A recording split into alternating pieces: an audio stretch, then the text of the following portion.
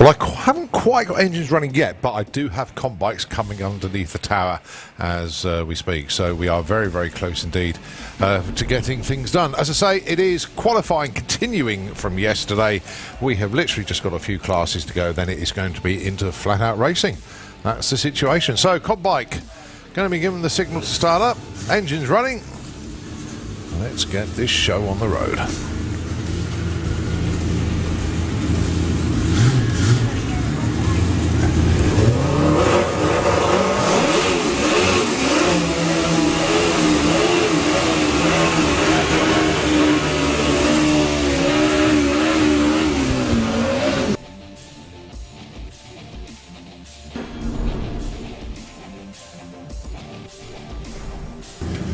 So Chris Neary and Sean Mills, your first pair in comp bike.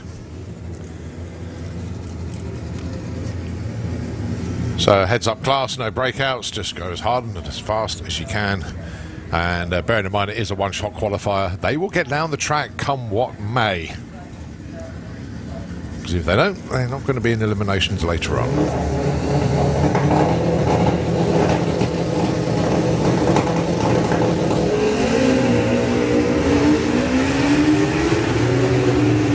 Shaw Mill's getting very close to centre line, but nice bit of riding, keeps it away. Goes 757 at 180, and Chris Neary goes 949 at 148.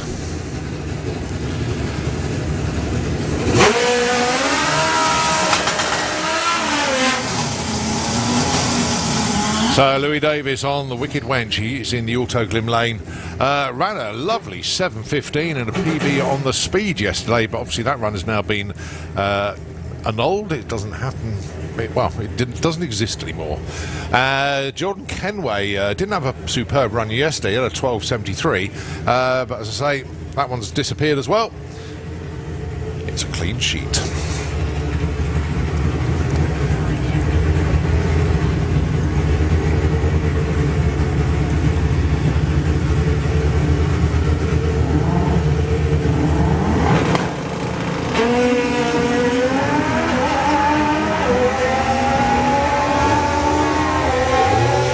Took a while to get his feet on the pegs, but he's kept them on there and goes 898, 126 bike. Not sounding as healthy as he did yesterday. Jordan goes through with a 1352. So that's combine done. On to E.T. bike. It's a dialing class. 8.95 in the Auto Glim lane. And 10.54 for Dave Grundy in the Kestrel Beer lane. Of course, it's Gary Hesser in the Auto Glim lane.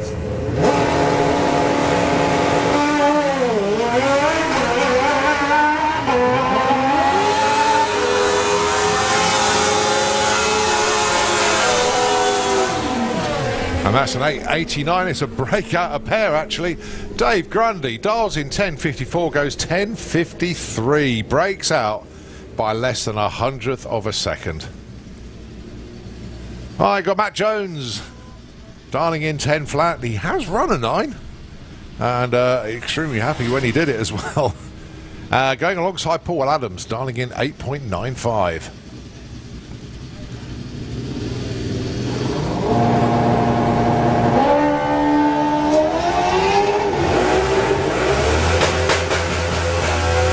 Going to be pulled to the stripe first.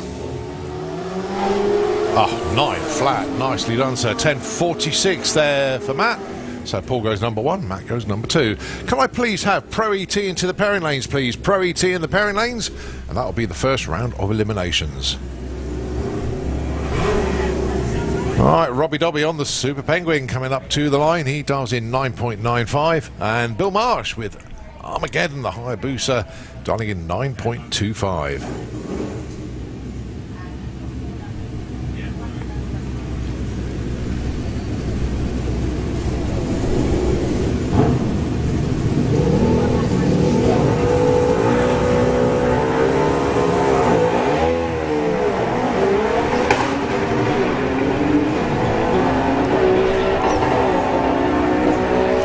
Good looking run for Bill. 9:37, that'll do nicely. Robbie goes through with an 11:05, so Bill goes number 2, Robbie number 4.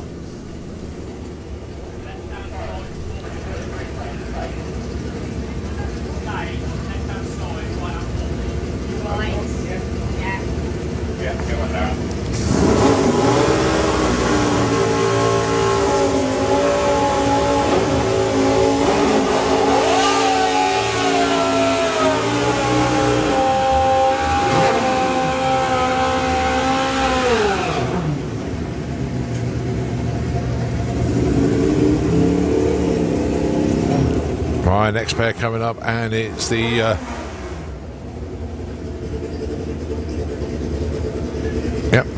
just checking down at 9.30.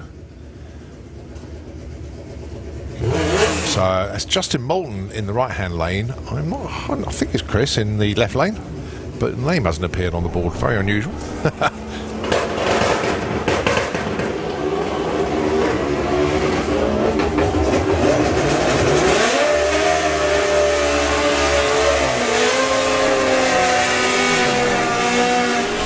10:03 plays a 12:03.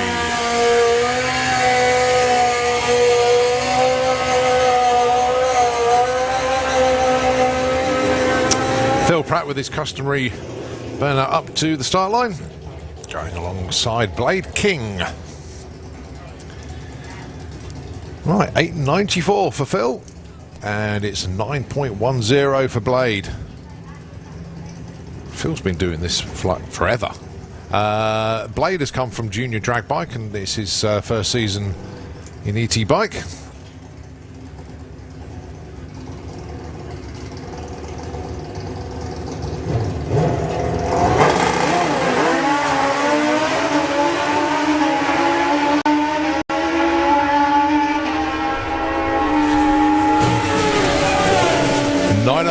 Plays at 9:35, so Phil goes number 2, Blade goes number 4.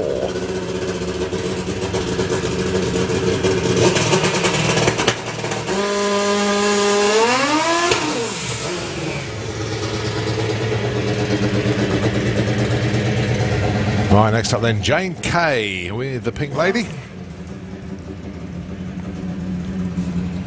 Dial in for Jane at 8.70.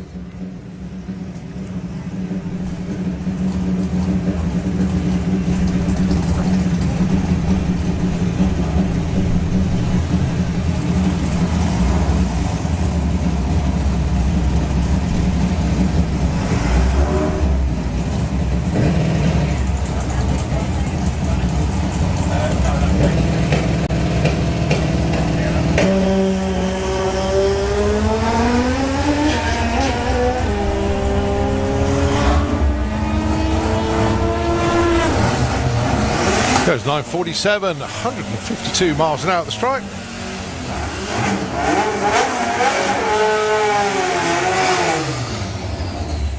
Round 2, Outlaw, flat 4.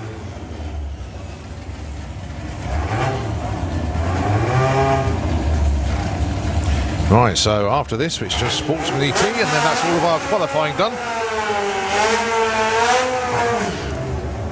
Nigel Hull taking on Paul Bate.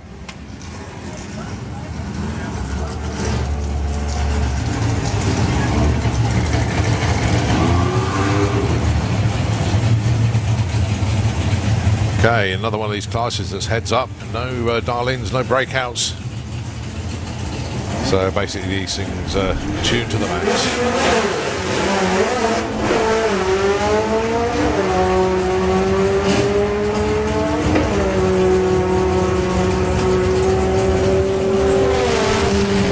And pair of 10-second passes there. 10:26 plays a 10:87. And just two of them there actually in Outlaw Blackmore.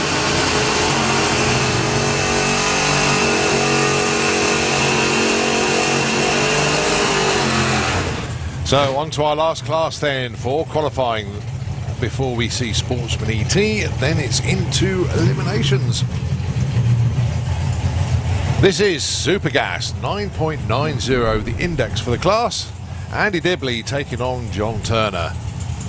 Both of these cars capable of going way quicker the 990, so there's different ways of doing it. There's a thing called a throttle stop when the car launches, and then in effect the ignition is retarded so that the engine doesn't rev, and then once that throttle stop is released, the car will pick up speed and charge toward the finish line.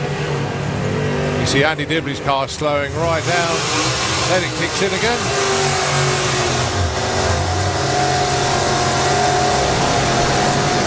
And nicely judged. 998 plays a 10.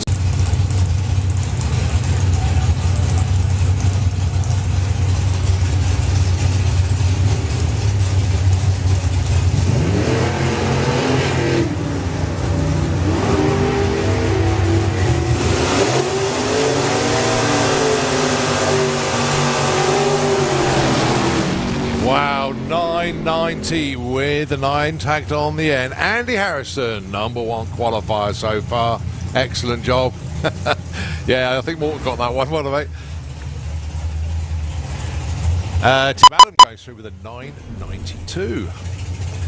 So next up, Mark White with the FX Vega going alongside Bob Molden with the White Noise Peugeot 205.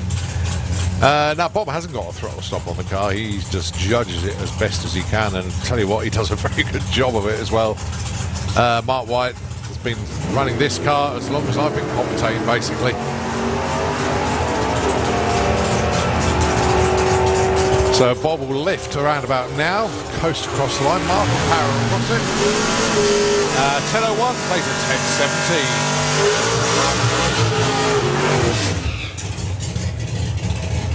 Right, the debut of Tim Moore's stunning 55 Chevy.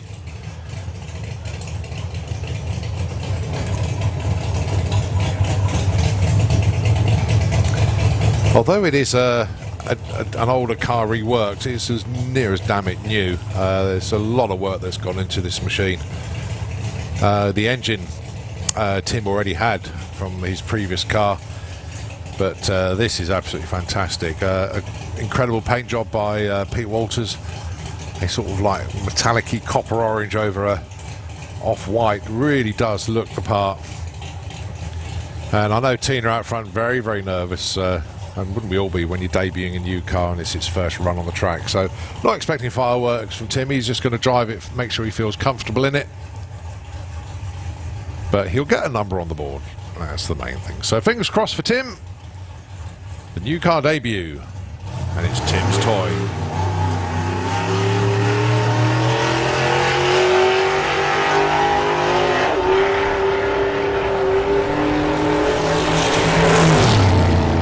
Do you know what? That'll do nicely. 11.04, 125 for a checkout pass. Very nicely done. And Tina can breathe a sigh of relief. And well done. Very, very well done indeed. Right, Sportsman E.T, the last class. Because next up it will be Pro E.T for Eliminations Round 1. This is the Hulk MX-5. He did put a call out actually this morning because apparently he lost his number plate. Going alongside his teammate actually, Carl Magera, with the Tesla. The dial-ins end 1565 plays a 1616. Now the Tesla will go way quicker than that. That has run into the 11s, but Carl tries different things and has a lot of fun doing it. So Carl looks like he's got his nose slightly in front. Steve not too far behind. 1584, and Steve Mellors goes through with a 1641. Now Don Yardley with a Cortina. That is absolutely superb. It's a new car to us, but a little bit of a feature on this one. Well, we heard about this through Eurodragster.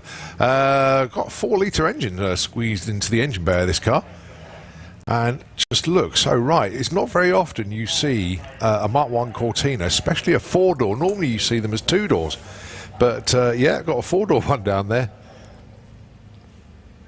They're going alongside Rob Cresswell with the Beast, the Audi RS4. Rob's double classing this weekend. He's in VW Sportsman as well. The Darlings then, 1360 plays 1420.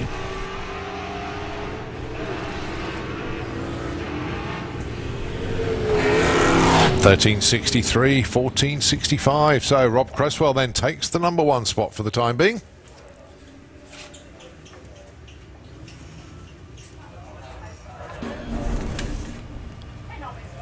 In the championship, actually, let's have a quick look at Sportsman E.T. It's Felicity Gibbs that leads at the moment from Gary Lake, but there's only 10 points between them. Dan Holloway, number 3. Rob Cresswell, you just saw go through there. He is in the number 4 spot. Carl with the Tesla in at number 5. And, yeah, Steve Mellor's number 6. So, yeah, they're all here, all going for it. Chris Wynn with the Alfa Romeo. I think it's the first time I've seen that car run in Sportsman E.T. actually. Go alongside Georgina Smith with the Supra. Actually becoming quite an experienced racer now, as Georgina's had a few seasons in the Supra now. Dialing in a 16.01. And Chris Wynn looking for a 16.10.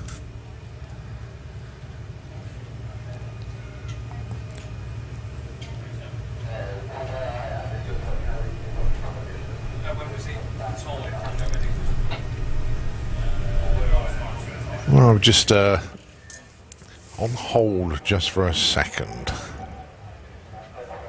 Now then, obviously we did have this situation yesterday as well when there was a little bit of precipitation sort of just in the air.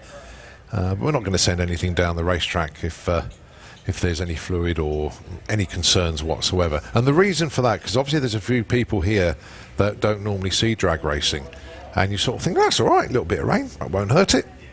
Maybe not, but you do not take any chances, especially when you've got high horsepower, slick shod cars and bikes. The racetrack is a sealed rubber surface, and it is also treated with glue or traction compound, whatever you want to call it. And basically it makes the racetrack very, very sticky, and if anything wet gets on it, it makes it very, very slippery. The idea being is that you give the cars and the bikes as much traction as possible, but it only works when it's dry. Most of the high horsepower cars have a solid rear axle, i.e. No differential at all, so if one tyre gets on the wet stuff or just picks something up, there is no differential that can take the power out, and the car will just spear off left or right, and it can be a very nasty incident indeed. So yeah, you just do not take any risks whatsoever. Obviously any debris on the racetrack as well is a big no-no, so we basically make sure that everything is 100%. The racetrack itself, those of you that know drag racing, is 1/4 mile long, but then you have a shutdown area which isn't sealed rubber. Obviously we don't need the big traction that we need on the actual racetrack, but that is 1/2 mile long. So it's twice the distance of the acceleration zone of the actual racetrack itself, but that obviously needs to be dry as well. And the racetrack itself, you know, your 1/4 mile, it's relatively simple to dry off. You get the jet dryers out, you sweep the water to one side, and it normally evaporates quite well. But being a sealed rubber surface, the water sits on top, you can deal with it. In the shutdown area, it's just standard tarmac, and it will seep into the ground, and it's a lot more difficult to actually get that area dry. So that's sometimes why you sort of think, well, no, the track looks great, it's ready to go, but no, the shutdown area, it's another 1/2 mile, and we've got to dry it all the way down to the very end. So that's why we just have to be very, very conscious of the race surface itself. So that's why we have a delay at the moment, so they're just keeping an eye on things. And also with the sheer volume of water that was deposited on the facility during the early hours, that was a lot of water. And bearing in mind the shutdown area, as I say, it is porous. Sometimes it can rise when the weather warms up, so there has to be that to be taken into consideration as well. So we are on hold just for a moment. Whatever's misting in the air, hopefully it will disperse itself. We've got nothing on the radar at all today. It's going to be a bit of a weird one, but we do obviously want to keep on going. So it is just Sportsman E.T. qualifying to finish off, and we will be going into eliminations. But at the moment it's just a pause. No, it's not a pause. We've been given the signal to go, so I was just about to hand over, but I managed to waffle long enough to prevent that one from happening. So it is going to be a continuation of Sportsman E.T. qualifying. Georgina Smith and Chris Wynn will be coming forward, I think. Or have they changed their mind again? Well, no, Georgina is. They are coming forward.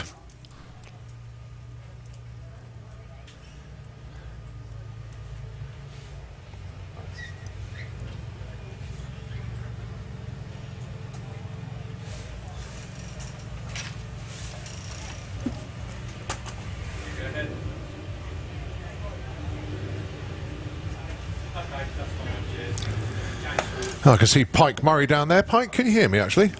Happy birthday, mate. Yeah, Pike's birthday today. That's the joys of social media. You can see whose birthday it is, and Pike's one of them. So happy birthday, mate. What a better place to spend your birthday at the racetrack. Doesn't matter about the red light on the start line. It will if you do that in eliminations, but in qualifying it doesn't matter. But Georgina away with the 0-3 on the right side. Nicely judged. But it's judging the ET, that's what this one's all about. 16.05 breakout, but 16.03 the right side. Georgina into the #1 spot. Very nicely done indeed. Right, Steph Pateman with the Jeepster.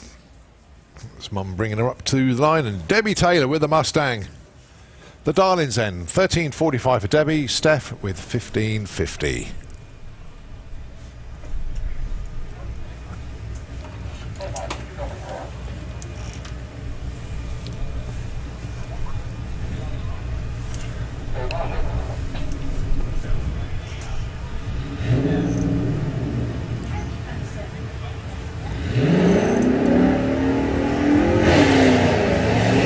Both away well.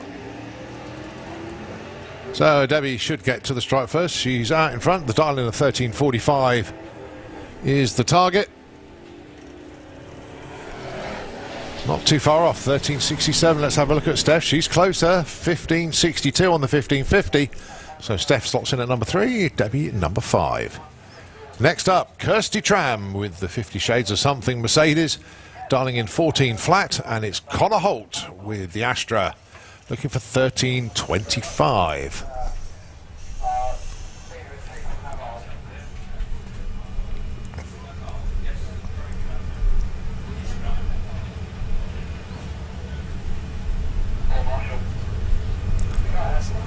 Connor just rolls into stage. Okay, the tree will count them down. Off they go. Nicely away for Connor there. 0-2 reaction time. He'll be pleased with that when he gets his timing slip.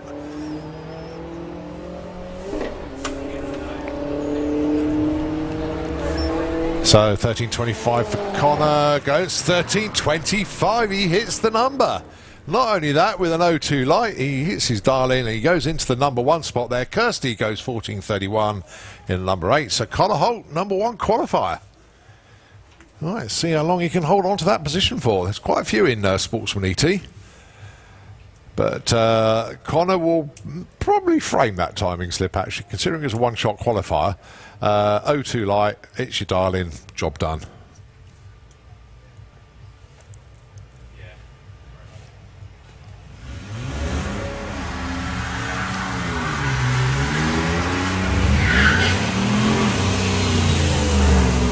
Dan Holloway with Truck Norris. Comes up to the line, Darling in a 16.20, going alongside Gary Lake with the Arabian Night. Gary, as I say, doing very well in the championship this year. Would like to stay at the lofty heights that he's currently at. Wouldn't mind going one spot further, actually, be head of the field. But he is in the #2 spot at the moment, just Felicity ahead of him. Dan Holloway, he's #3 in the points. And of course, a 2019 champion as well. You can see both of those move before the green light came on, so they both had very good reaction times.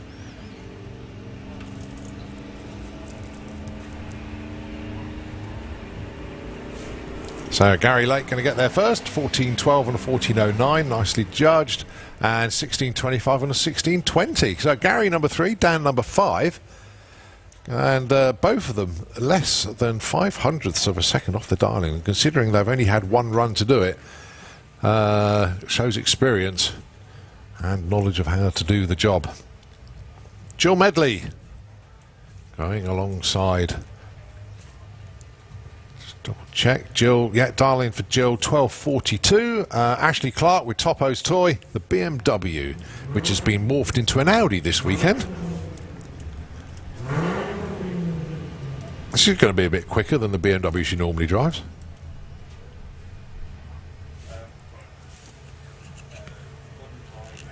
That's Will to the right there.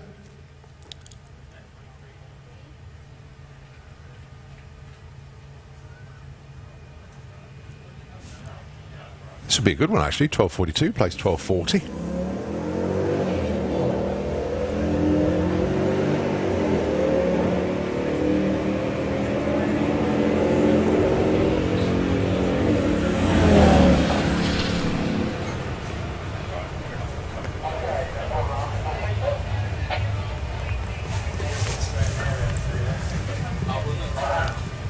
Well, 1249 and 1245.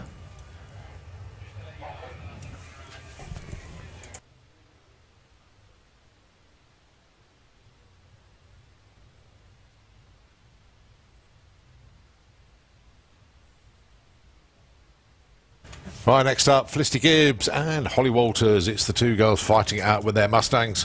1715 plays a 1560. Oh, 002 red for Holly, really trying to get the perfect light there.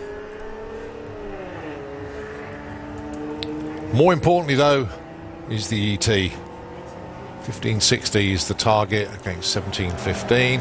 1570, 1717.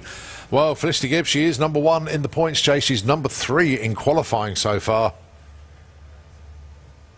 Very impressed with Sportsman E.T qualifying, actually. They're all very, very close to their numbers indeed.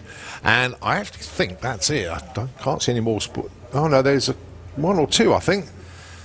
But we'll just get see what's around the corner. Okay, next up. Ah, this is so cool. 1750, the dial-in for AC Bell. Cracking looking truck, this one.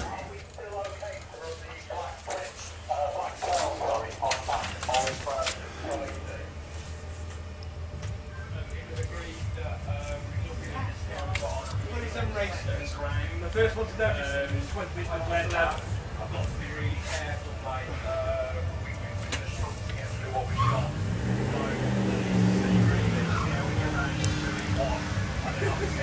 So the dial-in then, 17.50.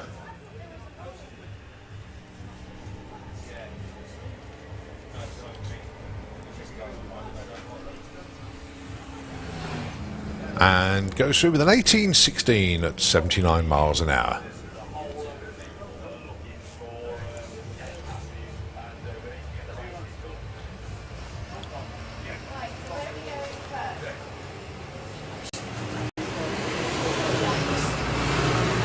Okay, tractor just doing a little bit of sledding, so I can only assume we're getting ready for Pro E.T. I can see the cars tucked round the corner there.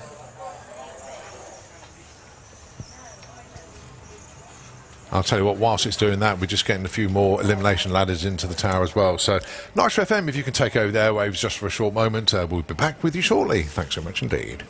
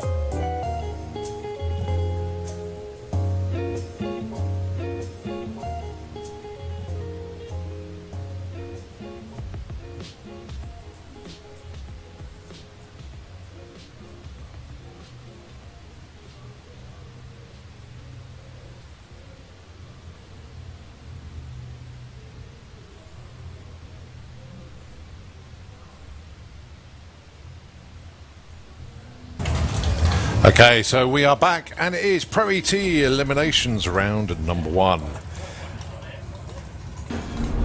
Go hard or go home, quite simply. The winner goes through into the next round. The one who comes second basically packs it up, puts it on the trailer, and it is weekend over.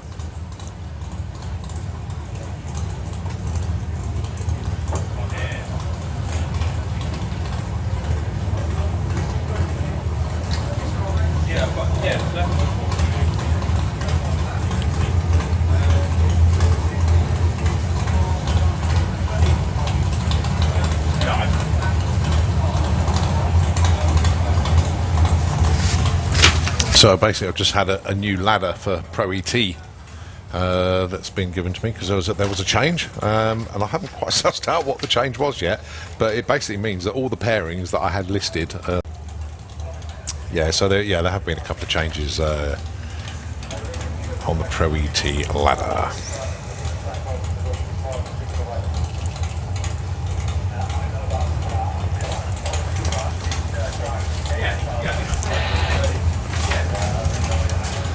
Well, we've got engine started up, just warming up behind us. They will be round in a moment. So this is it, basically. It's all the way through. The rest of the meeting now is eliminations.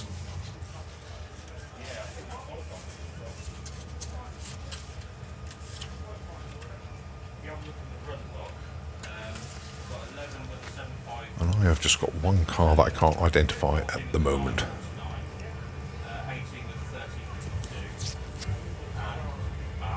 Ah, there we are. Right, I'm ready. Head of the lanes is the wildest man on burnout ever, Mr. John Tebenham, and he's with the crew killer Pop. Watch that, when that does that burnout, when it comes out of the burnout box, it's pretty rare it's actually pointing in a straight line.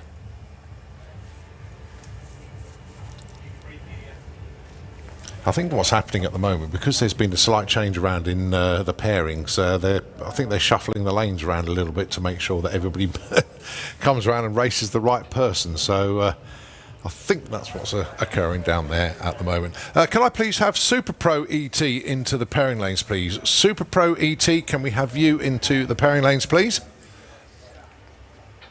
Whilst got a quiet moment, also gives me a chance to do a shout out for a few people actually. Behind the main grandstand, Kestrel Beers are here with the Kestrel car itself. Really incredible piece of engineering from John Webster, and took quite a few land speed records in the UK with that car. I think it was 7 they got in the end, and actually they're just arriving. They were pitched up there yesterday. You can just see the trailer coming around the corner. Also, we got Draper Tools here, becoming quite more involved in the sport of drag racing, obviously as one of the title sponsors on the Slick Tricks Racing Sandford Raceway top fuel car of Suzanne Callin. Draper Tools heavily involved with that team, and of course with the facility here as well. They've got their stand right opposite the pod shop this weekend.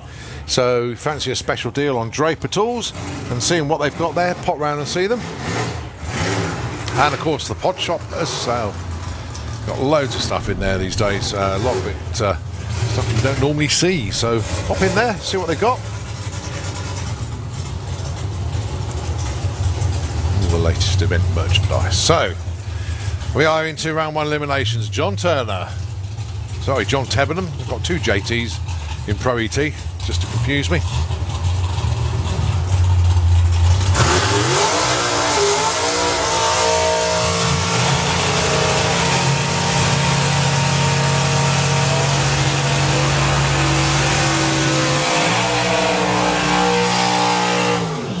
Well, that's the first time I've seen John Tebenham actually go 90 degrees off the start line. he's mad as a box of frogs, he really is. But very, very good effort indeed.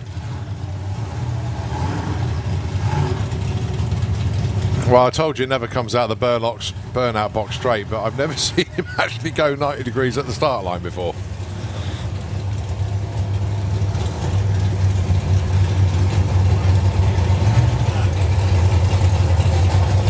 Well, Darryl will be pleased to know that the crew killer Pop is living up to its name, but not literally. So it's John Tevenham alongside Ronnie Mercer.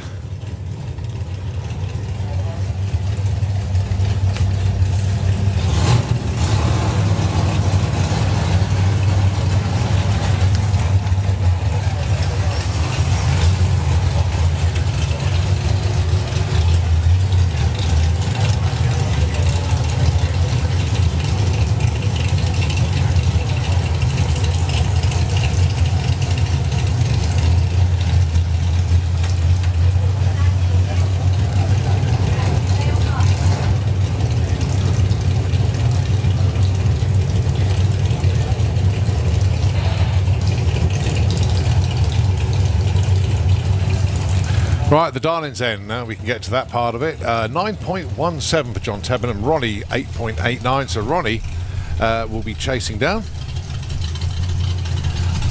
Ronnie just been backed up to the burnout box and a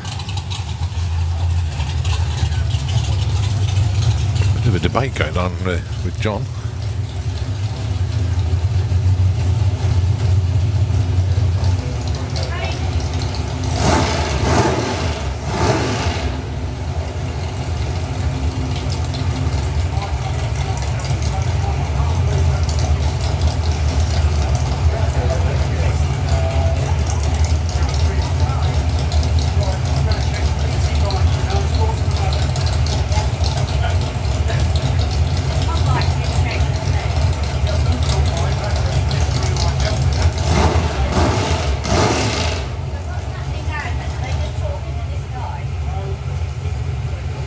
Ah, so John's actually out of the car. Maybe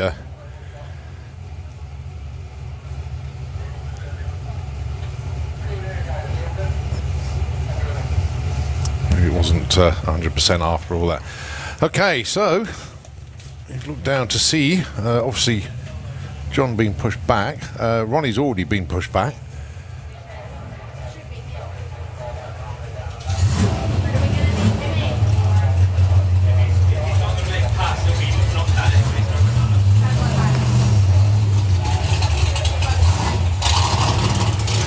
The only thing I can think, well, I don't know.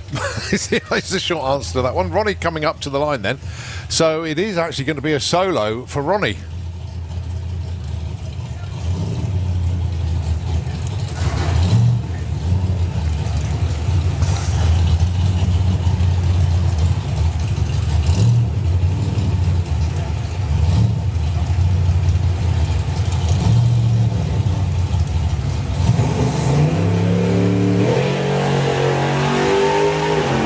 Ronnie nicely away, looking for an 889. Doesn't matter if he breaks out now, because he's on solo. Oh, 892. That would have been tough to beat, to be fair. Nicely done, Ronnie.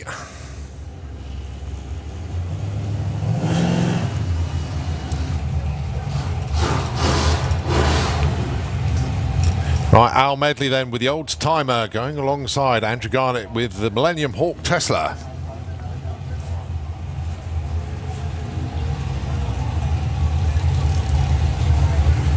The Darling's End 1072 for the olds and 1110 for the Tesla.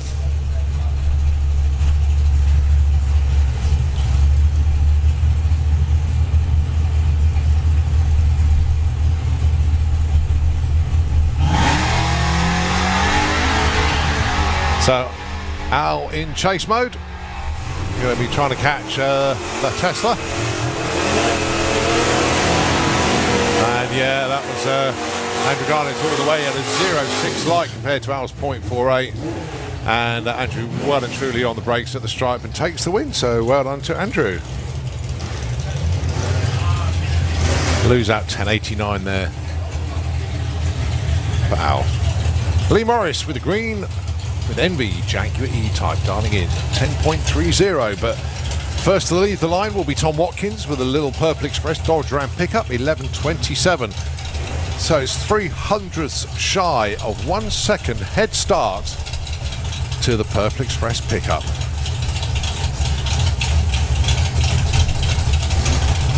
Well, JT's going to feature in the gallery, that's for sure today. Well done, John.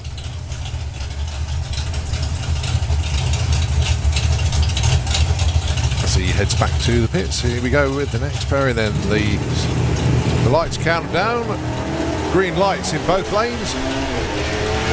Let's see who's the bravest at the strike.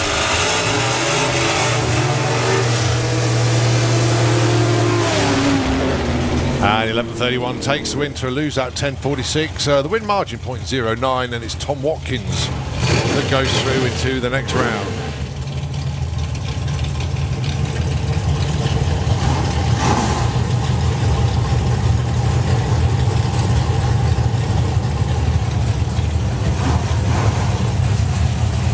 James Forster and Simon Goff.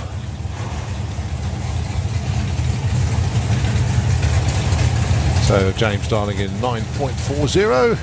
Si with the package 8.72. Jester's Diner against ML Howe Fencing. Two main sponsors on the two cars in question. So it will be James leaving first in the Auto Glim lane.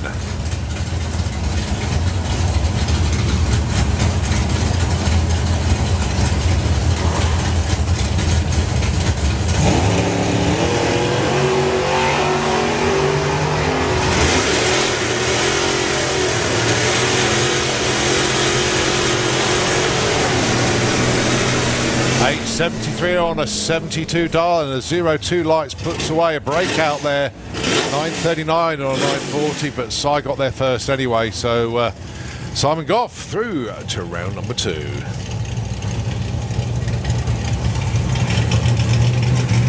Brett Featherstone and Lee Huxley. Pick your Nova of choice.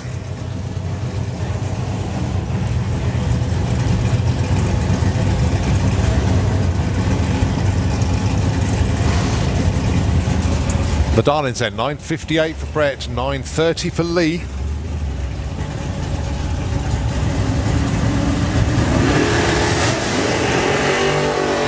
Cherry on the tree for Brett. So Lee Huxley goes into round 2.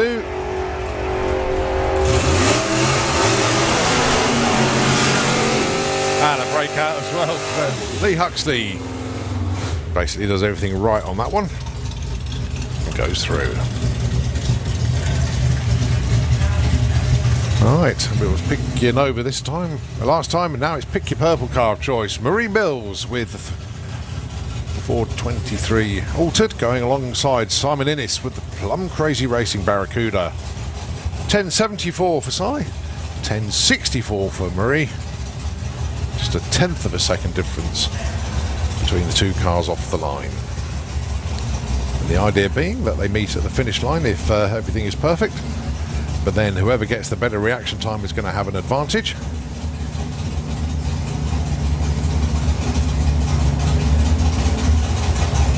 So both into pre-stage. Both into stage.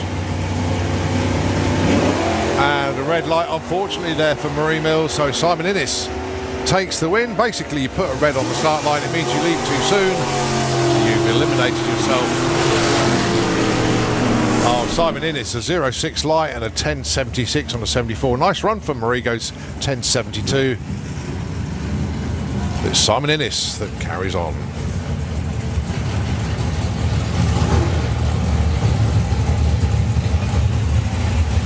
Bob Molden and Pete Dodd, one of the most experienced racers out there against one of the newest.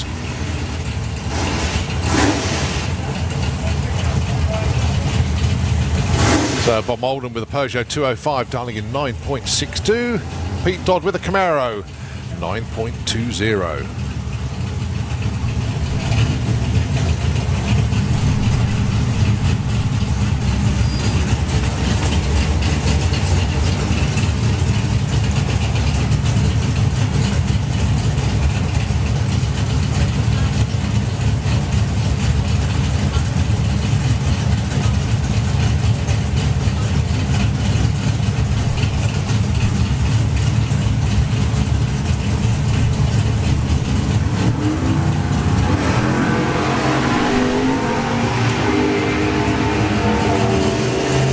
Pete is chasing Bob down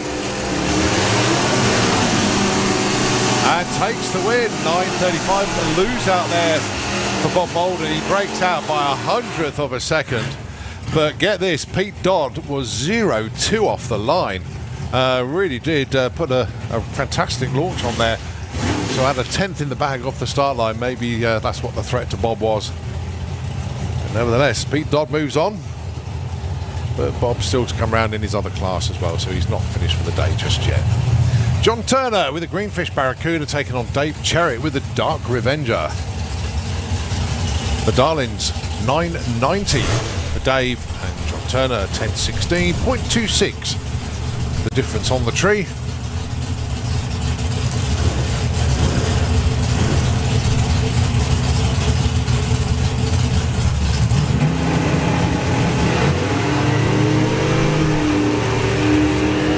Well, Dave will always pull out in front. It's the way he drives, and then he'll coast at the finishing line, allow the other car to either take the stripe or not. And he does. John Turner takes it 1020 on a 16 dial. Dave Cherritt 1010 on a 990. So it's JT that goes through. Jeff Cowley and Alan Schofield. Alan, another one of these that's double classing this weekend. He's also running the dragster in Super Comp. But in Pro E.T, he's dialing in 8.89, going alongside Jeff Cowley with an over 950 is the number that he's chosen to see if he can hit. 0.61 of a second difference on the start line. You'll see the tree counting down individually. Watch out for the red at the bottom. Make sure you light it green. Which they both have.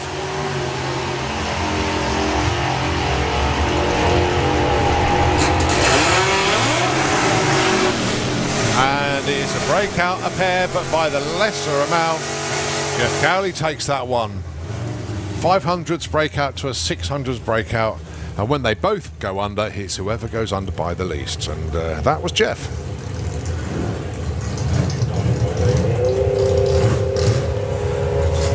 Not a lot between them on the reaction times either. Not the best reaction times ever, but very close to each other. Tom Kay with the Black Belt Racing Junior Comp Dragster. He's in the Auto Glim lane, dialing in 9.90. Ian Brown in Xanadu Camaro, 1087. So the yellow Camaro will be leaving basically 300s shy of a second first.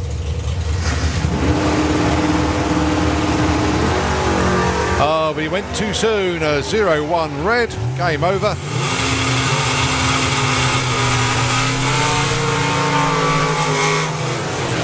So it's Tom Kay that takes win with a 10-11. Ian Brown just left that start line just a little bit too quick. Right, well, when the ladder first appeared, it was Lee against Brian Huxley. And he thought, oh, that's the last thing you want to do is race your son. And but then the ladder was rejigged, and he still gets to race his son, but this time it's the other one. Brian Huxley taking on Mark Huxley. It's the first time that these two have raced each other in competition.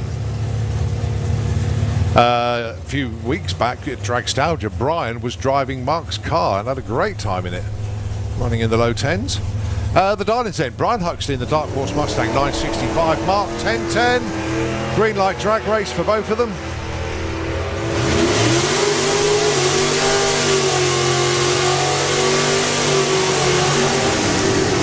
And it's the youngster that takes the win there. A 0-2 reaction time compared to Brian's 0.11. Brian broke out trying to catch him, but it's Mark Huxley that goes through to round two.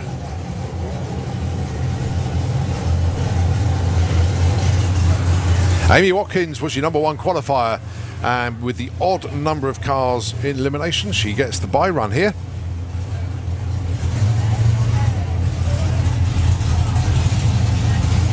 Then you got Shane the crew guy, because a different hat each time they come round. 0-6 reaction time. It's the only time I can read out reaction times in eliminations, because some of them have radios and listen to what we say. 9:53 breakout. Might see an adjustment on the dial-in next time round. All right, by my reckoning, we've got 3 pairs to go. This is Vic Parsons.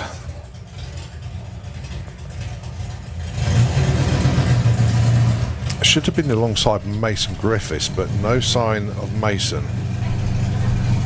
Unfortunately hasn't been able to make the call this morning, so it's going to be a solo for Vic. Darling in 10.25. Oh, 0-1 light, but a little bit of wheel spin off the line there.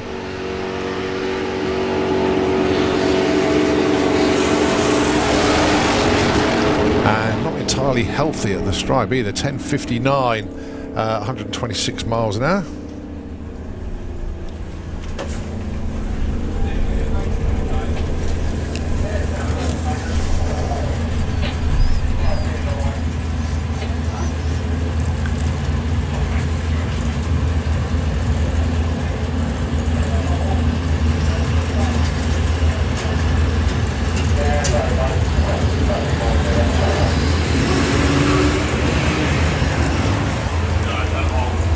So just doing a tiny bit of sledding in the auto glim lane.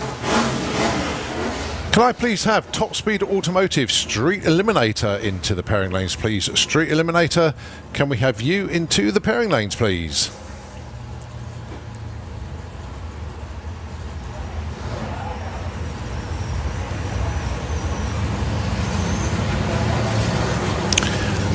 Right, Barney has just sent me a message. It's literally just popped up on the screen. Happy birthday to Eva Goodwin, who's 7 today and comes to Santa Pod every year to celebrate her birthday. So, Eva Goodwin, happy birthday to you today, 7 years old. And what a great place to spend your birthday. What great taste you have. Well done. All right, John Bean with the Mustang.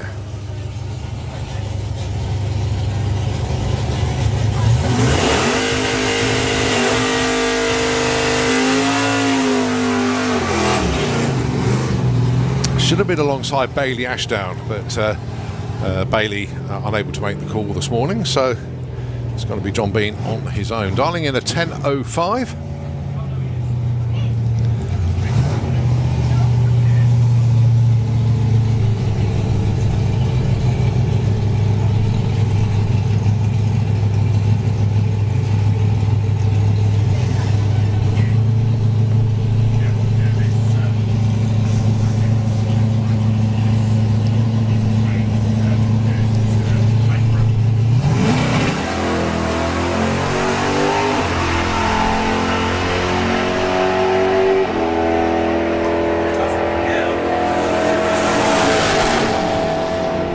.10.03 breakout, doesn't matter though, he's through to round 2.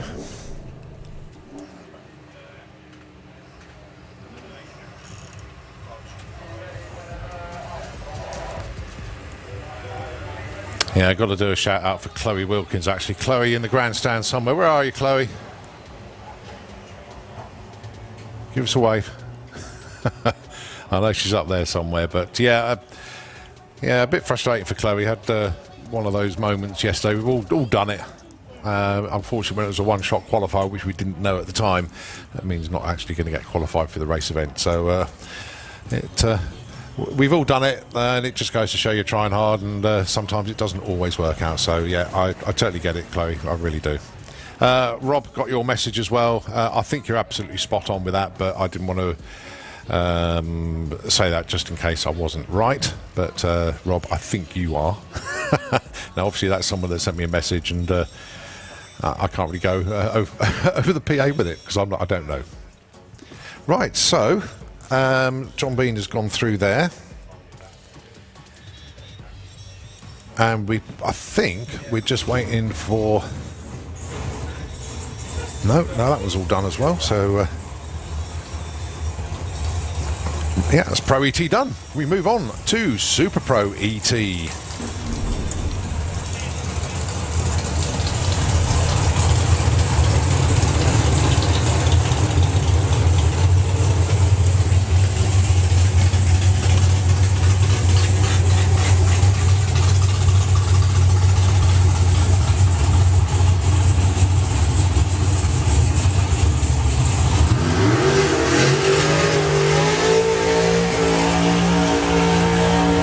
Atkinson.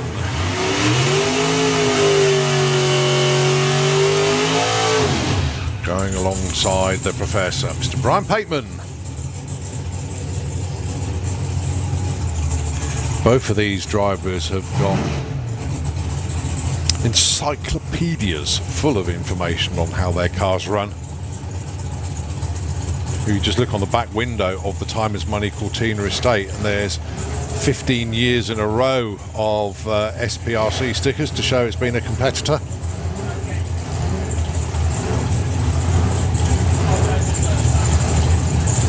Got a nice little gallery on there. It's going to eventually cover that whole back window. Then going to have to think of something else. Brian Pateman there with the Firebird. Again, an extremely experienced racer. More years than he has to remember, I should think, but we're talking probably 30 plus. Darling's 897 plays 868. Tom will be leaving first.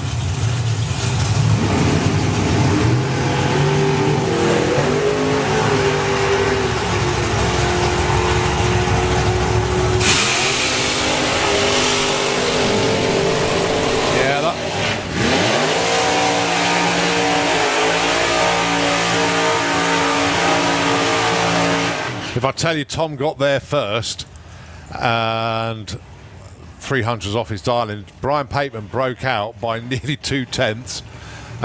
Tells you the story that Tom had an amazing reaction time there, a 0.3 compared to a 0.23. So it's Tom Atkinson through to round number 2.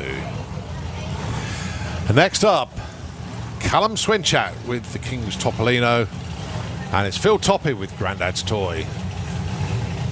Only 900ths of a second difference between them on the Darling, so the Topolino, I won't say will be leaving first, but his side of the tree will run first. 8 inches. 8 inches. Even though Brian broke out. 8 inches between the two of them with a stripe on that last race.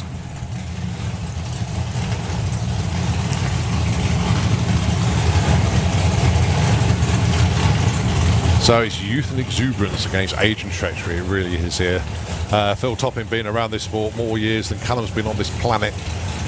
Callum came from the world of junior dragster and has moved on into this Topolino. He's had for a few seasons now. Phil Topping's had a few cars over the years. Well held, Callum. Front wheels came up in the air. Wasn't exactly straight when they came back down to earth. Callum out in front, and he takes that one with an 895. 879 close to the Darling Phil.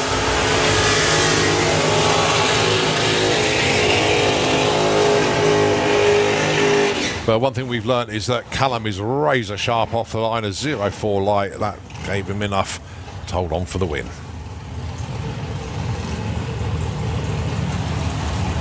Nick Good with the Lucas Oils dragster going alongside Rocket Ron Bartlett with the Sweet FA, the Anglia 105.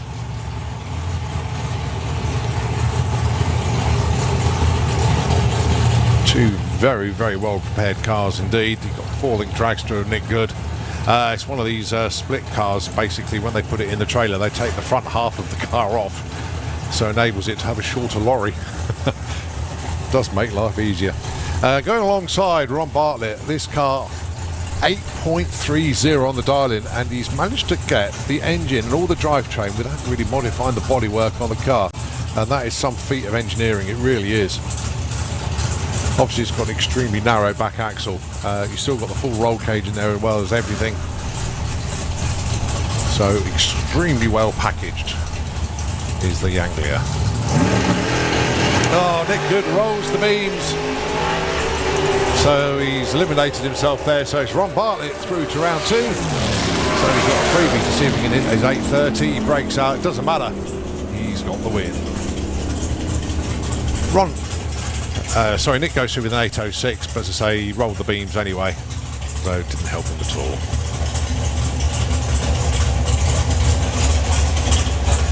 Next up, Scott Hauser. Going alongside Dave Evans with the Doomsday Impala. Can I have Sportsman E.T. into the pairing lanes, please? Sportsman E.T. to the pairing lanes, please.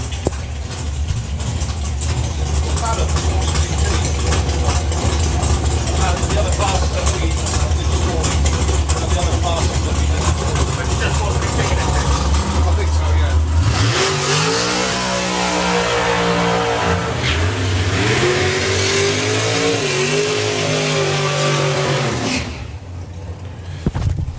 Sorry, I need super gas combine. Super gas combine. Because Outlaw Flat 4, there's only 2 of them anyway. Yes, yes. So yeah, Scott Howes at Dave Evans, 738 plays an 850.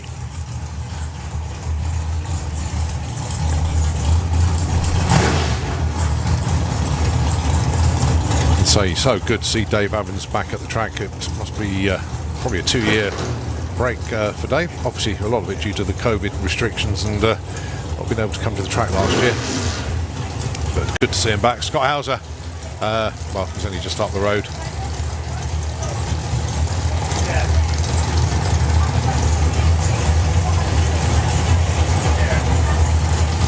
So Scott's got to wait 1.12 seconds before his tree runs. So it's Dave Evans going to be leaving the line first.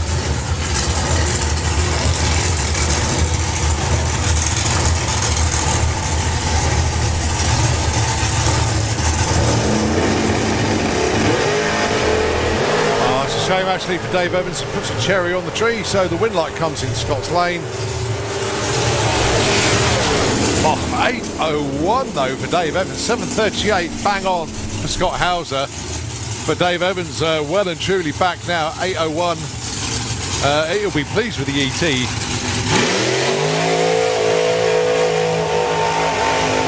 So close to being back in the 7s once again. But well done, Scott takes the win.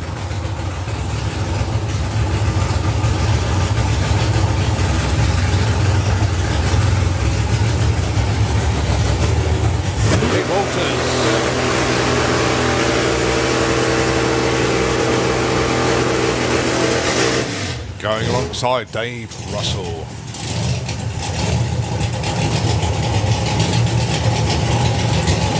So Pete, with the reloaded dragster, 766 is his dialing, 881 for Dave Russell, the van with no name.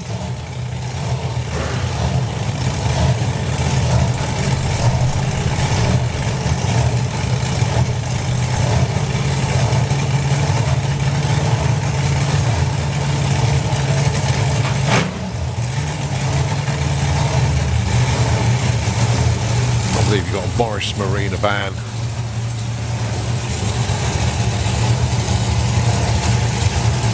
Alarm going on. Oh, okay. I'll come in.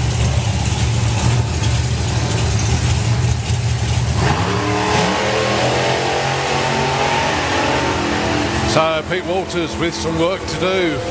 Looks like Dave Russell way out in front. Oh dear, oh dear, oh dear. Didn't deserve that. He had a 0.001 reaction time, but Dave should have lifted. Broke out by a 10th. So it's Pete Walters dodging the bullet.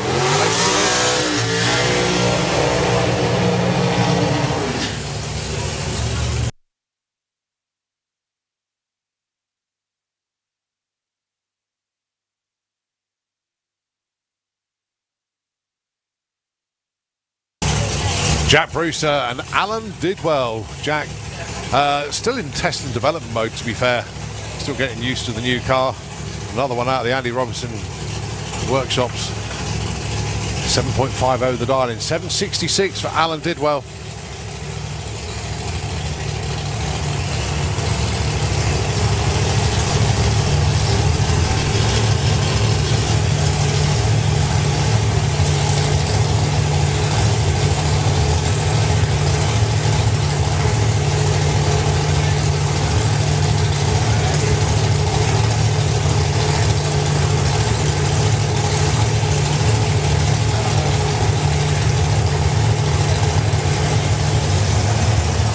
So Alan Didwell will be leaving first, 0.16 of a second advantage on the tree, but then Jack's car will be 0.16 second quicker.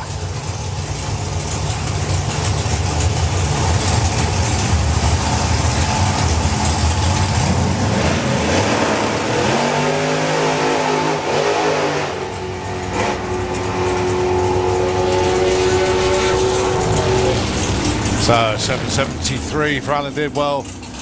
Jack coast through with a 924. As I say, Jack's still getting used to the car. 109, 60 foot though. Certainly getting the launch done very, very nicely indeed. 330 and a 5:30 to the 8th.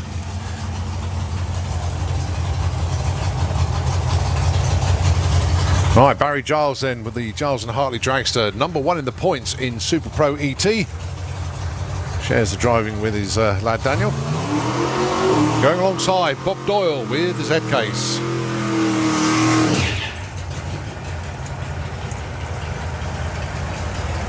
The Darlings then, 8.70 for Bob. Barry, 7.45. Again, two very experienced racers indeed. And to be fair, I think Barry Giles and the Giles and Hartley team been going for well over 30 years now. And yet this car still looks brand new every time it comes out.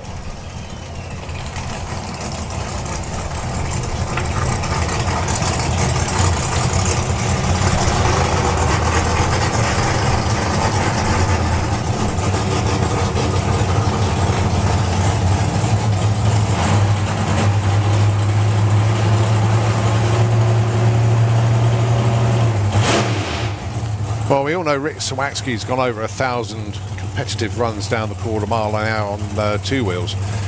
Makes you wonder who's the most experienced competitor on 4 wheels. I'll tell you what, Barry Giles is certainly up there.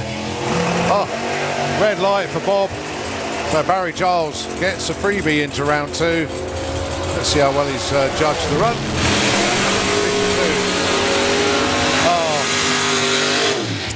As Darryl likes to say, keeping away from sharp objects. Bob Doyle goes 8.71 on an 8.70 Darling, but that cherry on the tree told the story.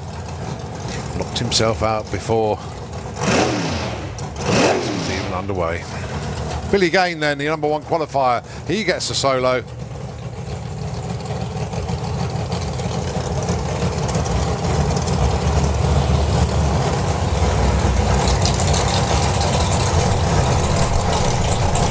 See some of the guys use hand signals. Actually, Alex is crew chief in radio communication with Billy. Arrow straight run, no deviation whatsoever. 8.48 is the dial, 8.51 is the run. Job done, sir. Well done. 0.3 light as well. Right, last pair. Mark Turner and Ash. Well, can I have Junior Dragster into the pairing lanes, please? Junior Dragster.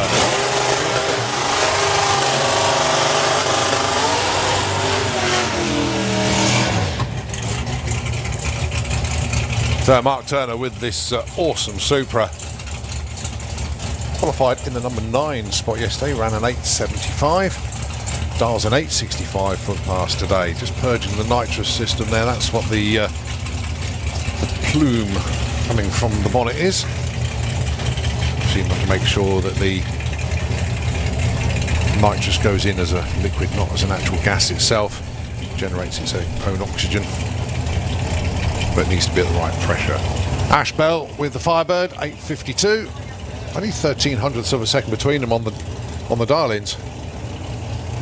So it will be Mark leaving first.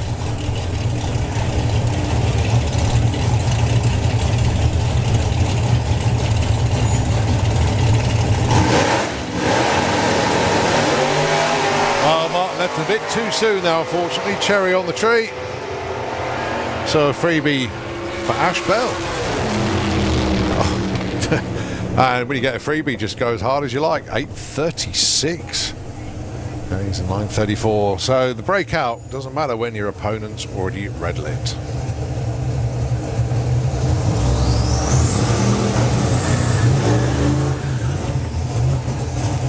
Top Speed Automotive Street Eliminator, round number 1. And it's Mark Sheridan and Anthony Higgs. Mark Sheridan debuting the new car this weekend.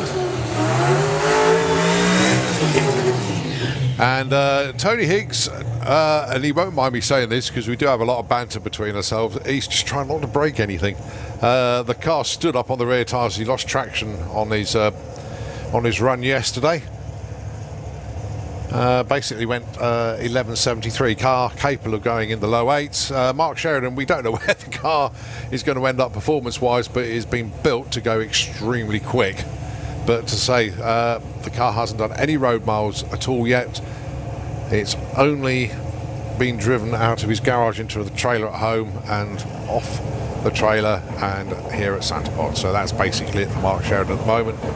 He's had the car many, many years. Here we go then.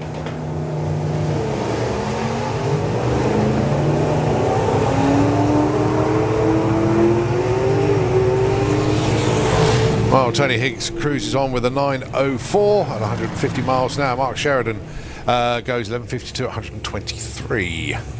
But what a stunning car that is from Mark Sheridan.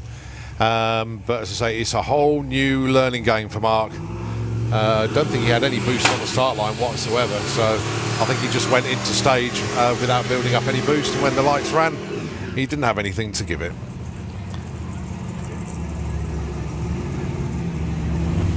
Ash Cooper with the Transit van. Yes, it is a Transit and it runs 9s. But a guy knocking on the door of the 7 Second Club is Al McSweeney.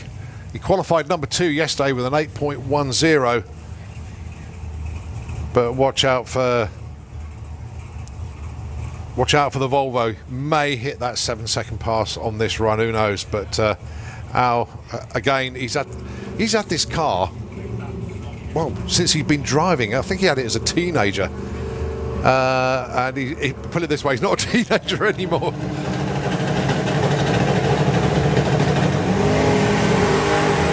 Oh, arrow straight off the line. It's going to be an 8 of some description. 807, 171, but that was oh so close to getting into the 7s. 171 miles an hour at the stripe. Absolutely trouble-free. Ash goes through with a 971, 143. Good run there. But it is Al that goes through. And that 7 is getting closer and closer and closer. Damien Halliwell and Joe Stevens.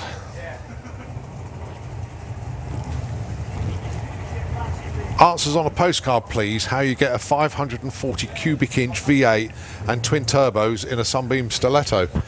Well, Joe found a way. And this car is insanely quick considering the wheelbase as well. Car has run in the 7s. Damien, 10-second car this one, but very, very consistent. And if the opponent drops the ball, Damien's always there to pick up the pieces. But Joe cruises on through there. 835, 163. 1054, 127 there for Damien.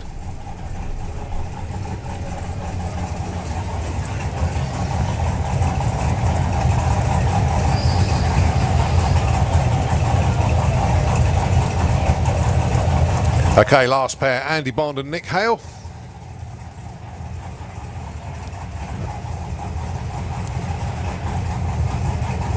One thing about Street Eliminator, you've got a 6-second car here up against a 10-second car, but anything can happen on the run. And one thing that Nick Hale is good at is getting off the line.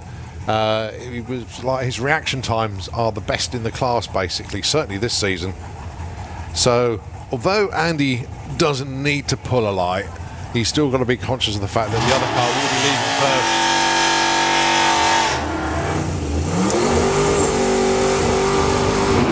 Again, it's another one of those, is if Andy drops the ball, Nick will pick up the pieces and literally just run with it. Andy Bond yesterday over 210 miles an hour. It's 213, I think. An absolutely staggering performance. Went 741. Car has run a best of 6.90.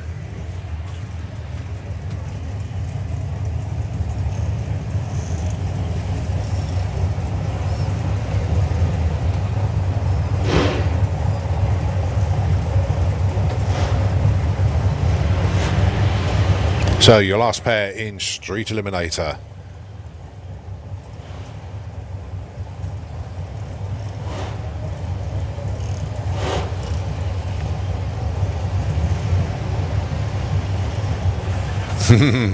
Staging duel. Well, Nick Hale's got nothing to lose here, basically. Absolutely nothing to lose at all. Andy, I know, likes to go in second because he likes to build up boost and then bump in. But Andy's car does more street miles than probably the rest of the class put together. Well, I wonder when Ian, I wonder when Dave's going to put the button down. Or is he going to get them both to go in? Here he goes. All right, he's now instructed them to go in. I can't see either of them flinching. Oh no, Nick's flinched. Dave was about to go and have a word with him, I think. Well, there we go. Nick Hale does get... Oh! Perfect light for Nick Hale. But it's Andy Bond that wins the war. 7:38 at 2:07. But 10:70 at 127, Nick Hale. But perfect light, Nick Hale, perfect light. Gets the money. One of the team, come up to the tower, please. Come and see Eurodragster. And that is the perfect light. To do it in eliminations, that's going some. Well done to Nick Hale.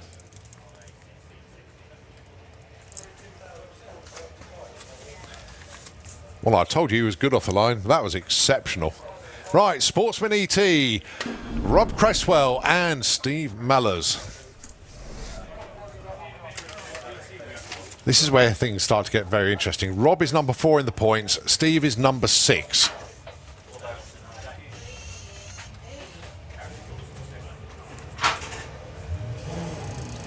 Steve Mellors, off he goes. Rob sets off in pursuit.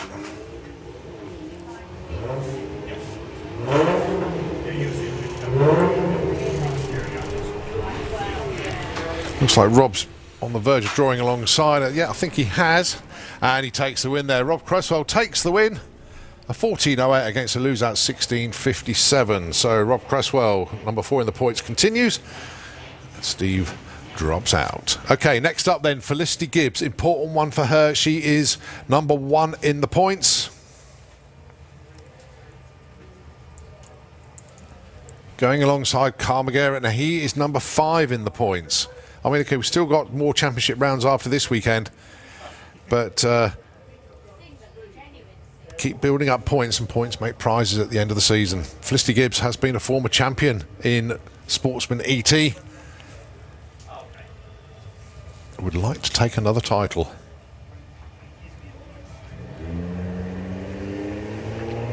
All right, both away with green lights.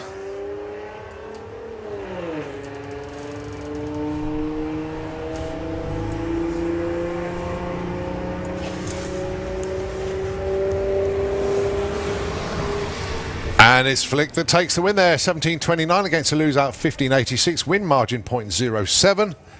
So Felicity Gibbs moves on. Right, your number 1 qualifier, Connor Holt. He gets a bye run here into round 2. Again, it's purely because of the odd number of cars in the ladder. So he gets a freebie into round number 2. The dials in 13.25. That's exactly what he hit in qualifying. That's exactly what he dialed in. That is a very quick car, to be fair, that Astra.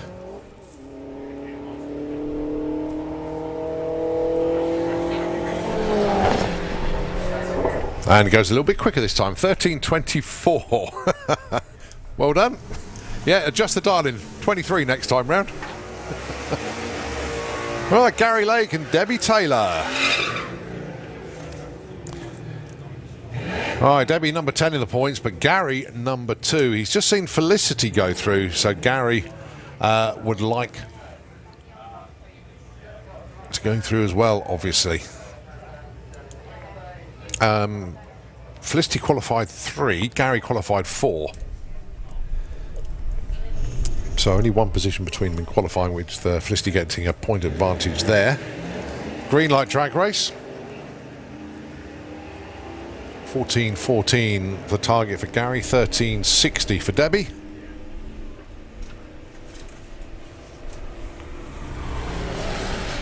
And it's Gary Lake that takes the win, 14.32 against a loseout 14.14. So Gary stays in.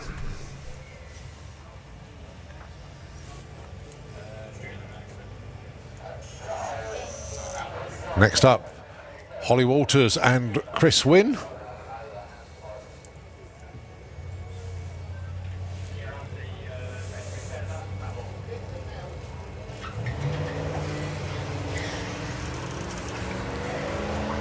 1570 plays a 16 flat. There's another one of these pick and choose races, very, very close indeed on the track. Holly looks like she's got a nose just in front and takes the win there, 1592. So well done to Holly.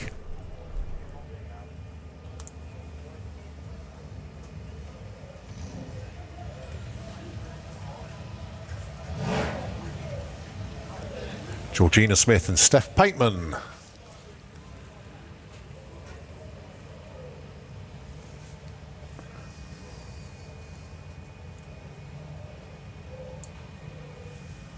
$15.62 plays a $15.91, so Georgina will get the slight head start here. Georgina did very well in qualifying, number 2 spot for there, and Steph qualified number 10 with the Jeepster.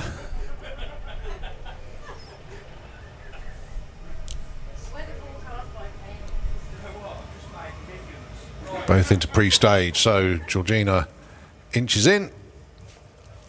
Steph goes in as well, so the tree counts them down. Green light race.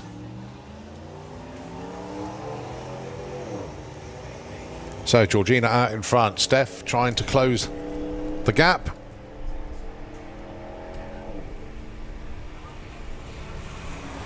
And Georgina gets there first with a 16.04 against a loser at 15.73. A 0.7 light for Georgina as well, certainly helped. So well done to her.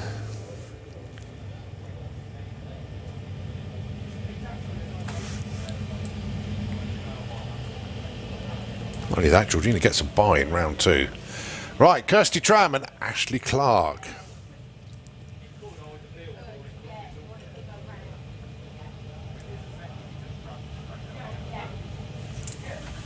The Darlings end 14.15, plays at 12.40. Bearing in mind that Ashley used to drive a BMW estate, which was Topo's car, which was running in the high 17s, I think. This one goes in the 12s, so it's a fair old leap in performance advantage from what she had before.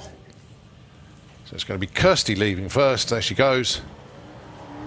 And Ashley sets off in pursuit. I think Ashley's really enjoying this one. Trying to close the gap down on Kirsty. But it is Kirsty that gets there first. Breakout for Ashley, 12.25. But 14.22 and a 0.6 like Kirsty Tram. He's going to be racing Connor Holt next time round.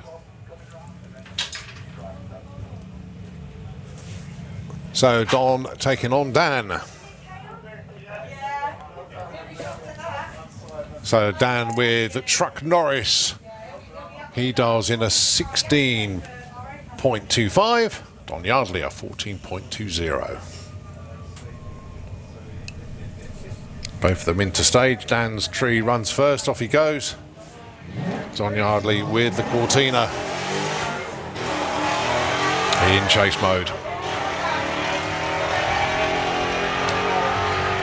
Well, it looks like he's got a lot of work to do because Dan's virtually there. He's on the brakes quite heavily actually, and takes the win there. 16.49 against the lose out and a breakout 13.95.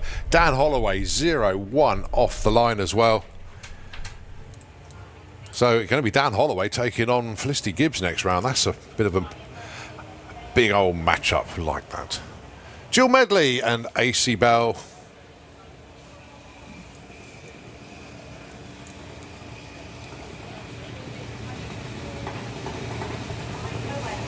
So 18 flat for AC in the big pickup. Jill Medley with the Hemi in the Cherokee, 12.42. That's a quick old Jeep, that one.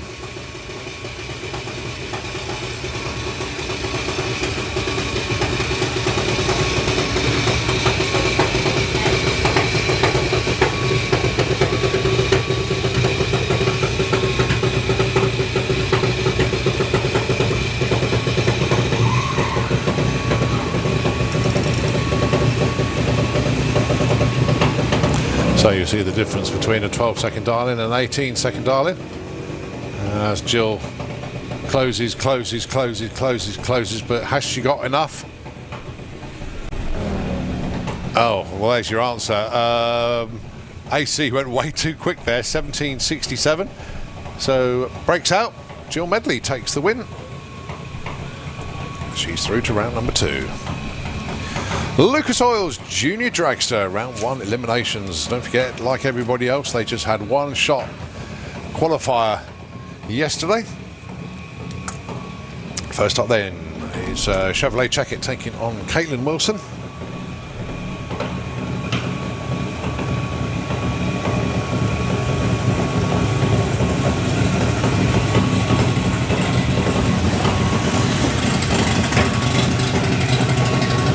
The Darlings then 9.08 for Chevrolet, 8.10 for Caitlin.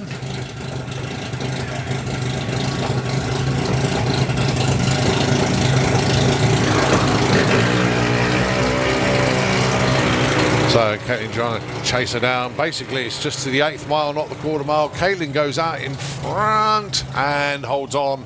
Doesn't break out, so takes the win there. So 8.16. And we'll lose that 9.17. So Caitlin goes on.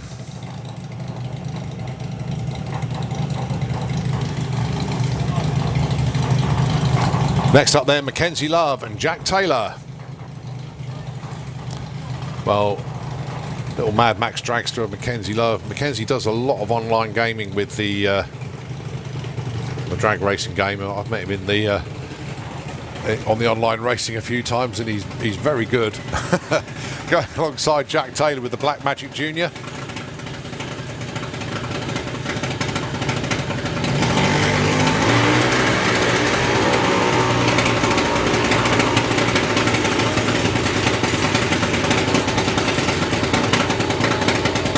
Yeah, 8.54 takes the win to a loser at 9.85. So Mackenzie Love, your number 2 qualifier, goes through.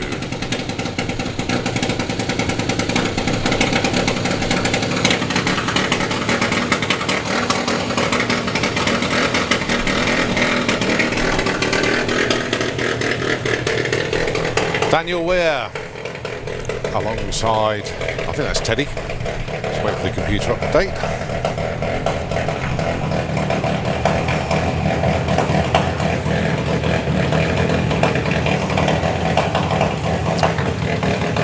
Oh, sorry, it's Max.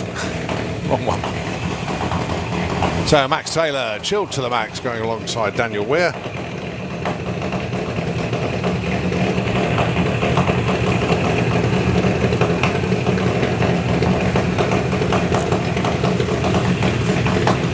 .30 plays an 8.10. Daniel's got to wait for an eternity on the start line here. There, his side of the tree runs. So Daniel really got to try hard to close up that gap, but the 8th mile is coming up very rapidly, and the win. 8.14 on an 8.10 takes it. Max Taylor though is 0.3 light. Very, very good effort indeed. But it's Daniel that goes through. Kim Wilcox and Jessica Bishop. Jessica Bishop, number 5 in the points chase. Wants to hang around as long as possible, keep gaining points. Bearing in mind that Luke Fulton isn't here this weekend. I hope you've had a good weekend. All the Fulton clan have gone to a family wedding this weekend. So none of them are here. Yeah, Jessica Bishop takes that one. 8.44 against a loser at 8.51.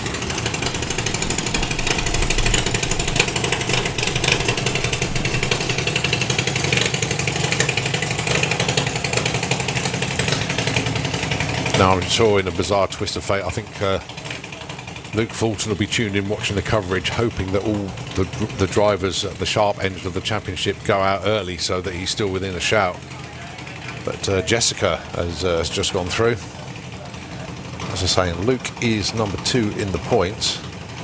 Caitlin Wilson, number 6, she has won her first round race. Mackenzie Love has won his. It's all going to bunch up very tidily at the top. This pair then is Ada Cassisi and Daniel Todd. Ada unfortunately goes red, so it's going to be Daniel Todd that goes through.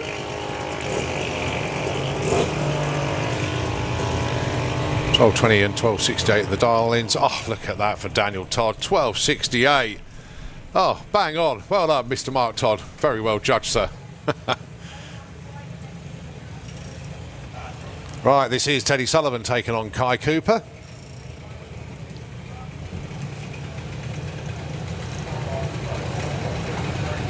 Neither of these two in the top 10 in the points chase.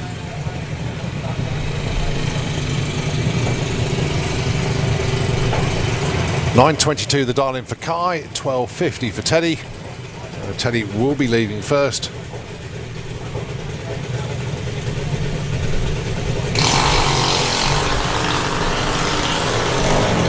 And Kai sets off in pursuit.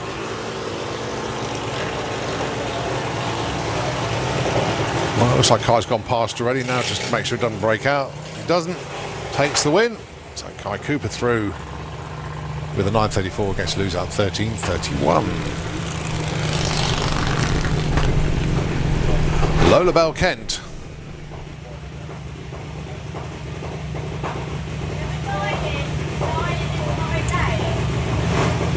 Taking on the bullet boy himself, Harley J. Darby.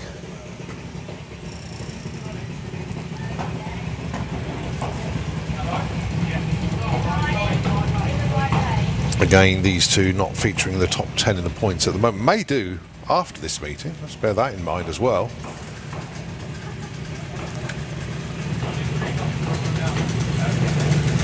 So 12.30 the dial in for Lola Bell. 8.20 for Harley J. So 4.1 seconds. Harley has got to wait on the start line. So it'll be Lola Bell leaving first. Kevin having a little bit chuckled to himself down there. He's not used to this Darwin malarkey. Why would you in a Nitro funny car? Tony just guiding his granddaughter forward.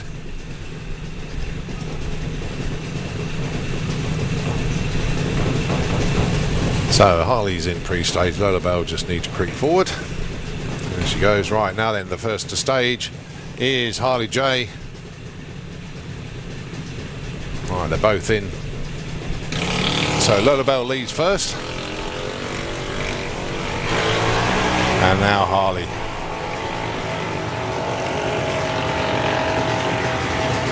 Oh, this is going to be a squeaker, this one. Oh, she got there first, but broke out by 0.3 of a second. The win, and by 100th breakout, was Harley J.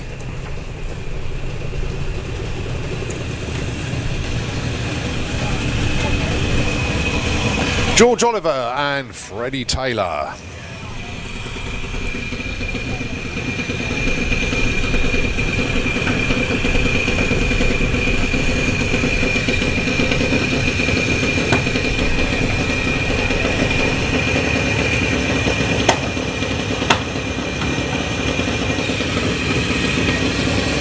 So the dial-ins then, 9.25 for Freddie, 8.27 for George.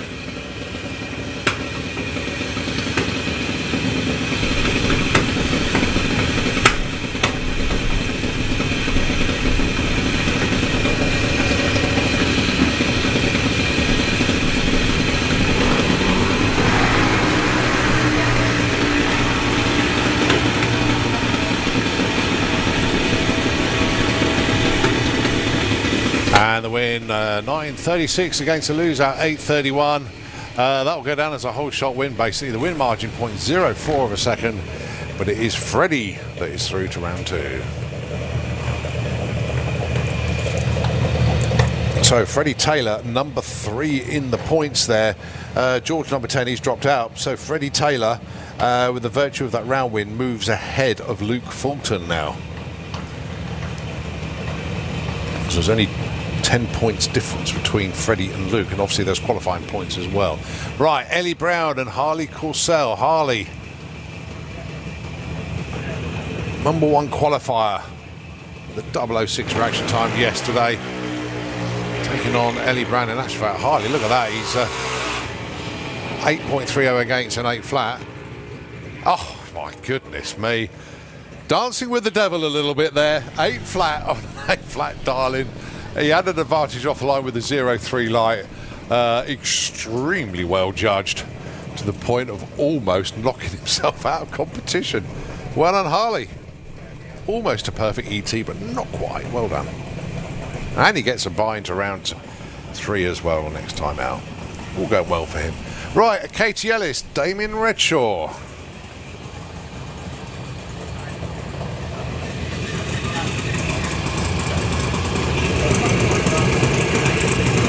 Whoever wins this has got Mackenzie Love in round 2. So Damien with the 924 will be leaving first. Katie 8.10. Just has to be patient.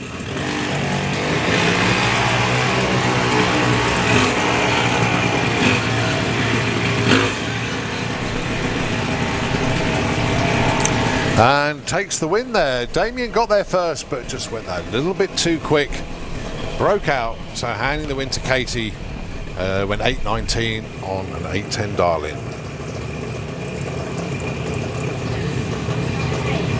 8.13 the Darlin for Purdy Hadfield, going alongside Damien Redshaw, sorry, Harry Redshaw in the other Odyssey Batteries car.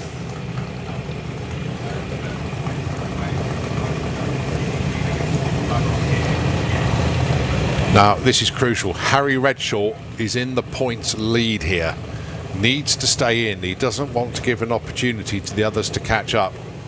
Purdy Hadfield, very, very tough competitor indeed.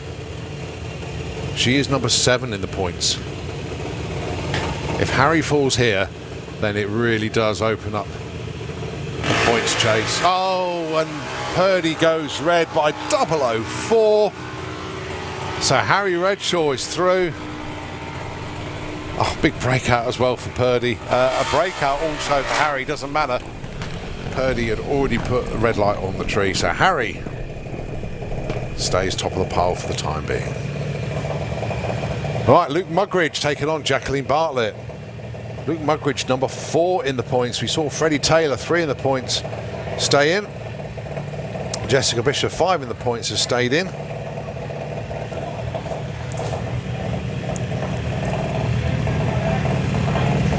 So will Luke Mugridge stay in as well? 8.54 his Darling. Jacqueline Darling in 8.06.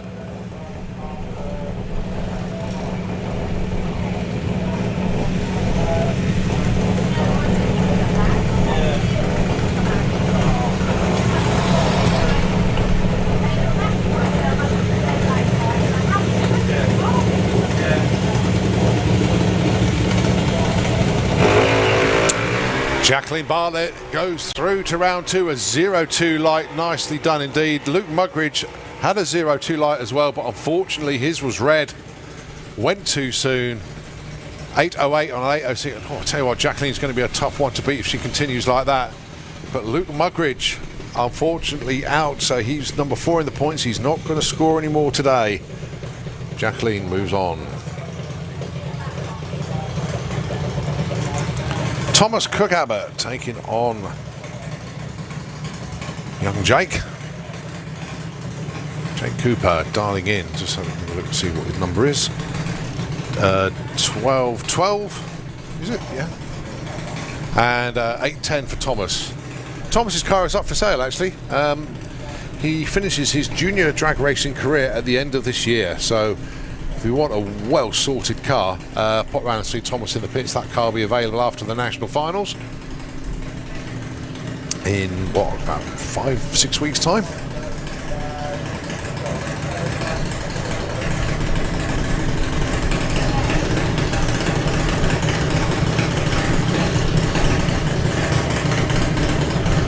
So the last pair in junior dragster. Off Jake goes. Thomas's tree runs for him.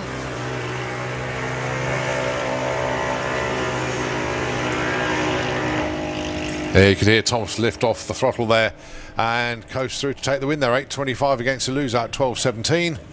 That will go down as a whole shot win. Basically, Thomas at 0.9 off the line. So well done to him. Matchups round 2. Harley Corsell gets a bye. Jessica Bishop takes it on Harry Redshaw. That is a good matchup. Number 5 and number 1 in the points taking on each other. Daniel Weir and Caitlin Wilson. Thomas Kakapa has got Jacqueline Bartlett, Mackenzie Love and Katie Ellis. Harley J taking on Freddie Taylor. And then Kai Cooper racing Daniel Todd. So that is the next round. VW Sportsman next in the lanes.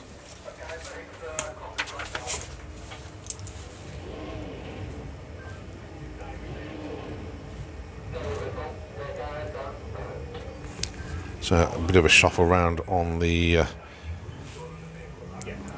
pairings, unfortunately. So I just got to check, make sure I've got them all right.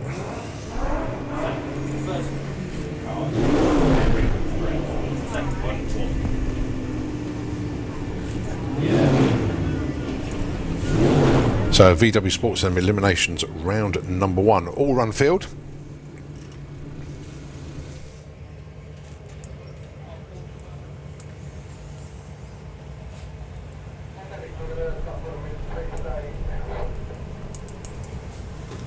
And look at that, the sun's even come out to join us as well. Perfectly timed. So it's Emma Sadler and Bruce Harvey, your first pair.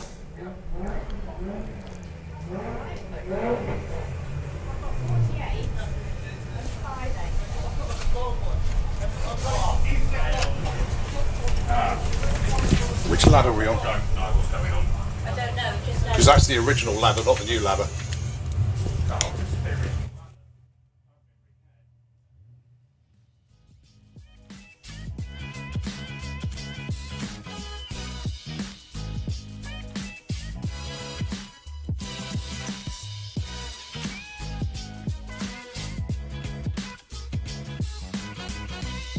Right, just a little bit of a confusion on the ladders there, but they'll all come out in the wash.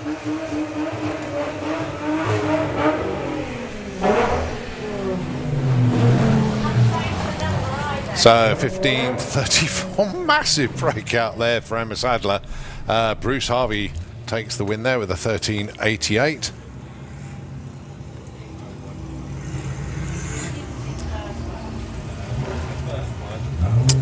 Not the reason with the word dial 15.0 on the back window. That's Lawrence Clark with the Thunderbug.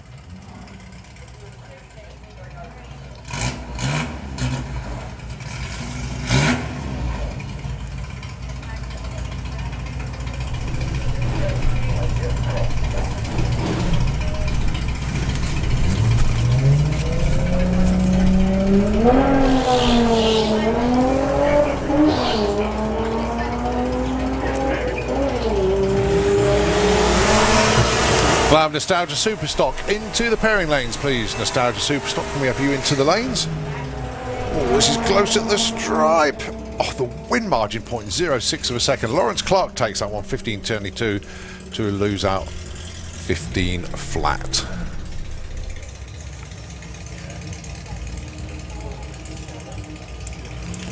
Right, Morgan Wilson and Paul Day.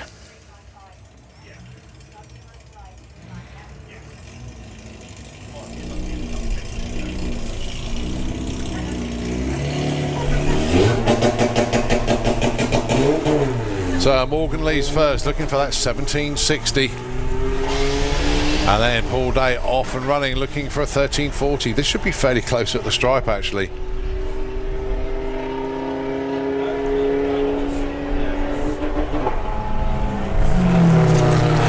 Oh, 17.68. Morgan Wilson takes that one, well done. So we lose out 13.18.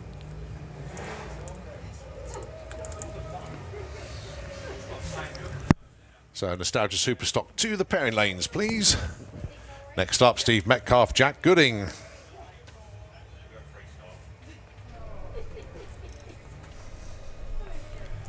The Darlings end, 16.22 for Jack, 14.90 for Steve.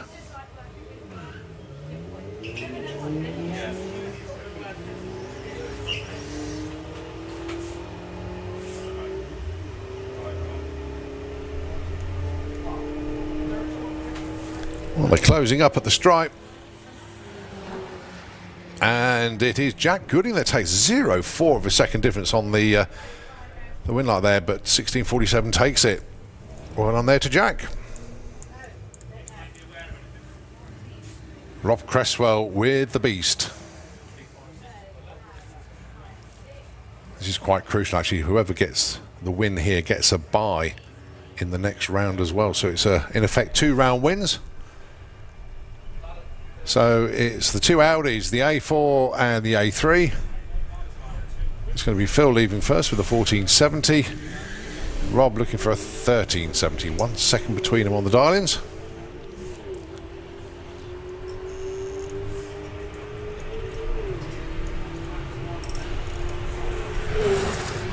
Yeah, Rob Cresswell takes that one. Despite the better run from Phil, Rob got there first. That's mainly due to the reaction time advantage, so well done there to Rob. Can I have VW Pro into the pairing lanes, please? VW Pro, can we have you into the lanes? The rolling P of Ethan Lyle taking on Mr. John Crawford.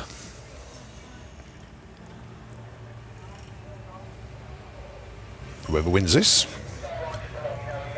goes against Morgan Wilson, round 2.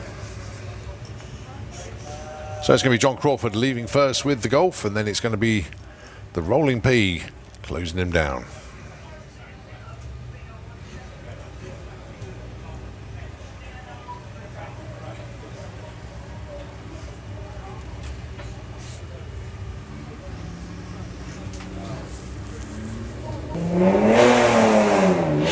Oh, Ethan goes red. John Crawford through to the next round.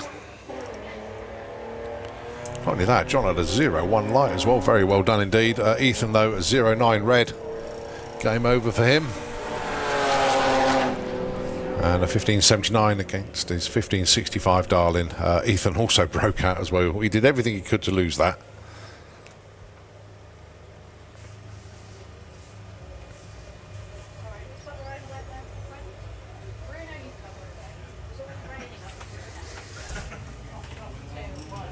So, still got a few more cars to come round in VW Sportsman.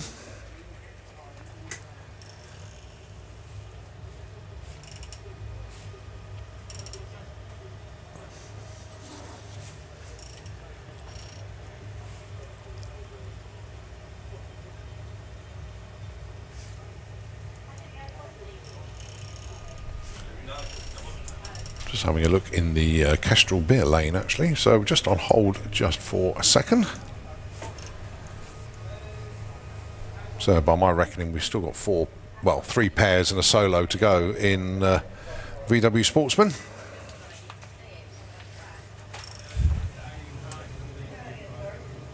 And I can see Nostalgia Superstock in the lane, so that'll be the next class to come round.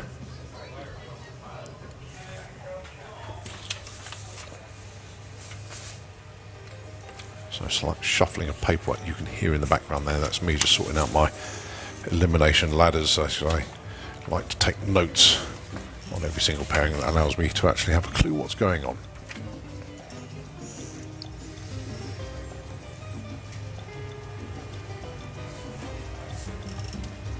So, wow, look at this, coming up to 10 to 1. My goodness me, the day is absolutely flying.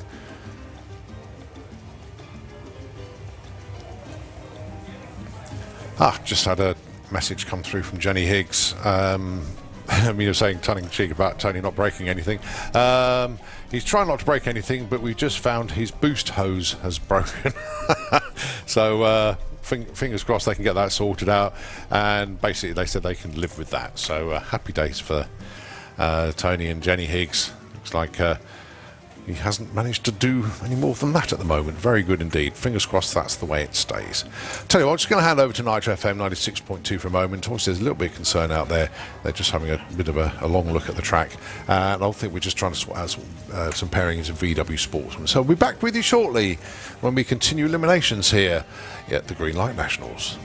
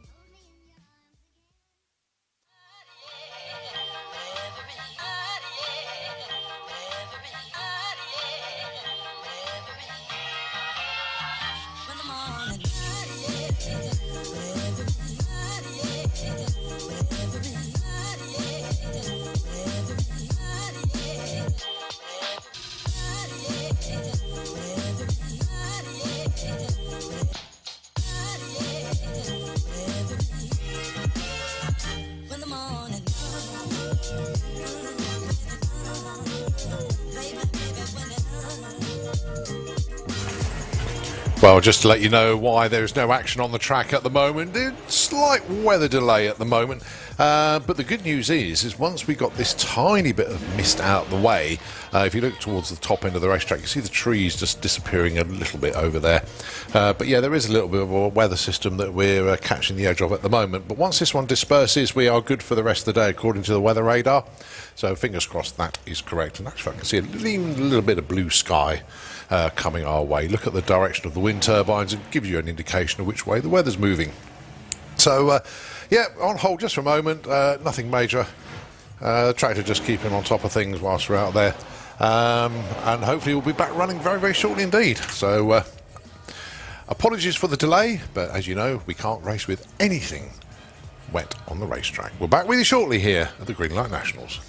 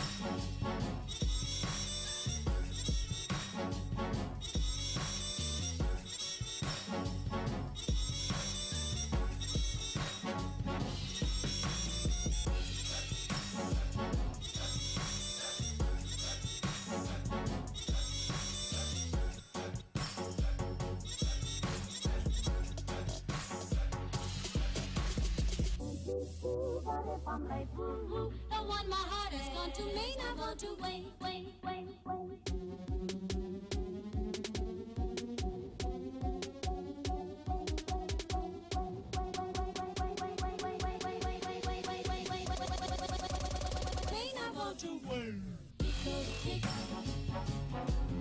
Tico, tico, tico, tock.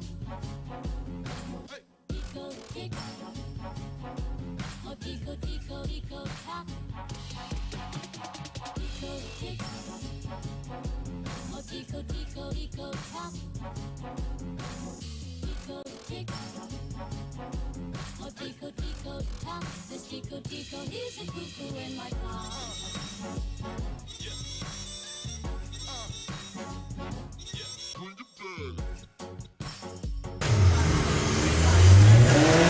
Right, well, the penalty for holding that track or interrupting that track, he's got to play it again later on. That is an absolute classic. Right, we continue with VW Sportsman. Dan Boucher with the Polo, or Dan Brioche as we like to call him now, alongside Connor Jones with the Beetle.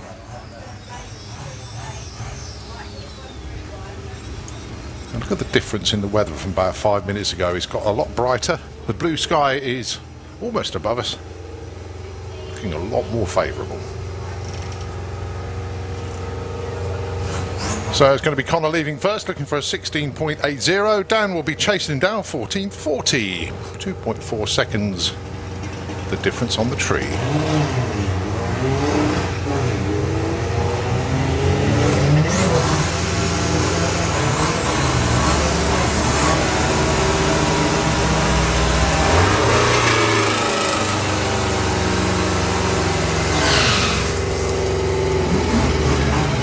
Well, Dan takes the win there, 14.42 on a 14.40. The reason being the breakout for the Pearl VW Beetle. So Dan Boucher goes through.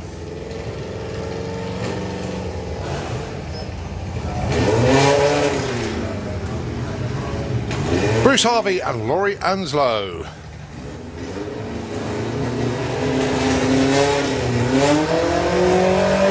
'18 place 14.75.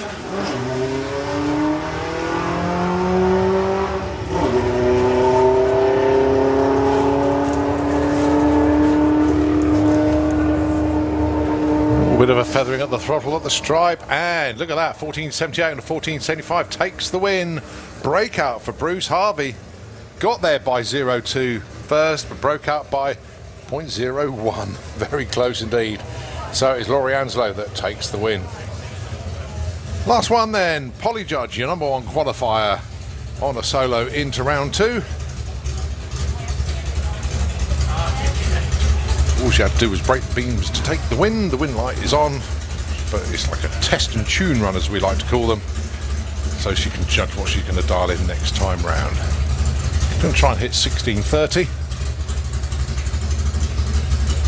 Well, it was close. 16.29, broke out by 100th, but at least it gives us some good information for her next run. Right, Nostalgia Superstock, Eliminations round number one.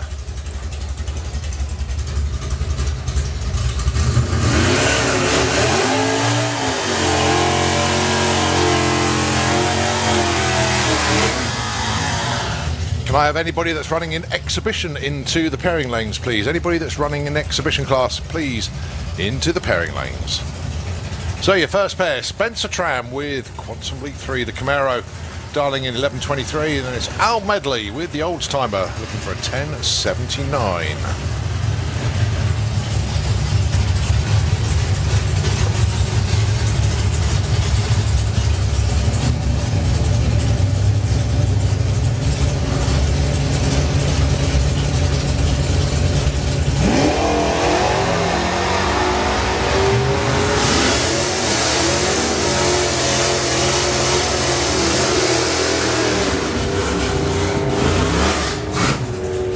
Spencer Tram takes that one, 11.28 on a 23. A breakout for Al Medley, but also Spencer with the 0.2 light as well. He had all the ingredients to take the win there, and he took it. Next up then, it's Ollie for Williams Brothers Racing, dialing in a 9:34. Chris Goodale, 10.40 with a Camaro. So it is going to be Chris that's going to be leaving first. Ollie will be lifting those front wheels sky high as usual. We'll try and close that gap.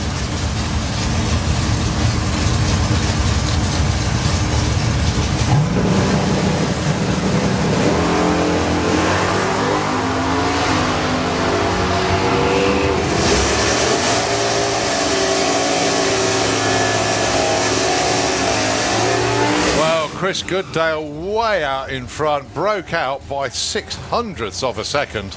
So Ollie takes that one with a 9.40. And Ollie through to round 2, and he races his teammate Spencer for Williams Brothers Racing. Next up, Dave Bilodeau, your number 1 qualifier, going alongside Paul Smell, number 8 with the El Camino.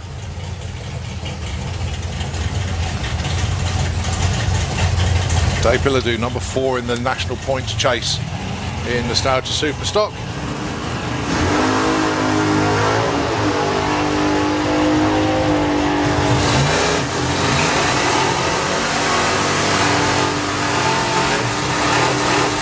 And it's still Dave Bilodeau, he's 100th off his dial, takes the win there.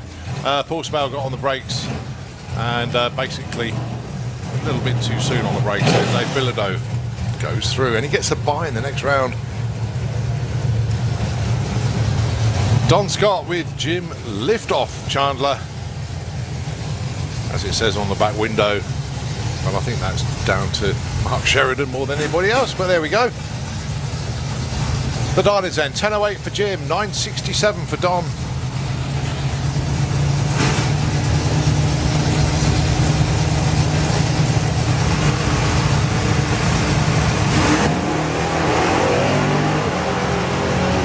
So Don closing that gap on Jim.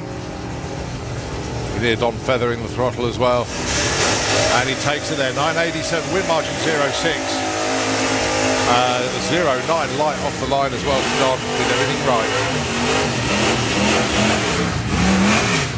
Simon Rickwood with the Boston Over, dialing in 9.75, and it's Kiwi Stuart Thompson. 9.80, just 0.05 of a second between these two. Now then, we just saw Jim Chandler go through. Sorry. We just saw Dave Bilodeau go through. He's number 4 in the points. Simon is number 3 in the points. Kiwi number 10 in the points. But as I say, we've only done 1 round of the championship so far. This is round number 2. So all going to move around.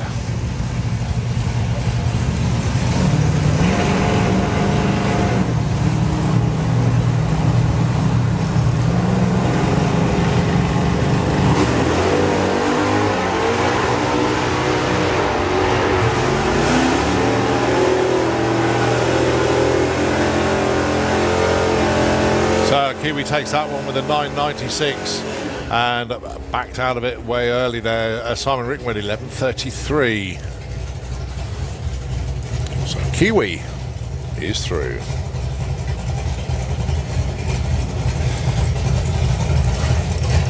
Adrian Portelli taking on Chris Lara.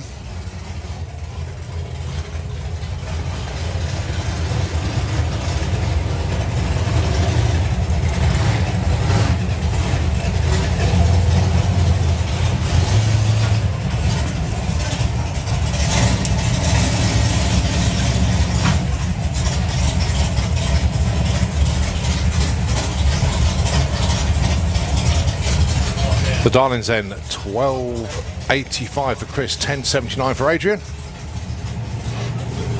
Off goes Chris, and Adrian goes red. Oh, 0.1 red as well, very close indeed, but a red is a red. It's Chris Laram that goes through. So Adrian Portelli is out.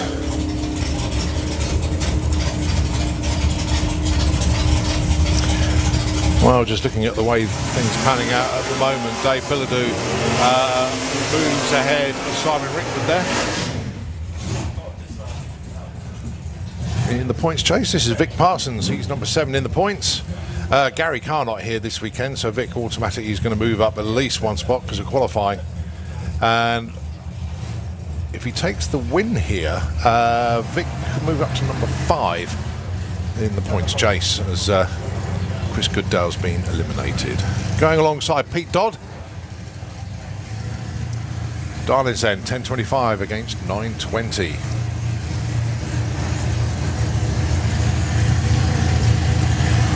Your last pair in Nostalgia Superstock.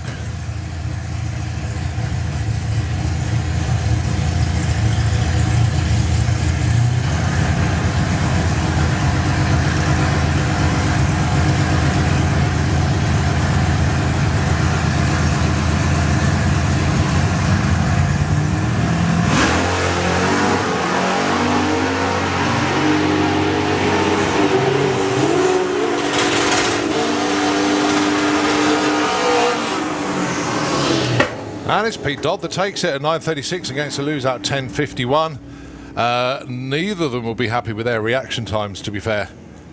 But a win is a win, and it's Pete Dodd that goes through. Right, on to VW Pro.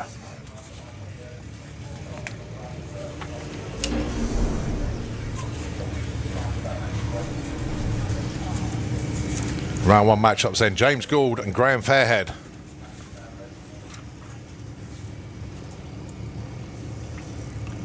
Another dialing class, and only 500ths of a second between these two. Graham with 11.25, James with 11.30.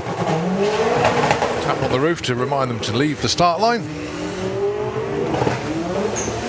But it is James Gould way out in front at the moment. But he went too quick. So the win going to Graham Fairhead.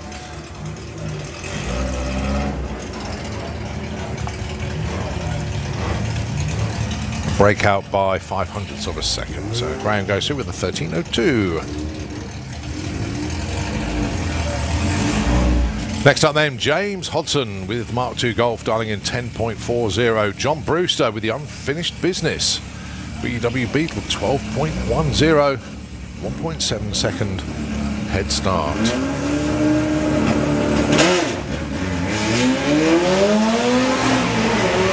Can I please have E.T. Bike into the pairing lanes, please? E.T. Bike into the lanes, please.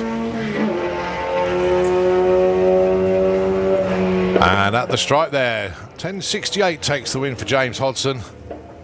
Gets to lose at 12.60, so James into round 2.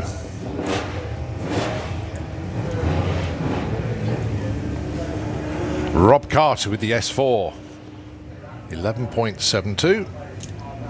And Paul Jackson with the Little Pirate, 10.42.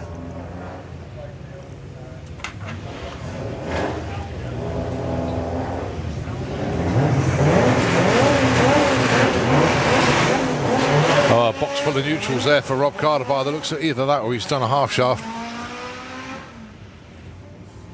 So Paul Jackson all on his own.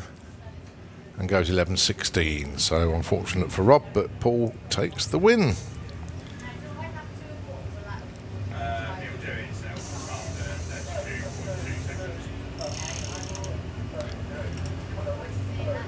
Well, commiserations there to Rob Carter. That is one seriously quick car, that. But not quick on that run. Shame.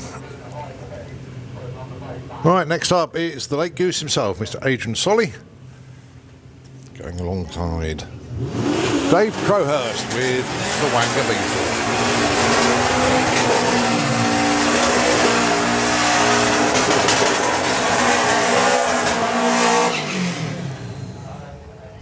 .65 the dial in for Dave.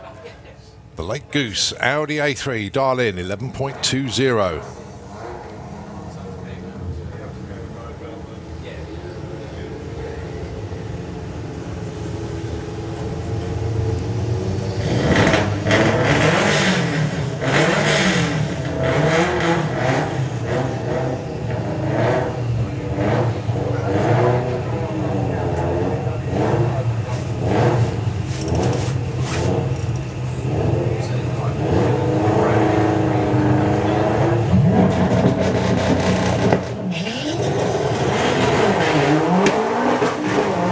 Goose is away first. Can Dave catch and pass?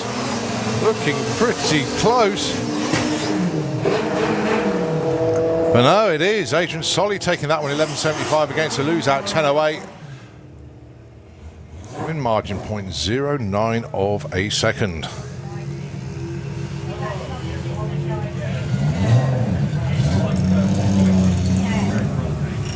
Carl Goldsmith and Tom Herbert.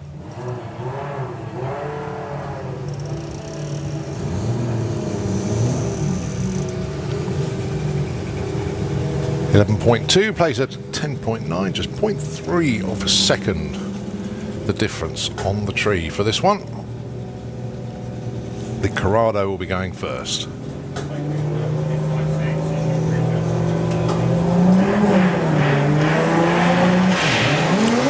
Well, the Golf went first, but went way too quick, unfortunately.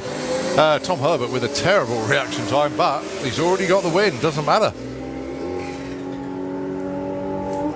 Goes 11.48 to a lose at 11.17, but it is Tom Herbert that is through to the next round. Right, last pair, and it is James Rhodes with the Lupo taking on Luke Stevenson with the Shex Toy Dragster.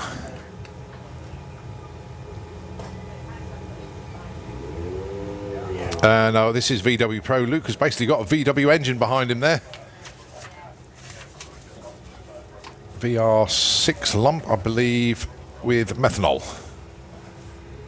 And once again, big thanks to Dave Wilson for sorting out his fuel pump. And it is going to be Luke into the next round as James goes red. So let's see how Luke gets on. Goes 10.18 at 134 against a lose at 10.60, but the win light already determined as James went red off the line.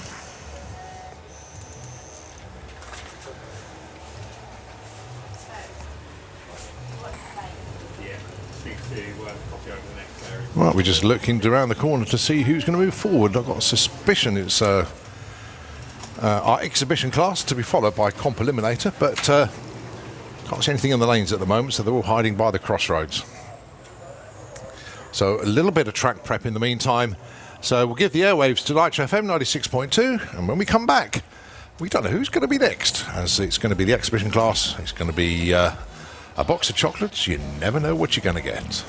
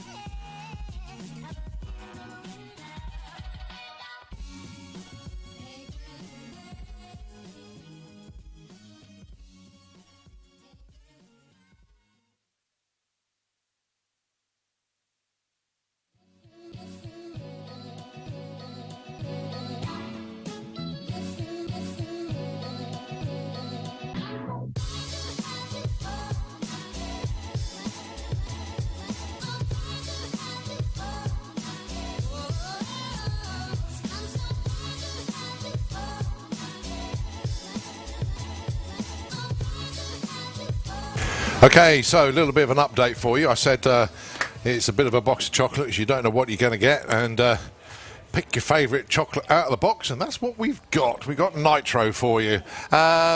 2 cars with Nitro power. You've got Robin Reed with the Nitro Daimler powered dragster, but I believe first up it's going to be Mona licensing in the Runefield Motorsports Top Fuel Dragster. So yeah, a bit of a bonus for you. Did attempt some licensing on Friday, but it wasn't exactly working out that well, but see how she gets on today. Now the good news for you race fans out there is that Mona is in the final stages of her licensing, i.e. she's done her burnout and launch, she's done her half-track runs. It's pedal to the metal all the way and to go for the full passes now, so if all feels good, she's going for it. So she's all suited up, sat in the car, she's pretty much ready to go. All of the Runefield Motorsports team are down there, just waiting patiently for the right moment to come round. Also got what looks like Pro E.T, round 2 of eliminations in the lanes. But we have got a lot of racing to get done this afternoon. Let's not be shy of that. I've also got Comp Eliminator. They've got to do their round 1 eliminations. I would imagine they're tucked around the corner as well. I can't see the whole lanes from here. In actual fact, that is a call out for Pro E.T into the pairing lanes, please. Just looked at our monitor here. See if I can have Pro E.T into the pairing lanes, please. As the Top Fuel Dragster is pulled round the corner, just appearing into the pairing lanes is Tony Betts with the Venom Funny Car.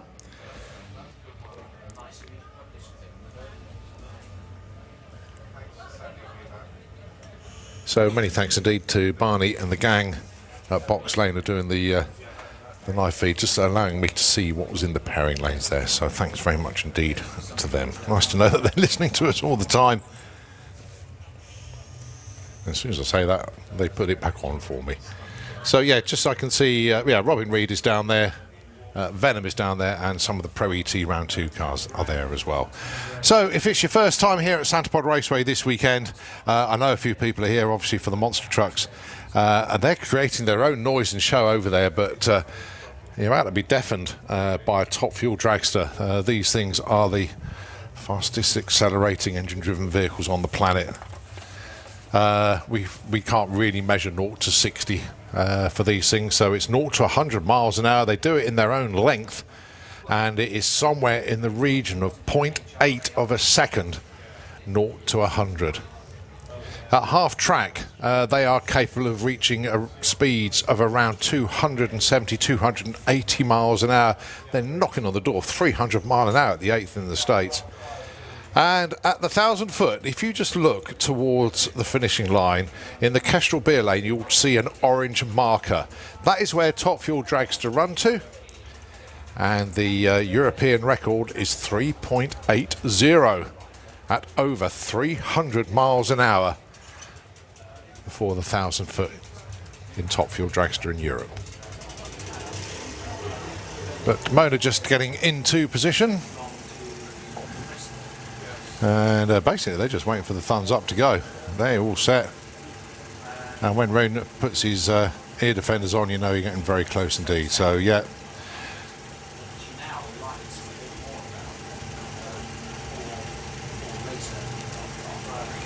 Pretty much set to go, just spinning the motor over. The car starts on methanol and then he's moved, or weaned over if you like, to nitromethane. You don't really want to start the car up on nitro, can create all sorts of havoc with the engine internals. You'll hear the engine note change as it switches over to nitro.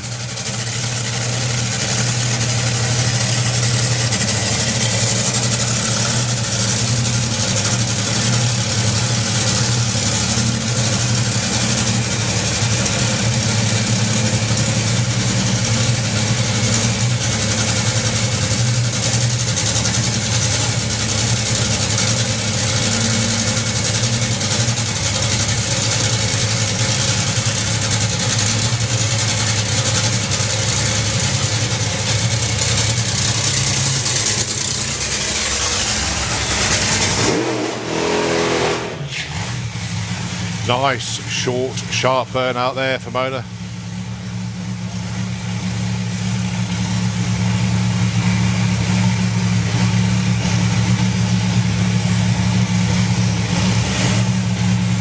So this is part of the licensing procedure. Various things they have to do actually. They have to demonstrate that they can get out of the car blindfolded in 7 seconds, I believe it is. They need to know where all the controls are, i.e. parachute levers, fuel shut off, by feel alone. That is obviously all carried out in the pits. And the first run is basically a burnout and a launch, nothing more than that. Then a half pass under power, and once that's been approved, then it's full passes, and I believe it's 2 of them within a certain speed and ET criteria. And now those speeds and ETs changes between classes, i.e. top methanol funny car will be different to a nitro funny car. The numbers are different between the classes. Top fuel, obviously the parameters for them are the quickest and fastest.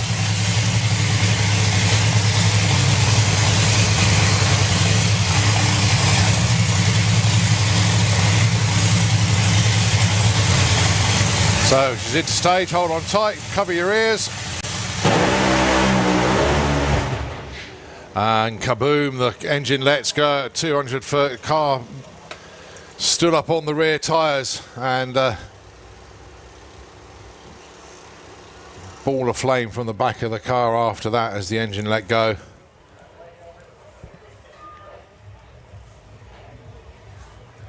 Well, the 60 foot was 0.90. So we're certainly on it, but tyre shake straight away off the line. Literally, the tyre shake started before the back wheels crossed the start line.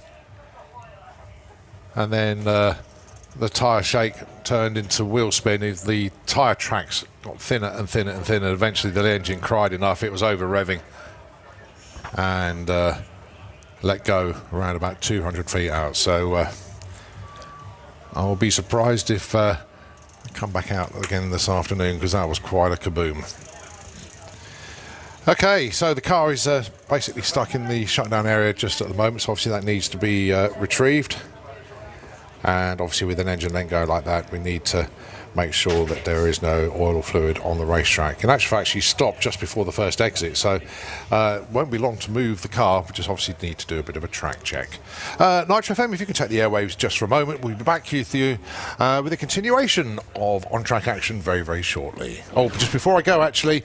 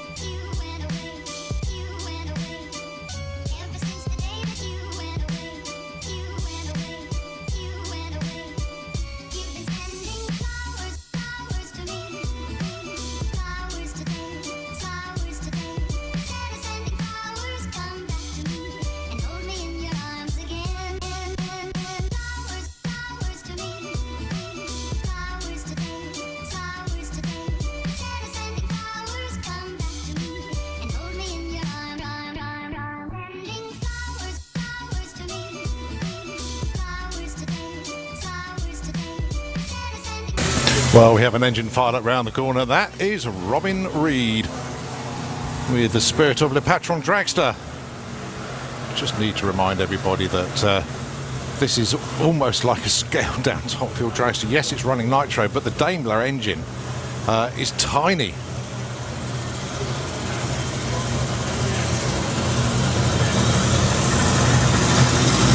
And what Robin and the team achieved with this is absolutely outstanding. It's been over 200 miles an hour in this car. It's a 6-second car as well. This is the new car basically. Robin was oh so close to the 200 mile an hour mark with the old car. It went 199.8, but this one has done the magical 200. And Tony Bett's coming around with Venom, the Nostalgia Money car.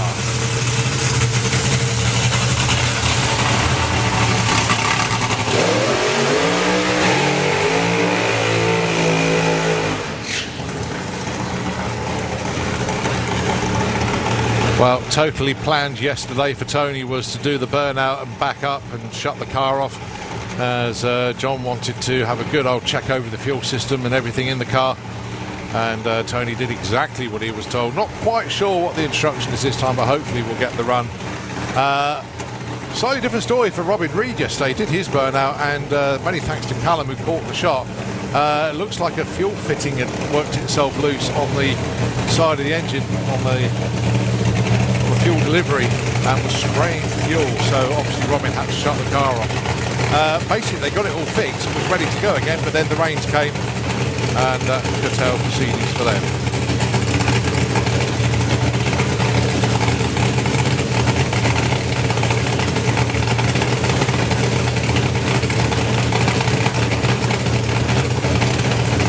So both looking good.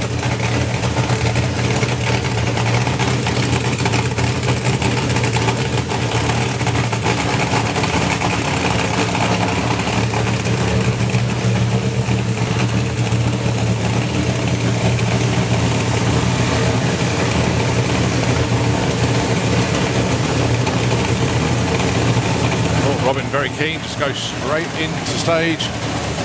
That won't bother Tony.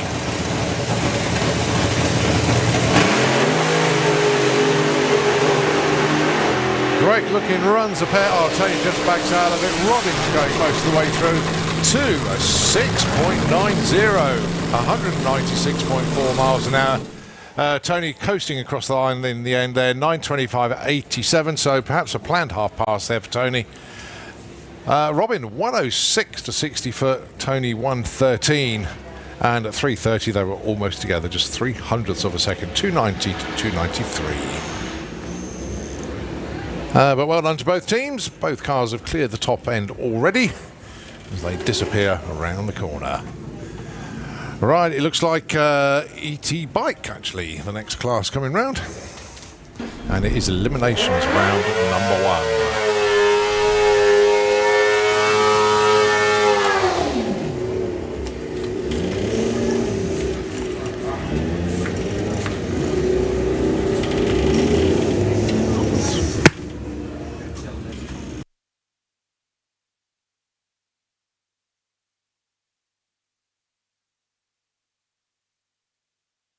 So E.T. bike Eliminations round number 1 coming at you.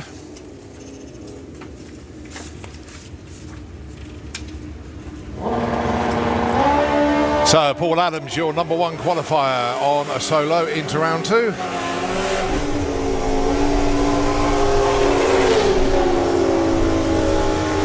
Dials in 895, goes 8.9499, breaks out by 1/10,000th of a second. That is insane. Right, Michael Gooding against Phil Pratt, your next pair. Michael dialing in 9.30, Phil Pratt dialing in 8.99.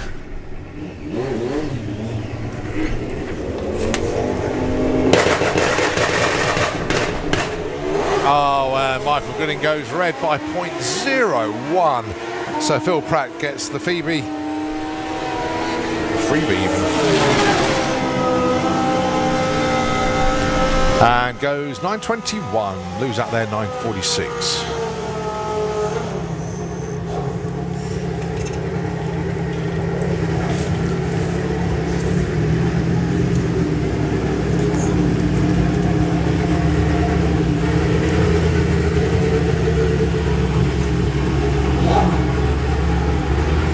So Dave Grundy taking on Justin Moulton. Dave dialing in 10.53. Justin 11.75. A match up with Phil Pratt in round 2 awaits.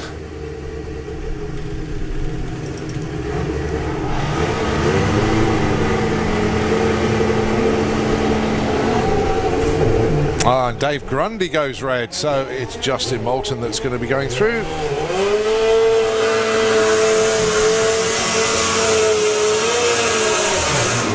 .1087 plays a 12-12, but the win already decided. Justin Moulton through to round 2.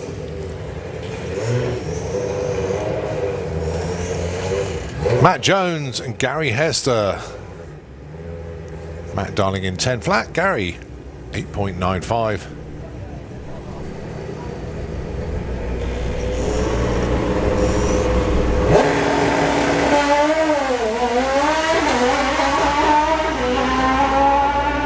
Well, not entirely to plan there for Matt. You see the back wheel just skipping along there.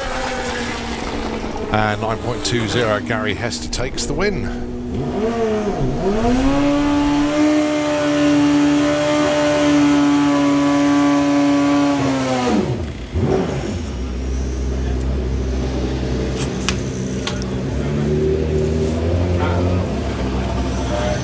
All right, Bill Marsh.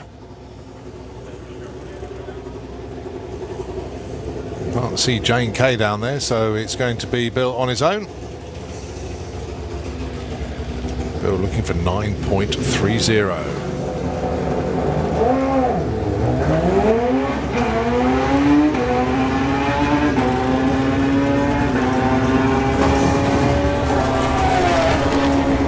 And breaks out, goes 9.17, 152, but as you know, if you're on a solo, it doesn't matter. Still safely through. Right, your last pair in E.T. bike. Blade King in the Auto Glim Lane, 9.30. And it's Robbie Dobby on the Super Penguin. His number of choice, 10.20.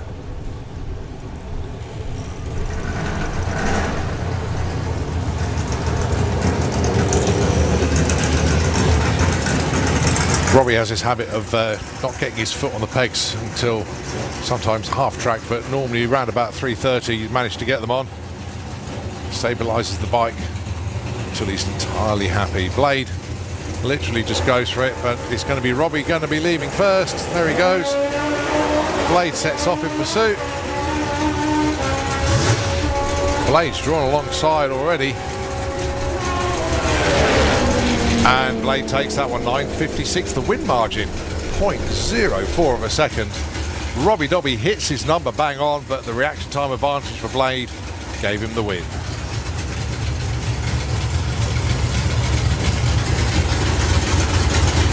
Pro E.T. Eliminations round number 2.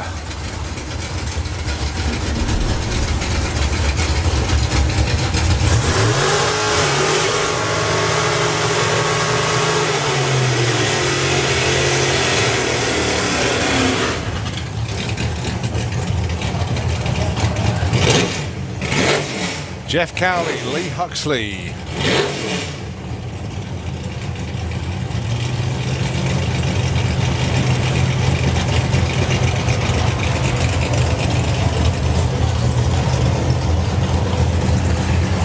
So let's have a look at the championship to see what's going on there.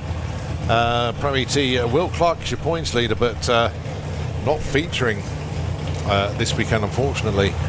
Simon Innes is still in the game. He's number 2 in the points, so he's the one that can make hay while the sun shines.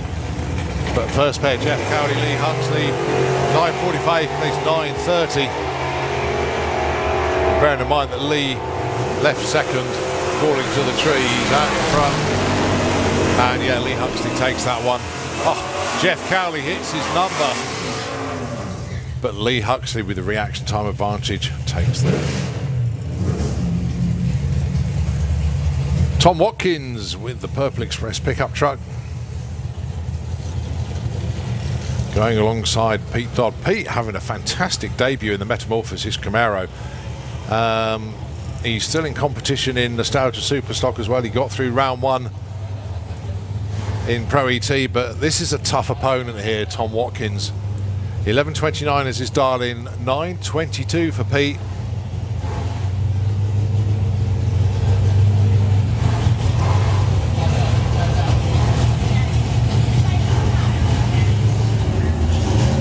Oh, being advised to shut off.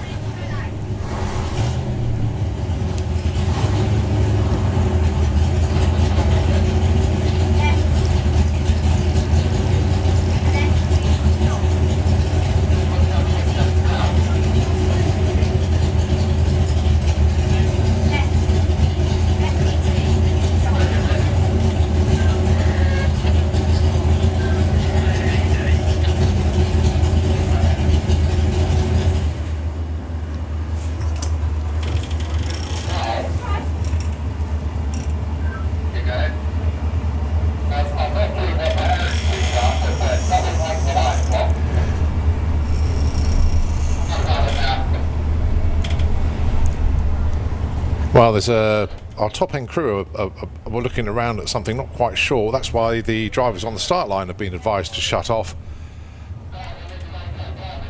And not quite sure what they're looking for at the moment, but that's why we're on hold just for a moment, the top-end crew. But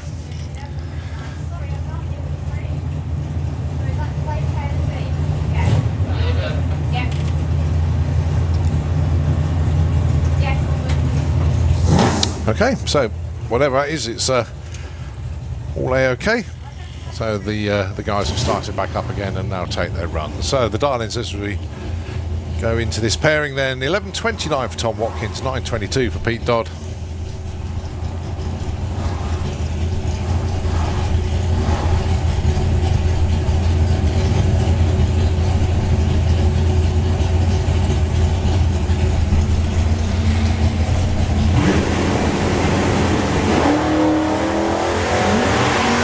It's game over, unfortunately, for Pete Dodd. It's a big cherry, actually, 0.23.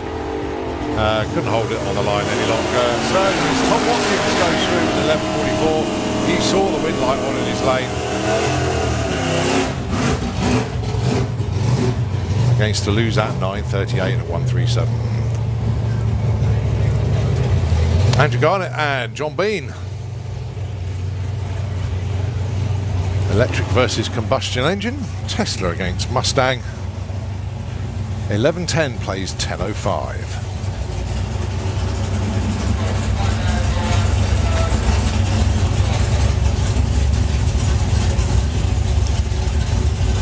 Well, Andrew, a bit over keen, shall we say. Not courtesy stage in there, he'll learn that. But John's accepted that. And Andrew goes red. A shame that, 0-1 red, but it's John Bean that is going to be taking the win here.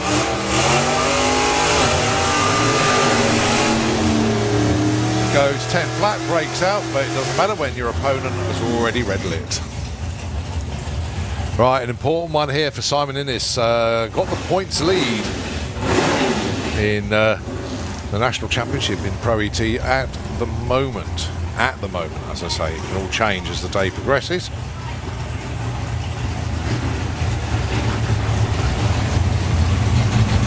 If Simon Innes doesn't win, it opens the door for Lee Huxley, who has already gone through.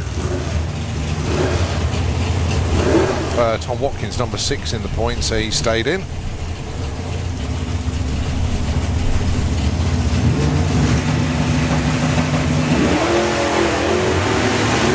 Greenlight drag race. So Simon Innes looking for 10.75. Simon Goff looking for 8.72.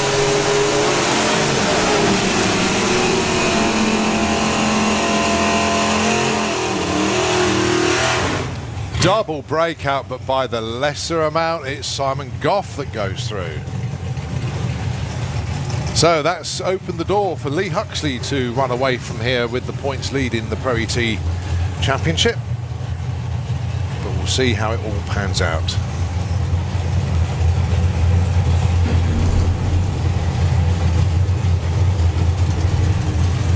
Next up, Amy Watkins. Amy, she's number 5 in the points chase. She can move up here.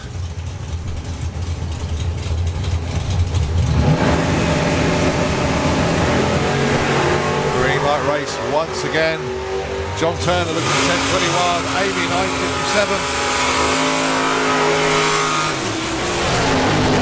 9.57. And it is Amy that takes this one. John Turner breaks out by 300ths.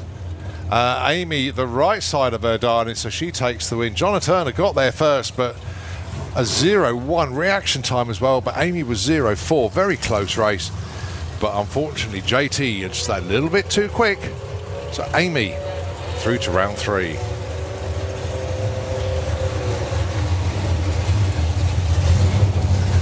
So Tom Kay with the Junior Comp Dragster, 10 flat. Mark Huxley with the Can-Do 2 Reborn car, 10.08.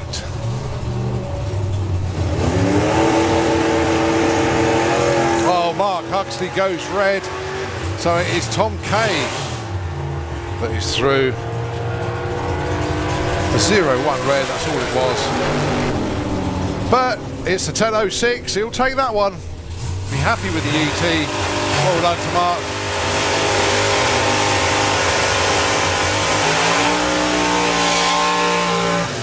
But 9.91 breakout for Tom Kay, but with the red light already on the 3. Didn't make any difference at all, but Mark Huxley again, oh so close to running a 9 with that car. Looking forward to this one actually. It's the last pairing, and it features Ronnie Mercer and Vic Parsons, 2 extremely good racers. 10.25 plays 8.90.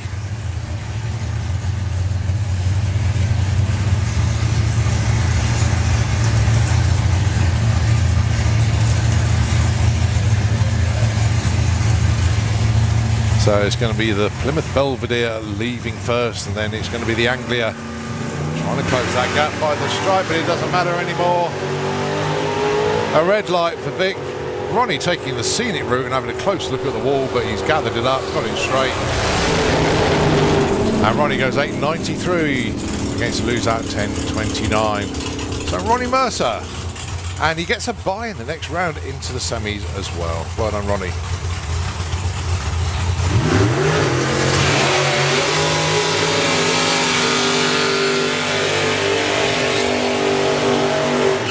Super Pro E.T. up next. And Billy Gain, your number 1 qualifier, got a bye in round 1, but now he's got company in the shape of Tom Atkinson.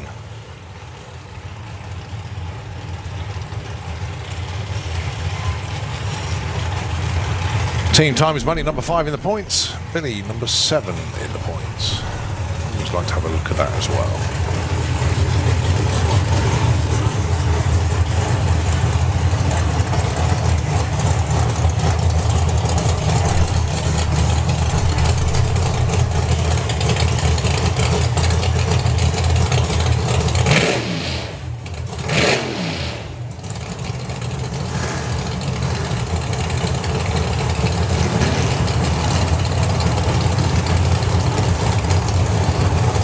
So the Darlings then, 8.97 plays 8.50. The Cortina will be leaving first.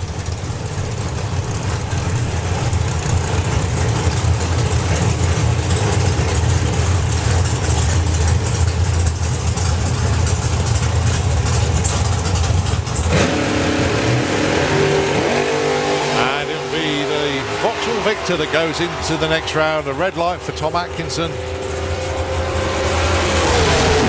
Goes 9 flat, but it's the win for Billy Gain. He breaks out, doesn't matter.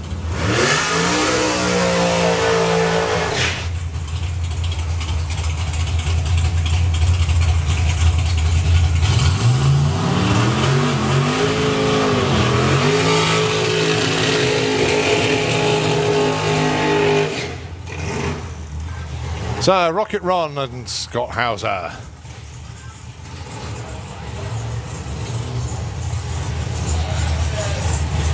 Well, Scott Hauser has taken the Super Pro Championship, I believe, 3 times in his career. A very, very good race indeed. Car that his dad built. That's Jeff out in front. And I think, if my memory serves me right, the worst that Scott has ever finished in the National Championship in Super Pro is 4th. That's how good he is.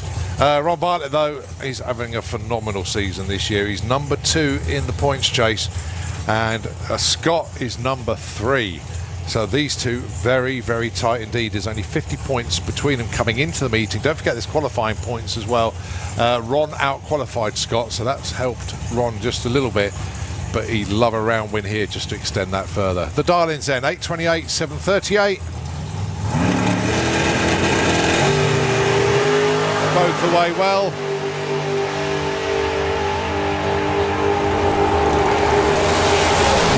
I should have said both away very well. Ron Bartlett, look at that.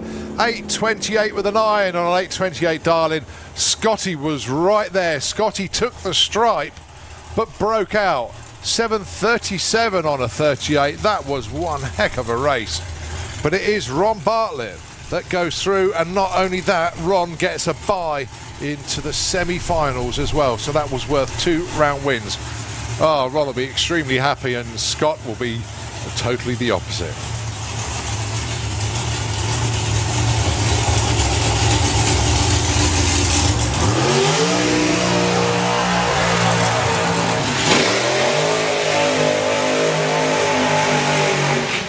Alan Deadwell and Pete Walters, the battle of the dragsters.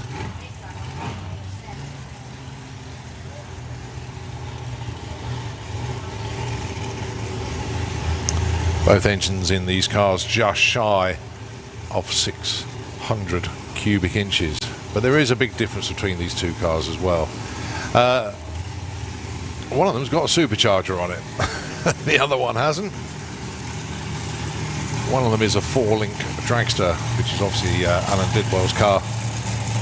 And Pete Walters' car, the more conventional dragster setup. To be fair, not a lot of difference between them on the performance either. 772 the dial-in for Alan, 768 for Pete Walters. Two similar but totally different ways of going Super Pro racing. If you can make any sense out of that, well done.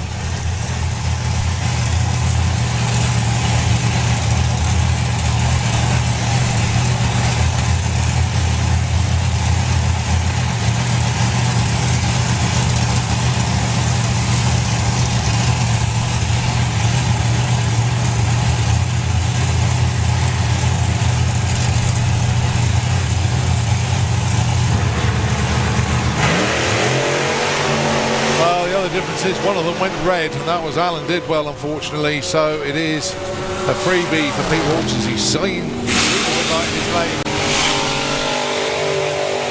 So he backed off, knowing that it'll make less work for his crew when he gets back to the pits. Not only that, Alan adding to the red light, broke out as well, went 767. So it's Pete Walters through to round number 3, where he races Billy Gain. All right, Callum Swinchat got past Phil Topping in round 1, and because of the way the ladder's worked out, Callum gets a bye run here.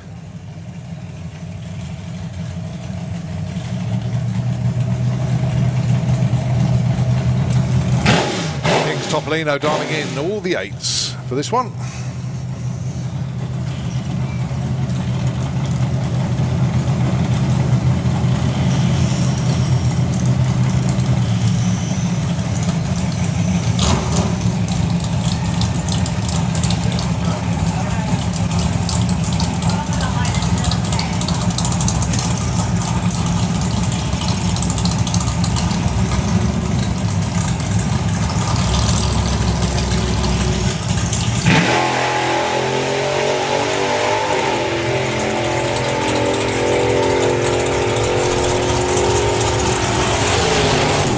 And goes 889 on that 888 dial. So yeah, he's just reminding everybody that he's still pretty good.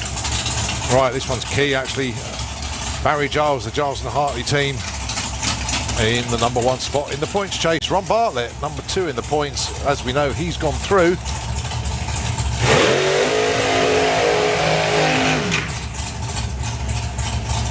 So alongside Barry will be Ash Bell. He's just waiting to do his burnout. doesn't do as big a burnout as Barry does. Just waiting patiently. That's the thing with Super Pro. Well, most classes, a lot of them know each other. They know their different ways of operating. They know that Barry does quite a long burnout and backs up fairly slowly, so they wait. And now he comes forward to do his burnout. Can I please have Outlaw Anglia into the pairing lanes, please? Outlaw Anglia into the lanes.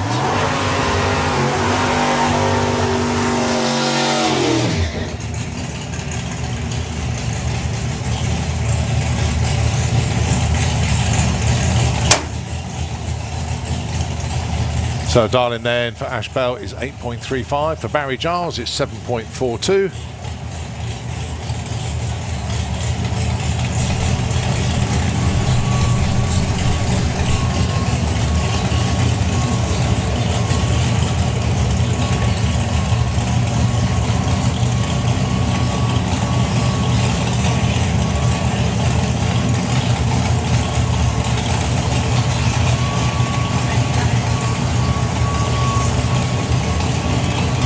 So both go into pre-stage. Another 8 inches further forward, they're into stage. Oh, Ash hit the valve pedal very early indeed. So it is Barry Giles marching on. 8.42 on a 35, but Barry Giles 7.45 on a 7.42. That's going to be an interesting matchup actually between Barry and Callum in the next round. So that's Super Pro done. Let's look around the corner to see who's up next. Apologies for the noise of the sweeper below us there, but that's what you can hear. But we can see, looks like Super Comp tucked around the corner. But the next class to actually come round is Funny Bike.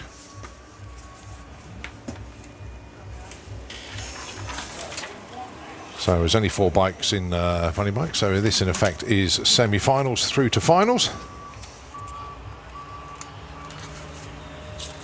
And just a little bit of track prep as well. I've got a feeling it's going to be bike time down there. There's a few more of them. Outlaw Anglia just appearing at head of the lanes as well. You can see John Webster's Fast Company 2 car down there. Also Mick Taylor's Banshee has just appeared into view. And of course yesterday had that outstanding pairing of Colin Miller and Jed Guy, which turned out to be the quickest and fastest side-by-side pairing in Outlaw Anglia history, when both of them going north of 190 miles an hour. Jed dipping into the 7.0s once again, so absolutely fantastic pairing between those two.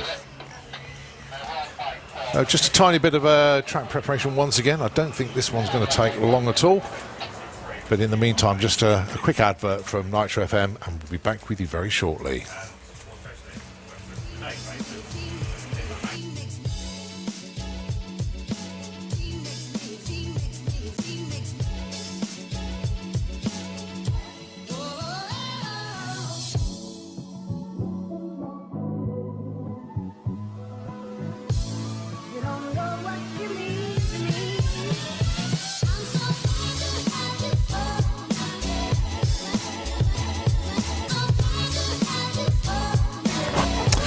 Well, the bikes have actually come round. They're not fired up just yet, but they are coming round. This is Combike, going to be followed by Super Street Bike. They're all lining up behind, ready to go.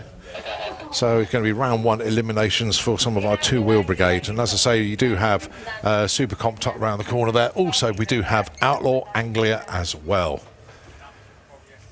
So, Funny Bike, Tony Clark taking on Kev Osman, and it's Dave Peters and Jerry Lukes, which I believe is the first pair. They're the ones that are tucked down below us there. Jerry will be in the Kestrel Beers lane. And it's going to be Dave Peters with the Rigaboot Express. He is in the Auto Glim lane. Now the signal is given to fire them up.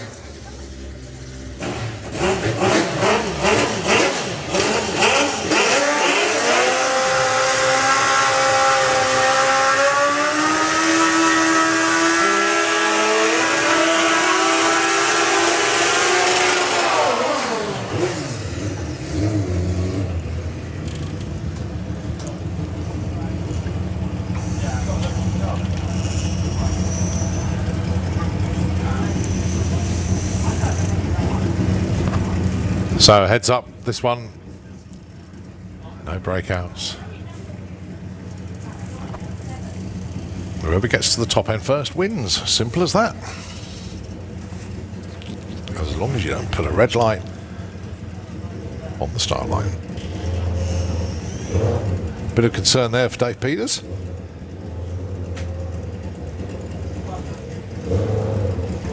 Carry on with it.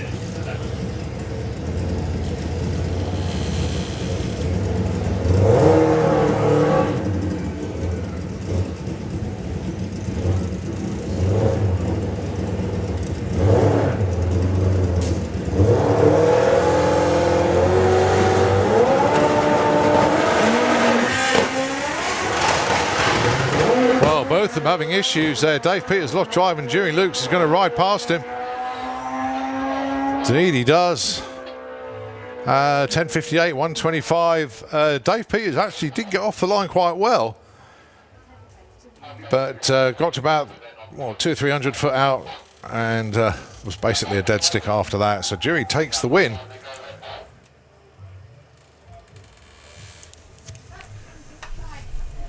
But yeah, Dave, I think was nursing a problem, but when instructed to go into stage, you either go in or you basically forfeit. It's so obviously Dave went in and did actually get off the line fairly well, but after that, it didn't quite work out. Right, so you've got the other pairing then, Tony Clark and Kev Osman. Basically, we just got to make sure that the track is clear at the top end. Dave Peters just, I think, crossing the track just to get to the first exit naturally. Yeah, just walking the bike down, the gate's open, so he'll go through there, and then once that's done, the next pair will fire up and we'll send them on their way. After that, Super Street Bike, they're all tucked around the corner, ready to go. Going to be a very exciting session from them. Alan Morrison Jr., your #1 qualifier. And he was into the sixes for the first time. Well done to him. So yeah, a very exciting session coming up in Super Street Bike. So the top end's clear. Second pair fire up.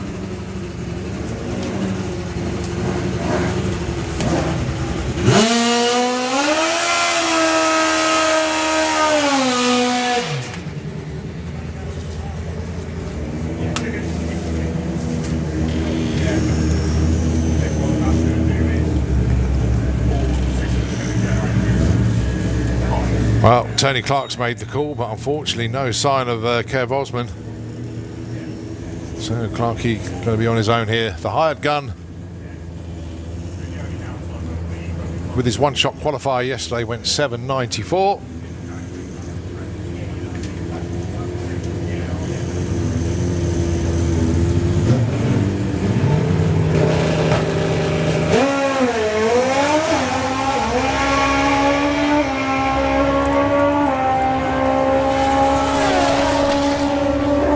And he almost matches it, but then by a wholesale man goes quicker. 7.55 out of 191. Well done.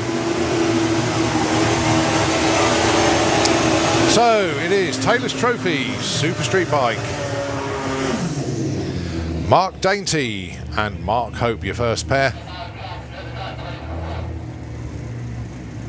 These two qualified #4 and #5. Mark Hope running a 7.19. Mark Dainty a 7.31. Don't forget it was a one-shot qualifier.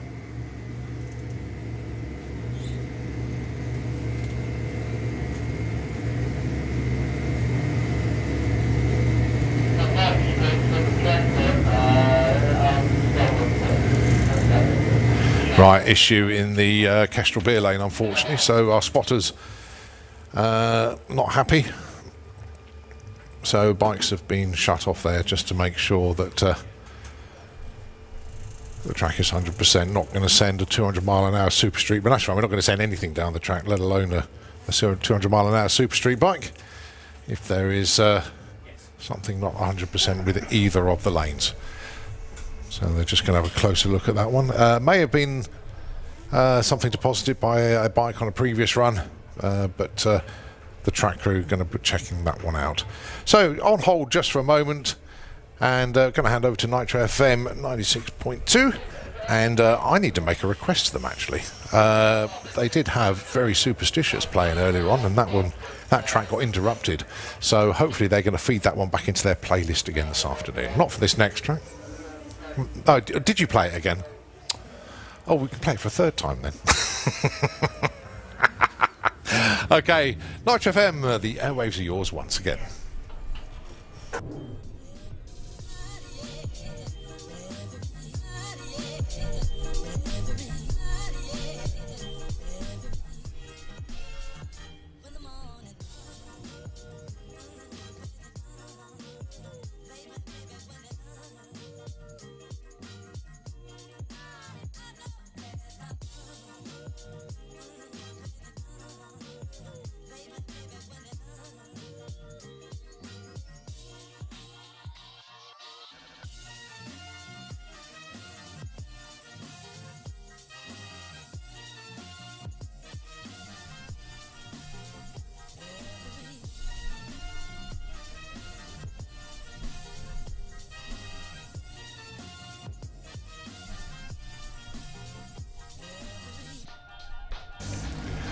Well, it's one of those that was...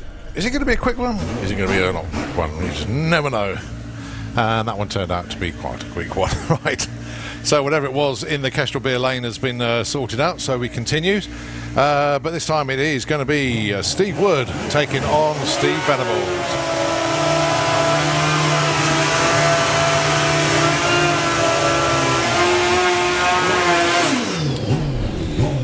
So Steve Wood qualified number 7 spot with an 8.19, then number 2 with a 7.11. But just to remind everybody, it was a one-shot qualifier yesterday.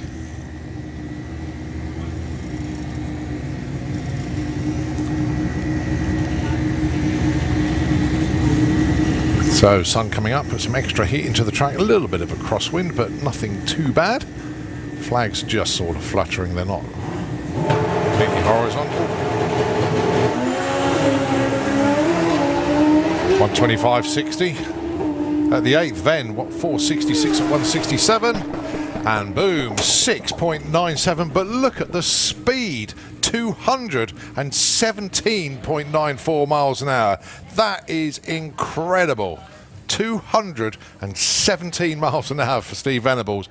Steve Wood just coasting past the 8th mile, obviously an issue that's prevented him taking the full run under power.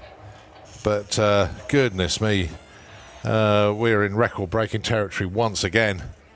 That is absolutely outstanding from Steve Venables. So 697. Actually had a bit of time to build some speed. Vin has been into the lows. He has actually run 6.80. But this time he's not so quick off the line, but piling on the power at the top end, it's given him that phenomenal terminal speed at the stripe. Alan Morrison Jr. and Dave Smith. Alan Morrison went 6.94 in qualifying over 200 miles an hour yesterday. Dave Smith, 8.31. But he's a regular 7-second runner. I was going to say Alan Morrison's a regular 7-second runner, but he dipped into the 6s yesterday.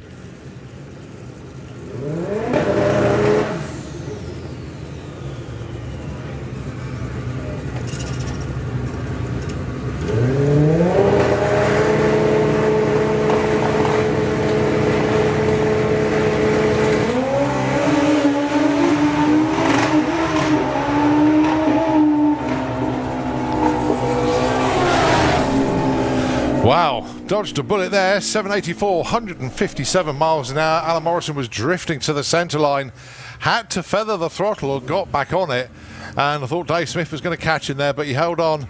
So Alan Morrison Jr. takes that one. He had a 122.60 foot, almost away from the line together.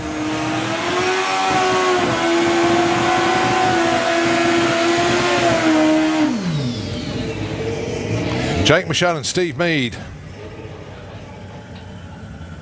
Steve qualified with a 7.17, Jake with a 7.42. But Steve Mead, another one of these guys capable of going 200 miles an hour. Jake, don't forget he's on a bike that built himself. He's debuted it this season. Constantly developing the machine, but going very nicely indeed. The JKE Raceworks Hayabusa going alongside the ECS Performance machine.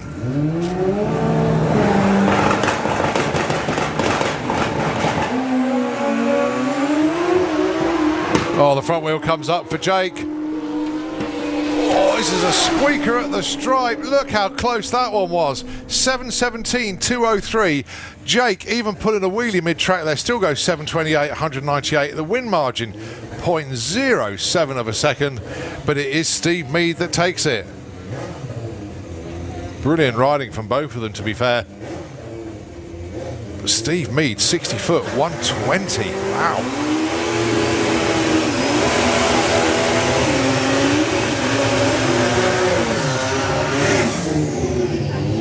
Right, the last pair then, Mark Hope, Mark Dainty. Mark Hope in the Kestrel Beers lane. And these two are the closest in qualifying, 7:19 and 7:31. Doesn't really mean anything, that's how it's going to be. 950 bike to the pairing lanes, please. 950 bike, can we have you into the lanes, please?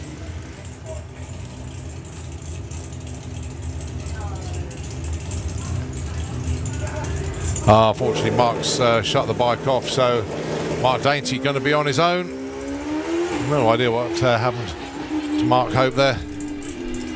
Mark Dainty, obviously he knows he's on a solo, so just coasting through. 870 at 117.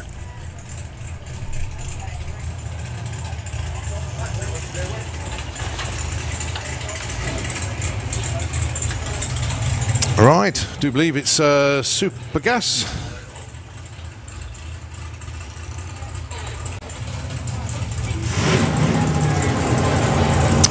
Indeed.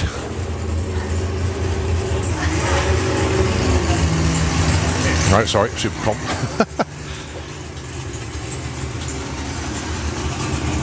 It's confusing when you got one car being driven by two different people in the shape of the Brogy Roadster. John Giles and Tim Adams share the driving.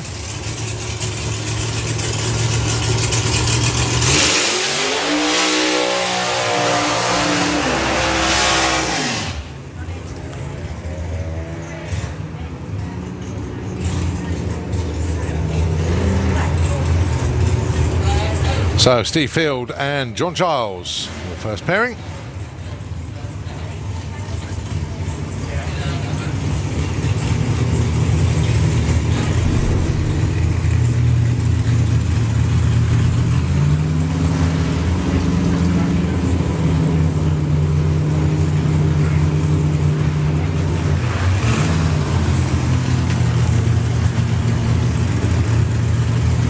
So the class index they run to then is 8.90. Go quicker than that and you'll basically be eliminated. This is where Steelfield has some fun. It basically just goes way quicker than the index. Is he going to try and hold on for the race? Oh, look at that. 890 hits his number bang on, but John Giles with the reaction time advantage takes the win by 0.008 of a second. That could be a contender for Bob's photo finish there. Well done.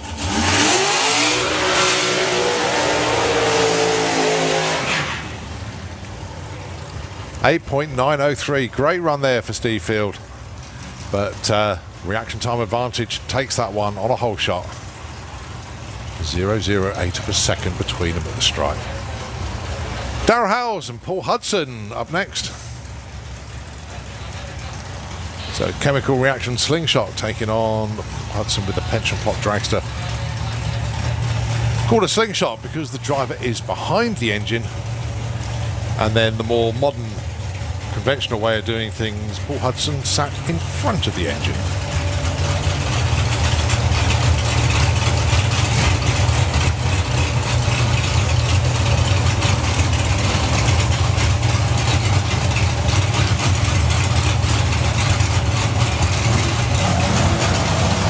Junior drag bike into the pairing lanes now, please. Junior drag bike, if we can have you into the lanes. Right, well, Paul Hudson there with a deep stage foul, unfortunately for him. Can't deep stage So it'll be Darryl Howells that takes the win with an 8.97.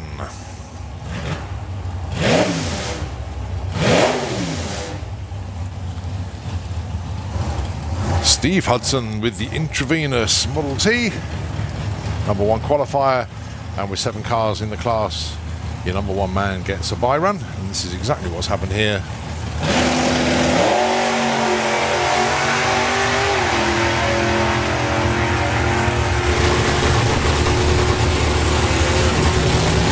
Takes the win. Oh, 8.909. Nicely done, Steve. Very good indeed.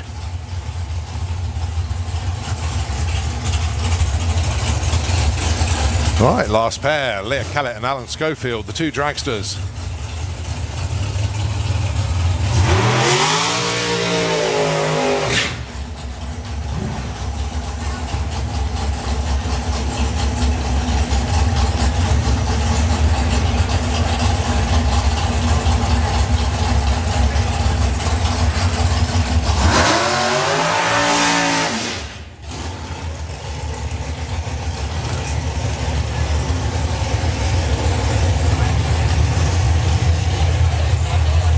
Supercomp points has got Leah Callett in front at the moment from Paul Hudson.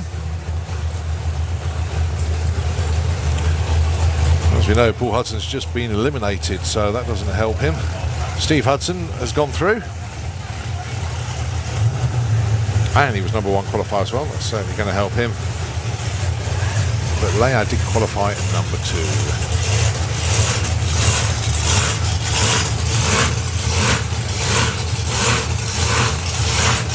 Outlaw Anglia up next.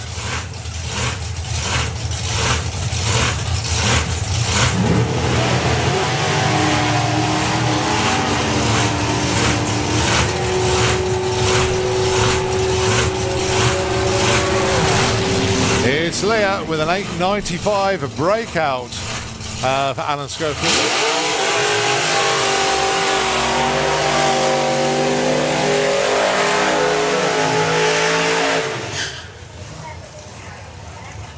So Leah Callett goes through.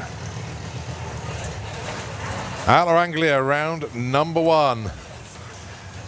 Fast Company 2 taking on the Banshee. This is John Webster and Mick Taylor, 2 proven 7-second machines.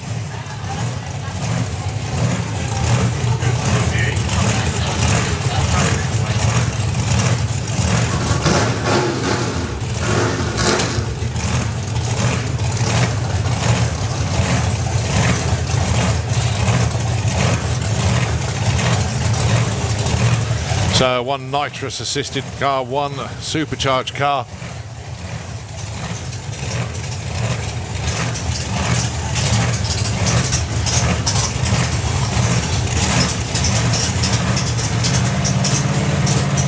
Right, a little bit of a precipitation from the sky, unfortunately, just as we were about to go into Outlaw Anglia. But yeah, just that minuscule amount, but it's enough to stop this. These 2 cars going down the racetrack. What a shame, as the burnouts have been completed. They were both ready to go. Very, very frustrating indeed. But that's the way it is, unfortunately. So just on hold for a moment. See Jed Guy just being pushed back along with Ben. Been one of those weekends, but we're doing all right today. We're getting it done, although obviously we're a bit behind schedule. But we just keep on going. So on hold for a moment, hopefully it won't be too long, and guess what, that game of ping pong with Nitro FM is going to continue as I serve a volley over to them. Let's see what they've got for us.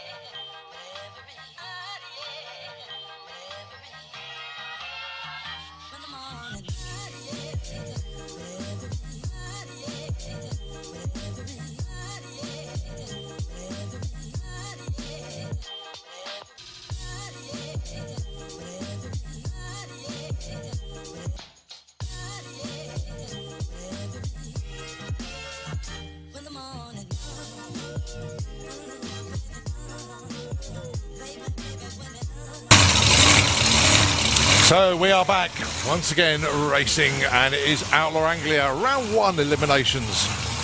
Many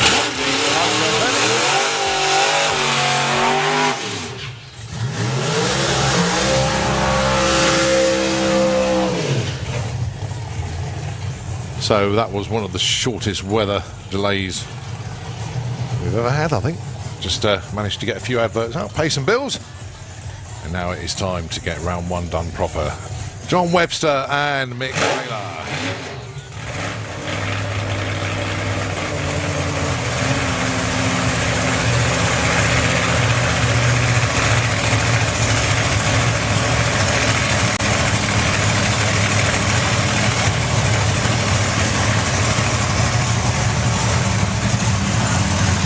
So no dial-ins, no breakouts, and no red lights, please. Let's have a race to the stripe.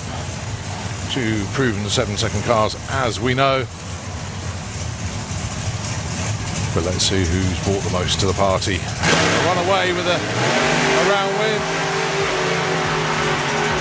John Webster weaving around his lane. Mick Taylor not giving up on it, but it is John Webster with a 7.33 at 186, taking the win from a lose out 7.86 at 169.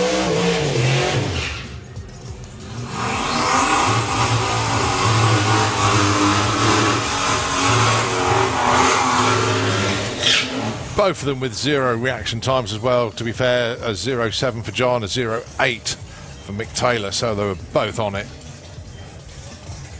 Next up, Ben Kennedy with the relentless pop. Going alongside Europe's quickest Outlaw Anglia. Shorty's hot rod, Jed Guy, has been 7.01 down the quarter mile here at Santa Pod, knocking on the door of the 6s.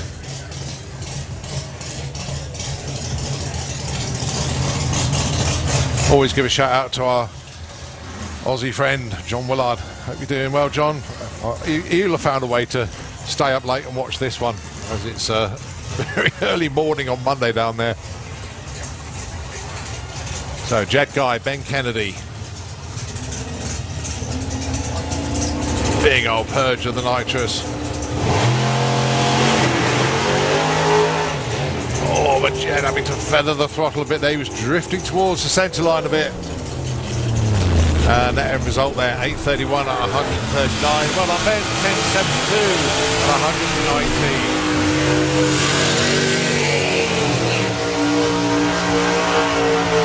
119. Colin Miller, forever the entertainer, cracking burnout there. Ran about 300 foot mark before his foot lifted off that. 8 to 60 foot for Colin Miller. He was going for it then without a shadow of a doubt. Drove through tyre shake as well, but just getting a little bit close to the wall, but far enough away not to worry him. He just feathered the throttle, got back on it, and took the round win. So, semi-finals, Jed gets the bye. Colin Miller takes on John Webster. Right, the Wild Bunch. This, in effect, semi-finals. Just 4 cars in the class.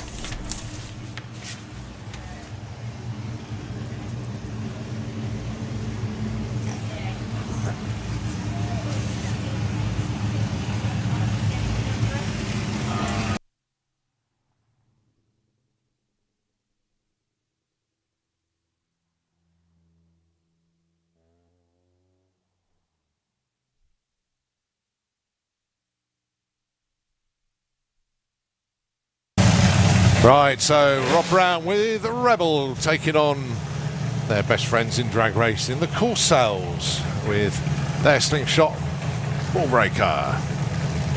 This for a place in the final then. Mark Corsell dialing in for this one, 8.25. Rob dialing in 8.56. They qualified 1 and 3, that doesn't matter anymore.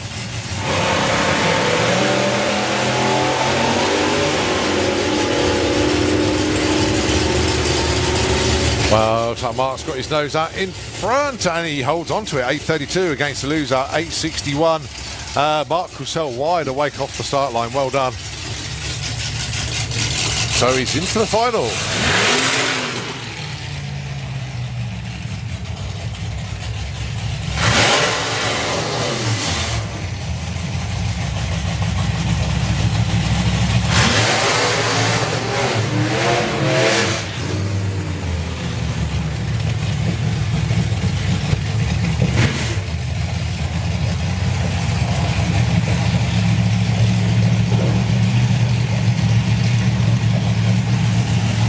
So Phil James and Andy Clifford then, it's the Snake Eye Slingshot. It's the Monza Funny Car. 9 flat for Andy, but it'll be Phil James leaving first on that 9.46.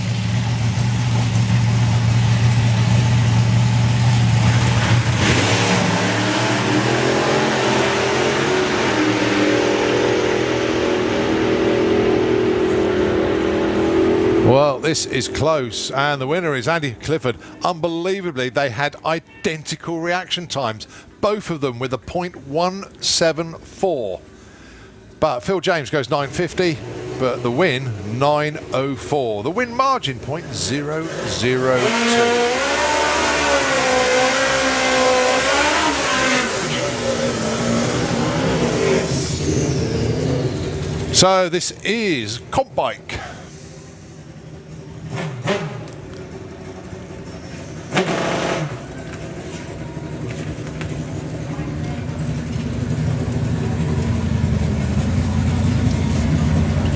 So eliminations round 1 then, Louis Davis and Chris Neary.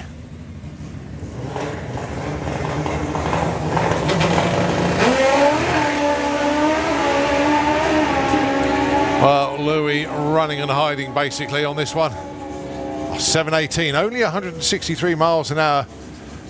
Good run for Chris Neary though, nearly 180 at the strike there, goes 7.70 and 179. But it's the Goose who goes through to the final.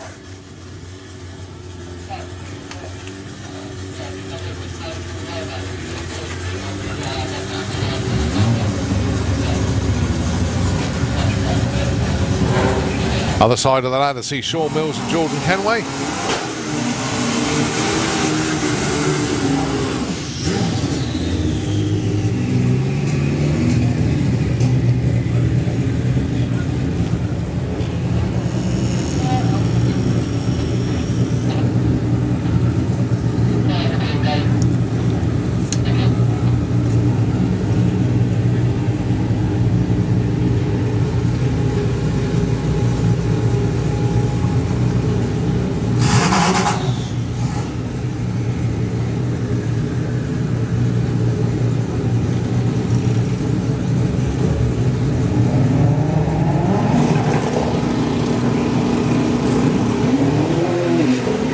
Shaw Mills away first, but getting close to the centre line, but no, he pulls it back in line very nicely indeed. That is a good looking run. 7.38, 186. Jordan goes 9.05 at 1.55. So Shaw Mills will be racing Louis Davis in the final of Combines. 8.50 bike up next. Jasmine Cordell taking on Boise. Chris Reed. Jasmine got the bike into the 8s at last on the test day on Friday. Well done to Jazz.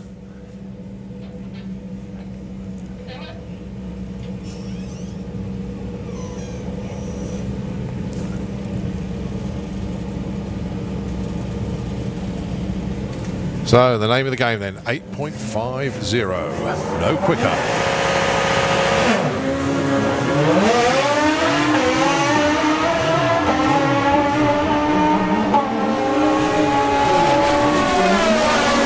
It's going to be Jazz that goes through into the next round as Boise breaks out, goes 8.46 when the class index is 8.50.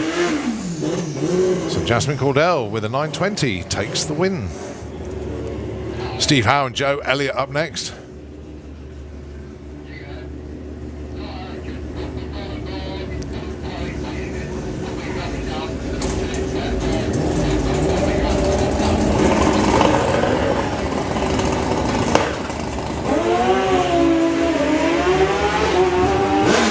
Well, tied together with that invisible piece of string as they go up the racetrack side by side.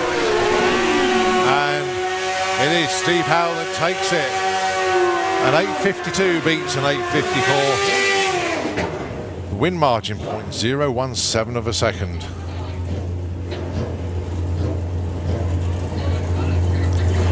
J. Rowe and Pat Rawnsley up next. J. Rowe just purging the nitrous there in the Kestrel beer lane. He is the #1 man in the points chase.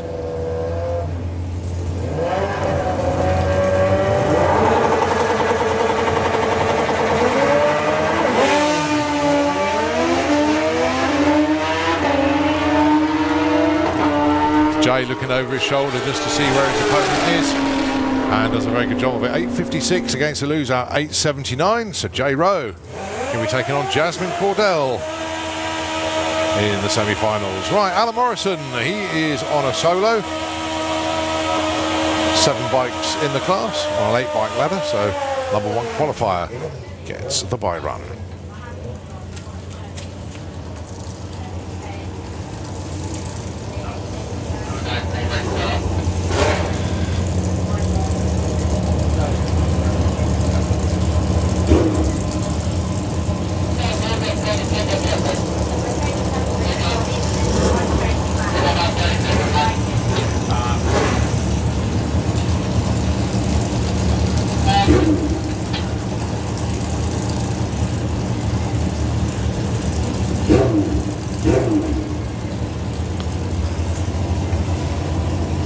Just a timing system reboot, just in case you're wondering what's going on at the moment.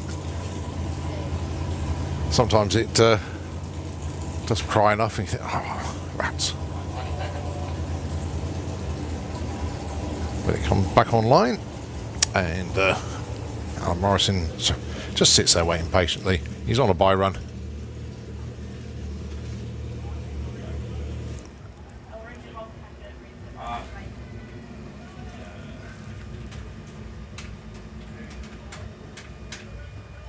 There we go. So Alan Morrison then starts the bike back up.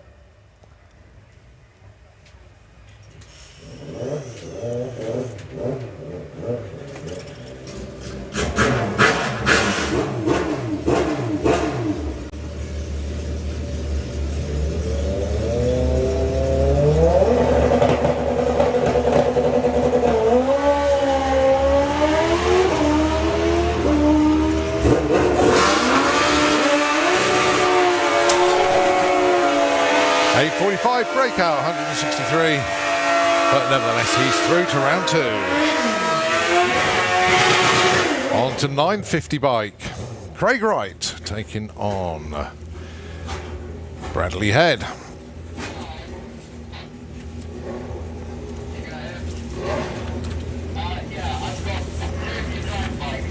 So the winner of this gets a bye into the final, so it's 2 round wins for the price of 1.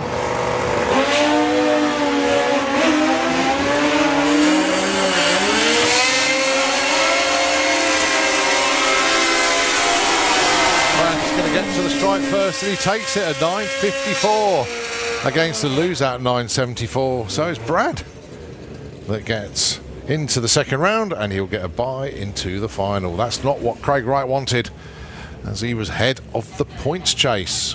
Ooh, that opens the door. Right, Brett Cordell, Phil Harrison.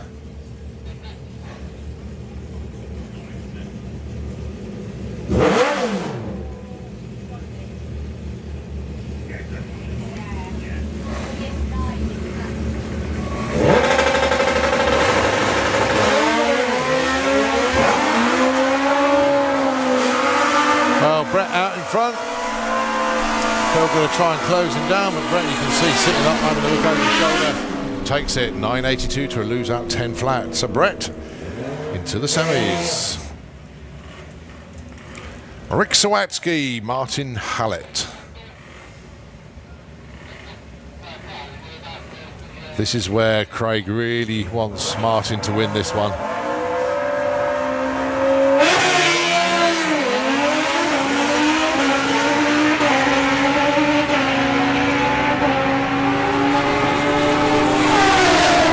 Martin's out in front, but breaks out by just that much. 9.48 on a 9.50.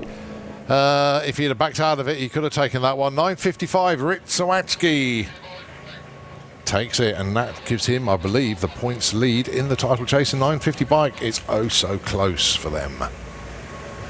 All right, junior drag bike, and it's Sam Hope. No sign of Meg. Oh, there she is. Is she?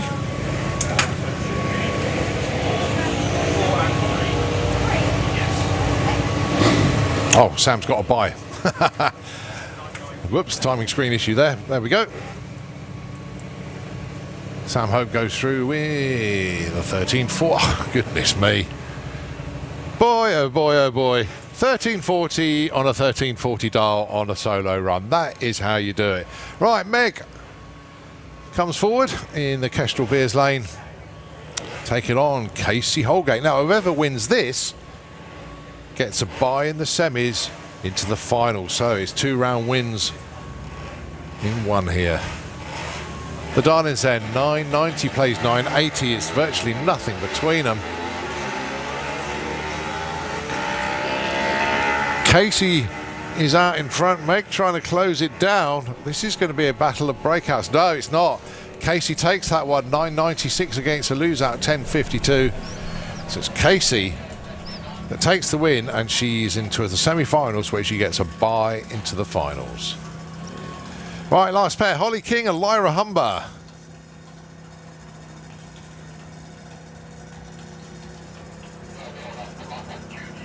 Lyra dialing in 1630, Holly dialing in 1120.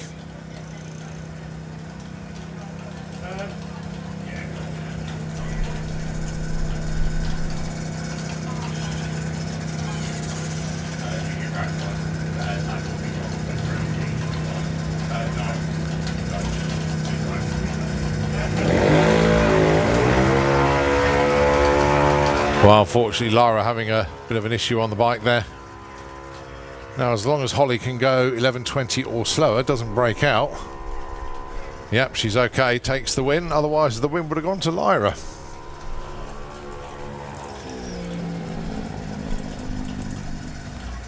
So, semi-finals will see Sam Hope taking on Holly, and it'll be Casey on a solo. All right, let's have a look into the lanes to see Super Gas.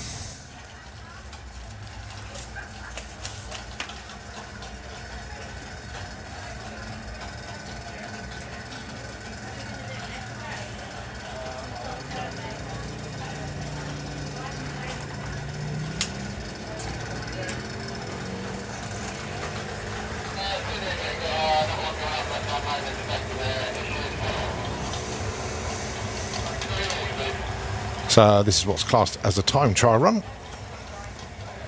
And Wester Wilcox just getting a lap in. As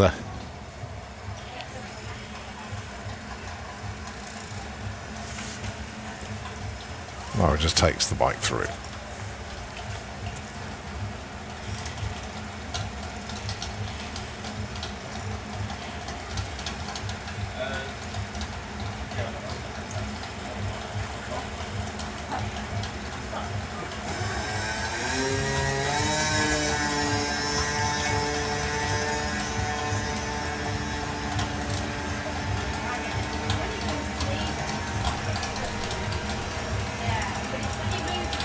Nicely done, 12:23 at 49.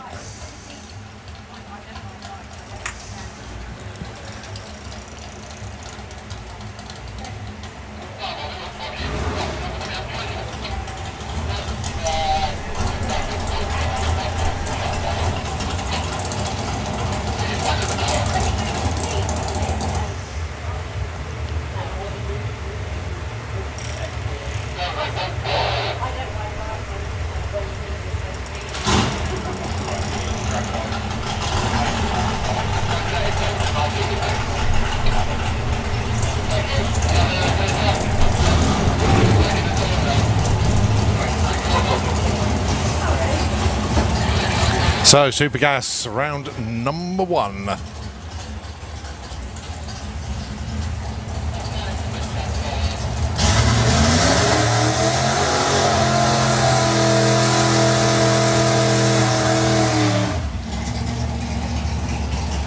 Andy Harrison, your number 1 qualifier with a Brute Force Sierra, gets a solo here because it's once again 7 entered into an 8-car field. Your number 1 qualifier, as you now know, gets the bye run.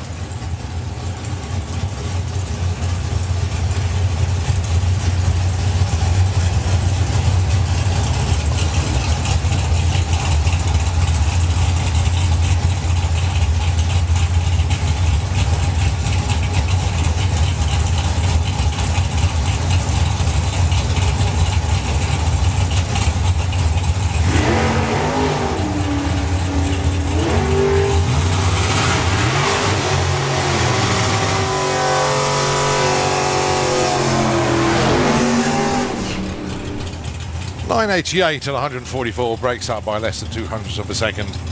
But when you're on a solo, you just try to hit your number. In that particular instance, just breaks up by 200ths of a second. Right, it's race time then. Andy Dibley and Bob Molden. You're going to see 2 different ways of hitting 990 here. Andy Dibley will launch, go out in front. Then the throttle stop will kick in. Bob Molden will overtake. Andy's throttle stop will lift, Andy will catch up, Bob will lift at the top end.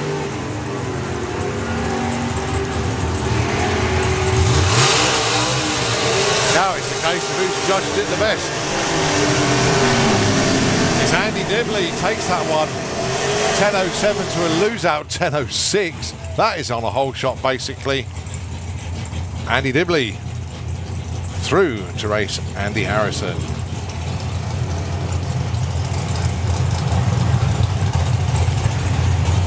Tim Adam and John Turner, the Blitzkrieg Brogy Roadster and the Greenfish Barracuda. They're probably tuned in, so a big shout out to the Fulton clan. Oh dear, Tim Adam just goes way before the tree's even set. I think he just tried to bring it up and go into stage and just rolled through. So John Turner gets a freebie and goes 10.23 at 133.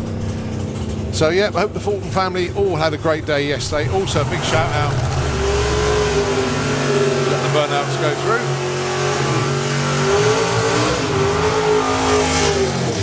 I know this man's tuned in as well. John Morton, hope you're doing all right, buddy. Sorry you're not here this weekend. Dan Page is here though, and he's helping out Mark White this weekend. So at least your crewman is doing some work. But more, we look forward to seeing you well, and obviously the Fultons. That's all of them. It's quite a few. Look forward to seeing you all soon. So it's Tim Moore with Tim's Toy, his first round of competition in the new car to him. What a fantastic looking machine it is. Tina just guiding him forward. And got Mark White, the company, as they go down the quarter mile.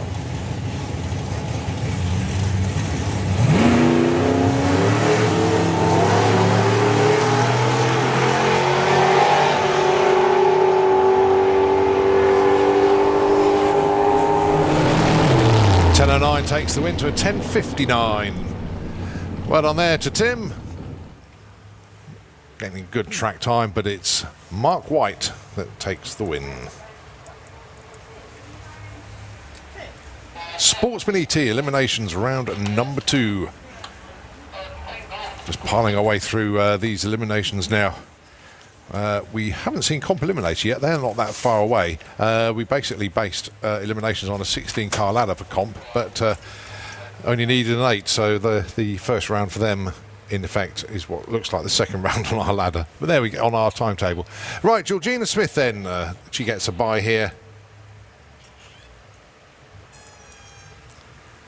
The target for her, 15.91.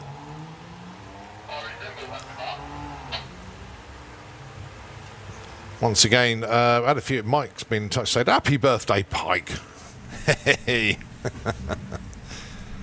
Well, the celebrations still continue, as Georgina is still in elimination. 16.02. Well done.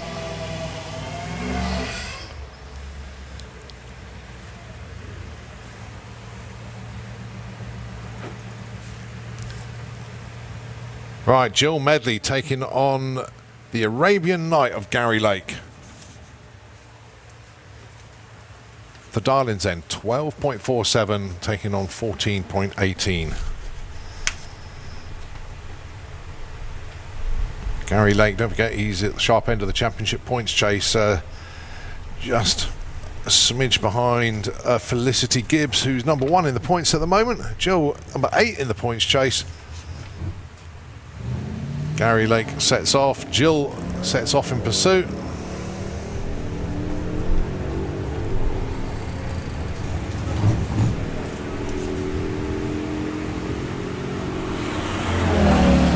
Well, that was Jill all the way. It really was. 12:52 and a 47, despite Gary Lake breaking out.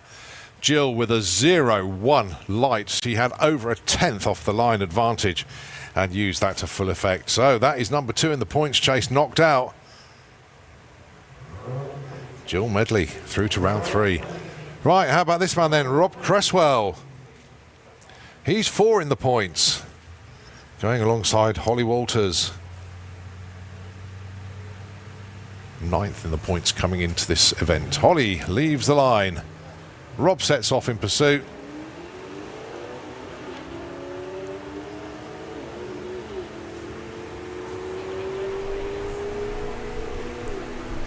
Oh, Rob working hard to try and close that gap. Holly, whoa, Holly, yes, it's Holly. So look there, 15.72 is the double breakout, but Holly takes that one, and 0.13 reaction time to a 0.3 probably told the story there. So Holly is through, Rob knocked out.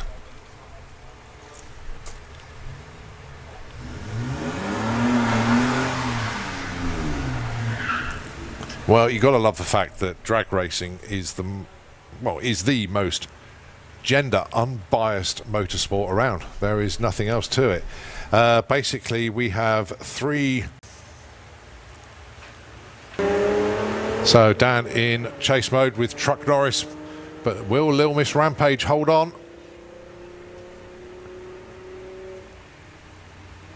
Looks like she's going to. Whoa, what on earth happened there? 17.52 on a 19.19 dial-in. They both broke out, but Dan by the lesser amount. Very bizarre. But it is Dan.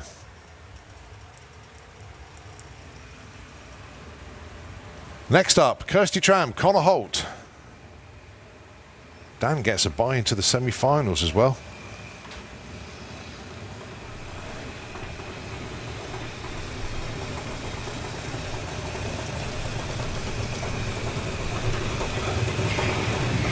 Both away well. So Connor Holt with the out-of-time racing Astra looking for 13.25. Kirsty looking for 14.12. Kirsty out in front. Connor closing in. Oh, it's a squeaker, and it is. Kirsty Tram taking that one. 14.19 against a lose-out 13.70. Connor's performance just faded a bit there, and it is Kirsty that is through. So Dan Holloway gets a bye, and then it's all the girls fighting it out for the other places. Right, Lucas Oils, Junior Dragster.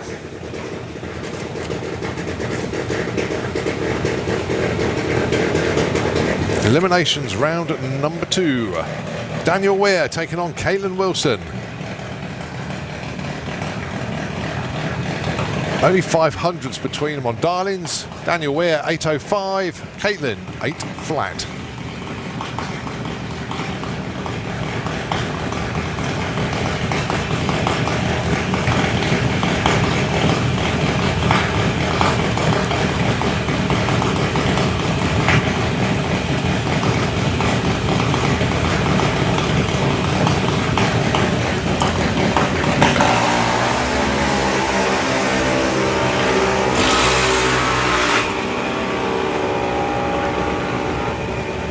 And that is Caitlin who takes that one. 8.06 to a lose out, 8.08. Better reaction time for Caitlin Wilson there. Got the win.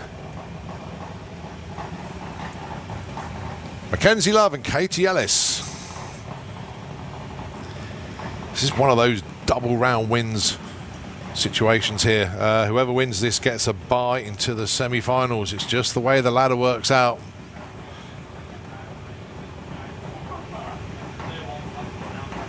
When you have an odd number of competitors, and not enough to fill either an 8, 16 or 32 car ladder, you will get buy runs, and that's basically what we're up against here. Oh, Mackenzie Love goes red by 0-1, so it's Katie Ellis that goes through, and obviously she'll get a buy in the next round as well. So Katie Ellis making big moves here in Junior Dragster.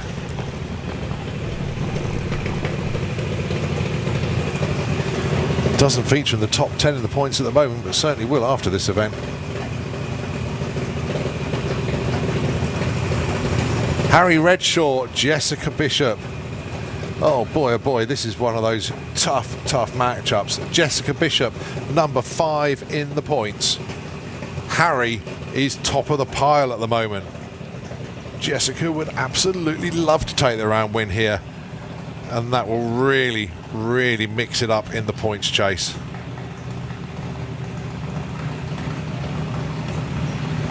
Bear in mind, Luke Fulton not here this weekend. He's also hoping that Jessica can take the win.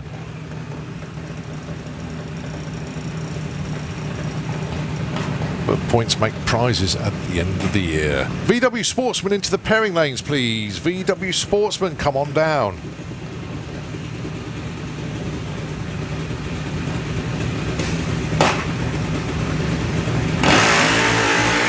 It's green all the way. Now then, who's the bravest? As they cross the finish line at the 8th mile, it is a breakout for Jessica Bishop. Harry Redshaw takes it. Reaction time advantage also to Harry. So he marches on. And he's marching away in the points chase as well. Another good matchup here. Jacqueline Bartlett taking on Thomas Cook Abbott.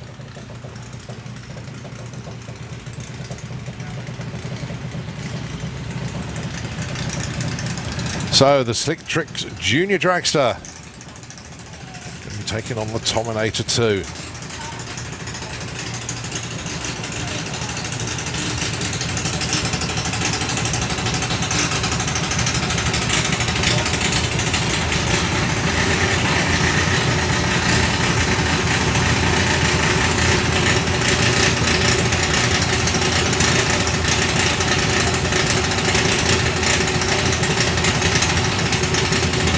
Both in pre-stage, not flinching at the moment. A little bit of a burn down between the juniors. No, Jacqueline goes in. Oh, Jacqueline goes red. So it's going to be Thomas Cook Abbott going through into round 3. Nicely judged run for Thomas, to be fair. 8.09 on an 8.08 Darlin.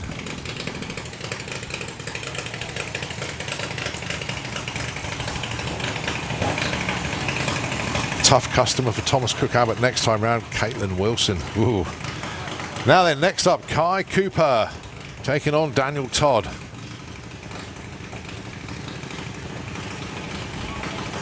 $12.66, the Darlin for young Daniel. Hit his number bang on last time out.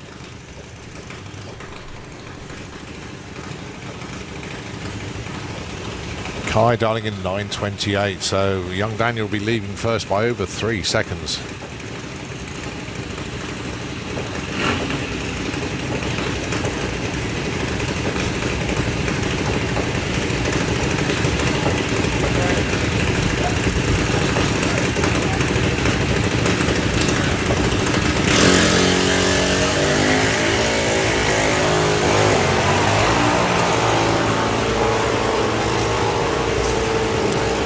Well, Daniel Todd doing the business out there. Oh, can't believe that. Double breakout, but Daniel Todd 0-1 off the line, and he takes the win by breaking out by 0.08 of a second compared to 0.09 of a second for Kai Cooper. Wow, that bizarrely, that was a close race. Can I have Comp Eliminator into the pairing lanes, please? Comp Eliminator, can we have you into the pairing lanes, please? All right, the Bullet Boy himself, Harley J. Darby, taking on Freddie Taylor.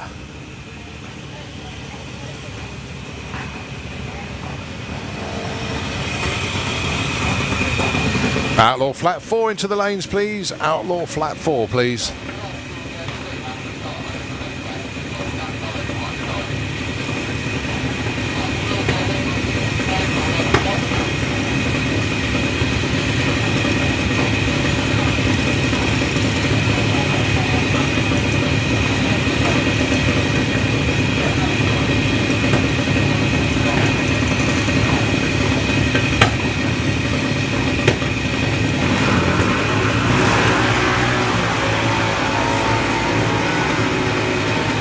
So Harley J in catch-up mode trying to catch Freddie, but Freddie looks like he can get to the stripe first and does so.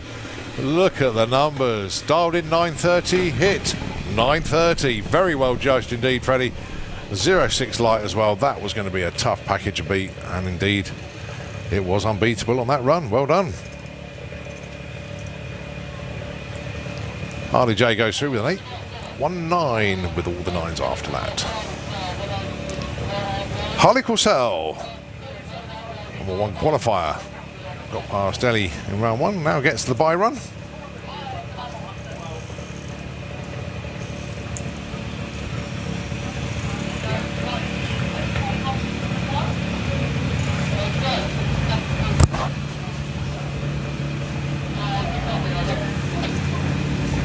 Right, just inching up to the line then, Steve Cassisi. Points the way to go for young Harley Corsell with Bandit 1.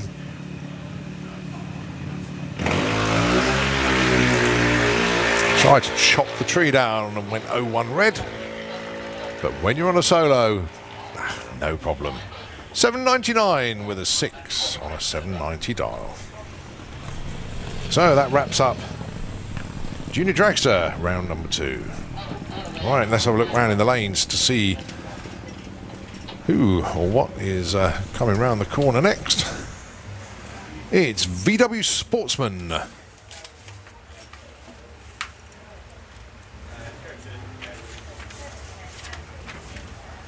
Eliminations round number 2 for them. And it's going to be Jack Gooding taking on Simon.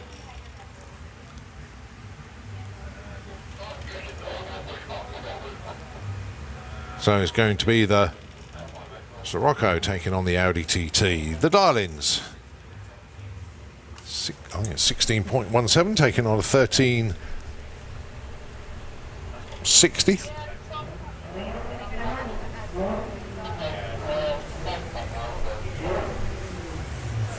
So Jack will be leaving first with the Sirocco.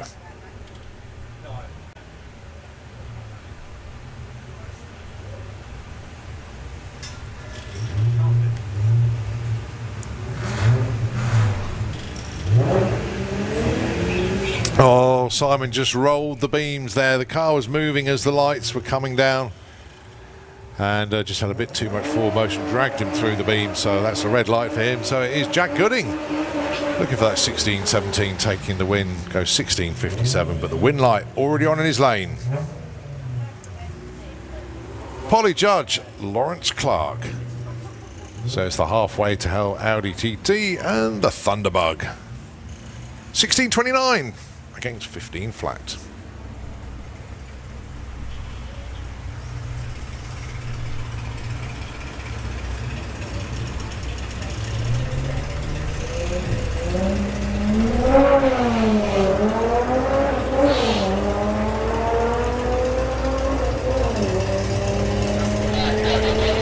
Well, it looks like Lawrence has driven around Polly.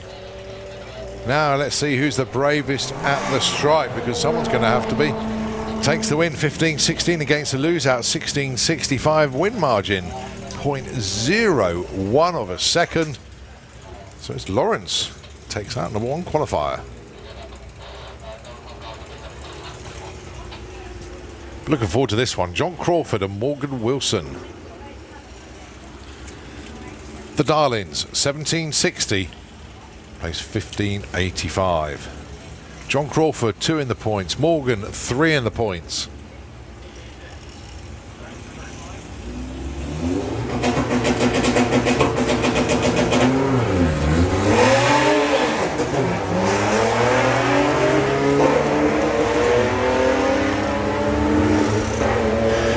Can we have Nostalgia Superstock into the pairing lanes, please? Nostalgia Superstock into the lanes. Right, heading up to the stripe.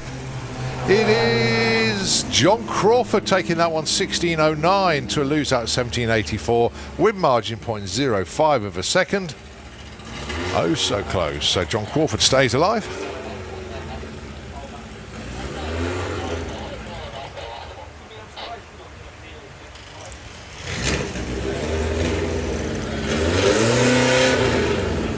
Right, Dan taking on Laurie then. The Polo against the Beetle, the Darlings, 14.40, pace 14.65. Laurie will be leaving first. Quarter of a second later, Dan will get his light. Oh, and Laurie goes red. So Daniel with the Polo will be going into round 3. And he gets a bye in the next round as well. Oh, happy days for him.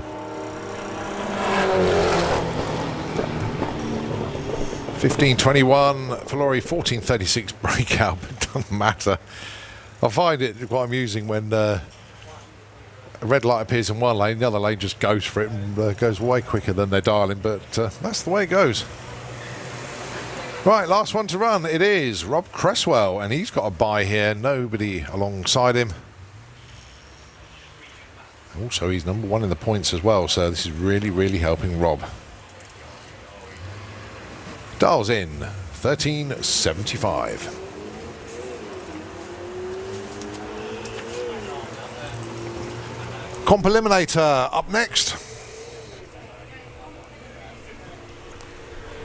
I believe that is round 1 for them. 3:20 in the afternoon on a Sunday, and it's round 1 eliminations for Comp Eliminator. First pair looks like it's going to be. Well, I'm saying that because the Street Eliminator are down the lanes as well, but I think it's going to be Comp first. Apologies if I've got it wrong.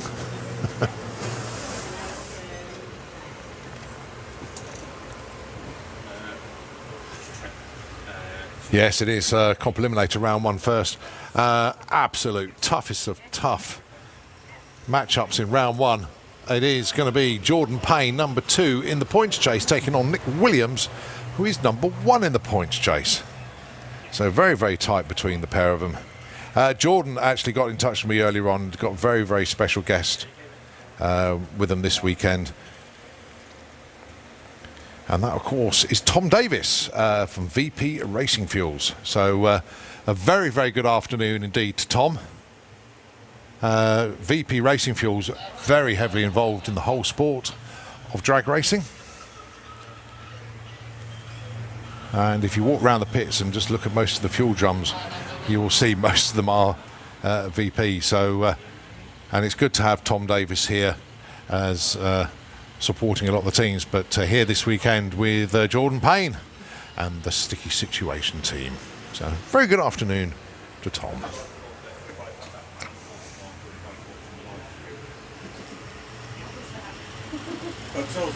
So we actually look at the first pair, just lining up in the lanes. You've got, in a funny sort of way, 2 of Chevrolet's finest down there. The fantastic Sticky Situation Corvette that has been in the Payne family for a number of years now. Dad Nigel used to run that car in Super Modified.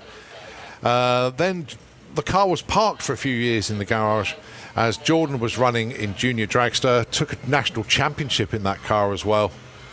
And then when the time was right and Jordan was old enough, the Junior Dragster was sold, and Jordan basically had to finance this car himself. He got hold of sponsors, he worked extremely hard, and is now doing very, very nicely in the car indeed.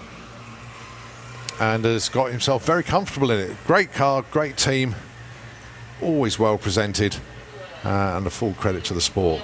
Going alongside the new car for Williams Brothers Racing, and it's a complete removal from the norm for them. The Williams Brothers concern, always known for building outstanding cars. I mean, there's been a number of them over the years.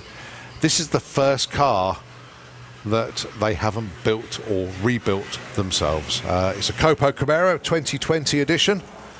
It's a one-of-one car, basically. It's the only car supplied by Chevrolet Performance of the 2020 Copos outside of the USA. It's the only car out of all of the Copos of 2020 in the heritage colour of forest green. And the reason it's gone for the green is it matches the 69 Camaro that Nick's got. And it's we're looking forward to doing a proper photo shoot with two cars side by side, both in the same colour. So you've got the original 69 and then you've got the 2020 Copo.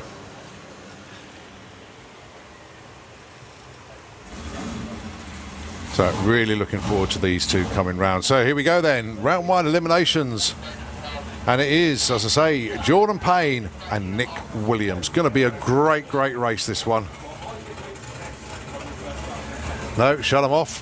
I think we've got a little bit of precipitation.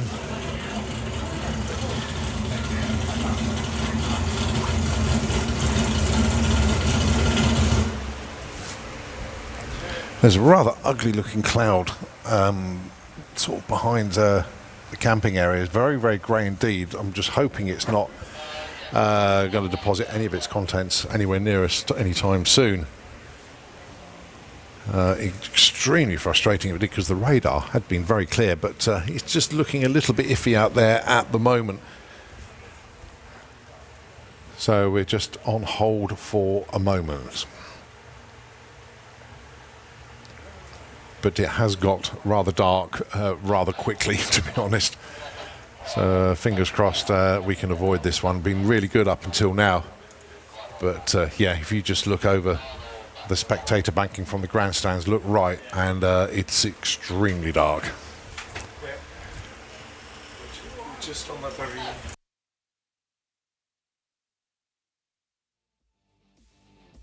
Right, we're just having a look at weather radar. Actually, we are right on the edge. In actual fact, now I'm looking at the back windows of the tower and it has actually started raining. Oh, curses. Curses, curses, curses. Didn't want that at all. What a shame. Just getting ready for round one comp eliminator. You got street eliminator in the lanes as well. But yeah, unfortunately the wet stuff is just starting to fall out of the sky, so we're going to be on hold. Ugh, rats.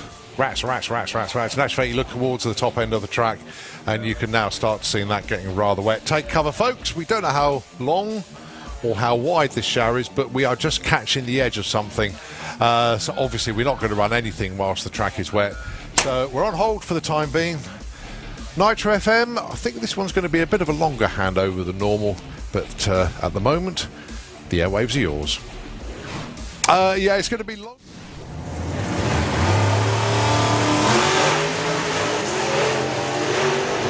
Colin Miller taking the scenic route. He's already got the win though.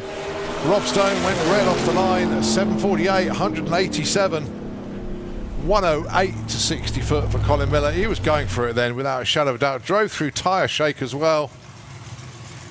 But just getting a little bit close to the wall, but far enough away not to worry him. He just feathered the throttle, got back on it and took the round win. So, semi-finals, Jed gets the bye. Colin Miller takes on John Webster. Right, the Wild Bunch. This, in effect, semi-finals. Just 4 cars in the class.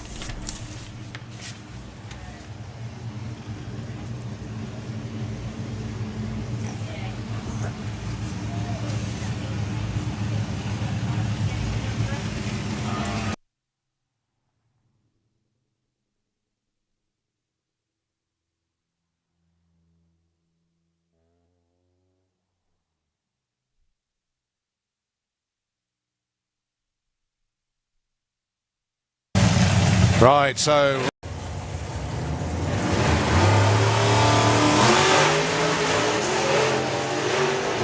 Colin Miller taking the scenic route. He's already got the win though. Rob Stone went red off the line. 7:48, 187. 108 to 60 foot for Colin Miller. He was going for it then without a shadow of a doubt. Drove through tyre shake as well.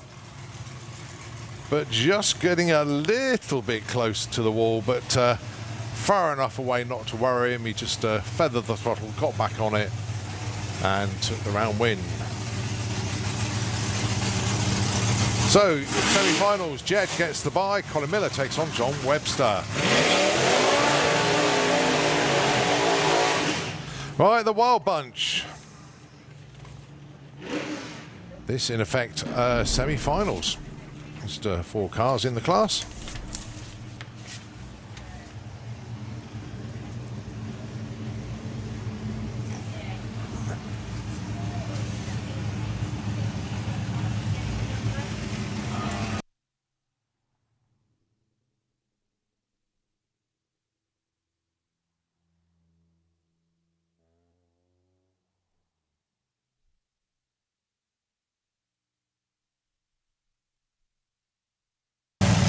Right, so Rob Brown with Rebel taking on their best friends in drag racing, the Corsels, with their slingshot ball breaker. This for a place in the final then. Mark Corsell dialing in for this one, 8.25. Rob dialing in 8.56. They qualified 1 and 3, that doesn't matter anymore.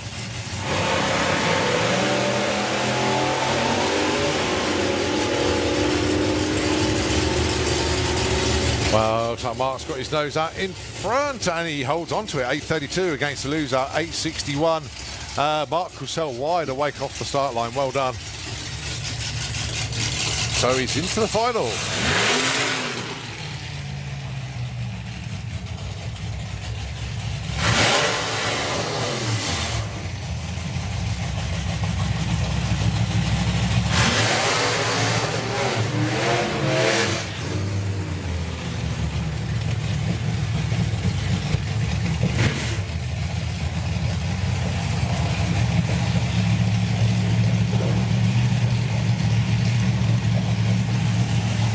So Phil James and Andy Clifford then, it's the Snake Eye Slingshot against the Monza Funny Car. 9 flat for Andy, but it'll be Phil James leading first on that 9.46.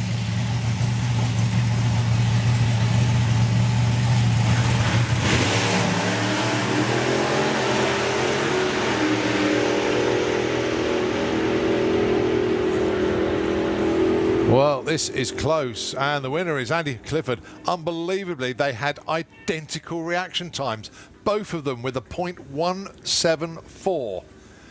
But Phil James goes 9.50, but the win 9.04. The win margin .002. So this is Comp Bike.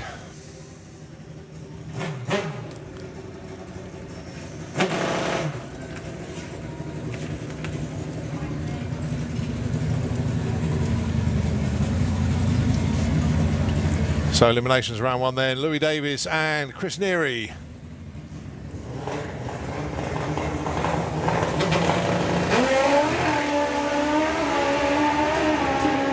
Well, Louis running and hiding basically on this one. 7.18, only 163 miles an hour.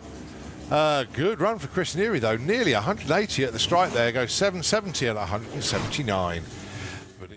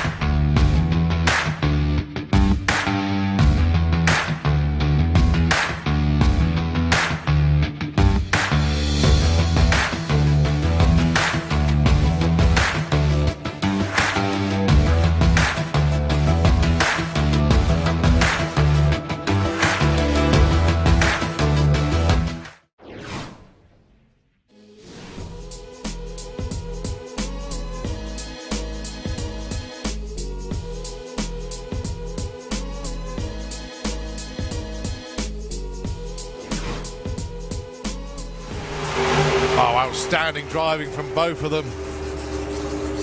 Side by side to the stripe. Look at the numbers. 717 for Colin Miller, 192. But it's Jed, 709 and 100.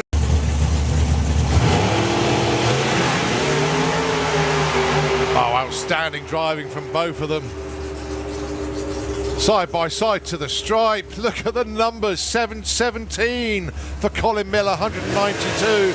But it's Jed, 709 and 192.1. Jed takes.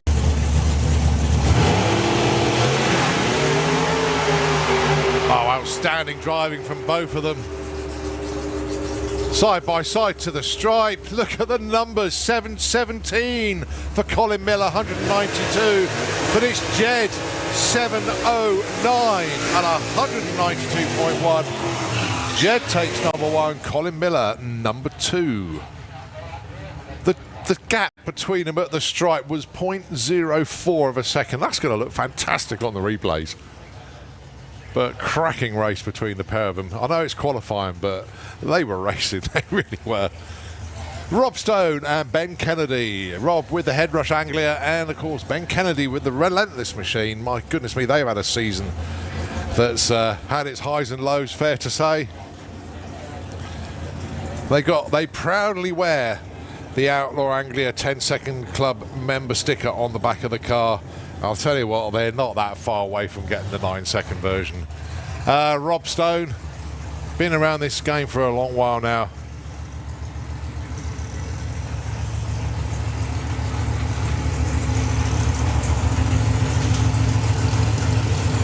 So let's see what they've got for us then. Rob Stone, he's in the Kestrel beer lane, the left lane. Those of you who tuned in looking at the start line towards the finish.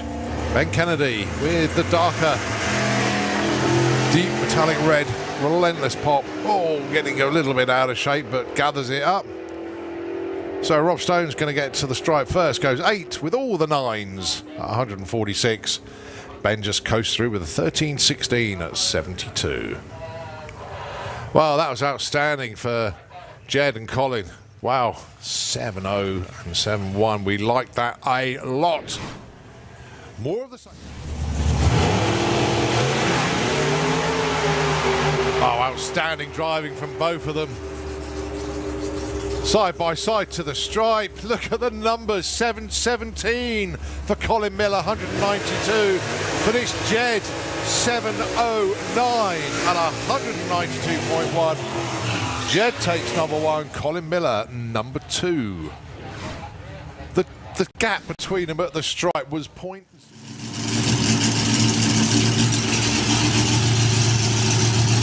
Right, whoever is running in exhibition, can we have you into the pairing lanes, please? Exhibition. We can have you into the lanes, please.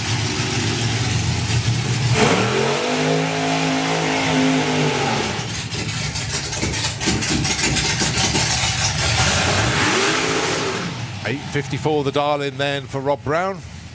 $8.94 for Andy Clifford with Snake Eyes, the slingshot.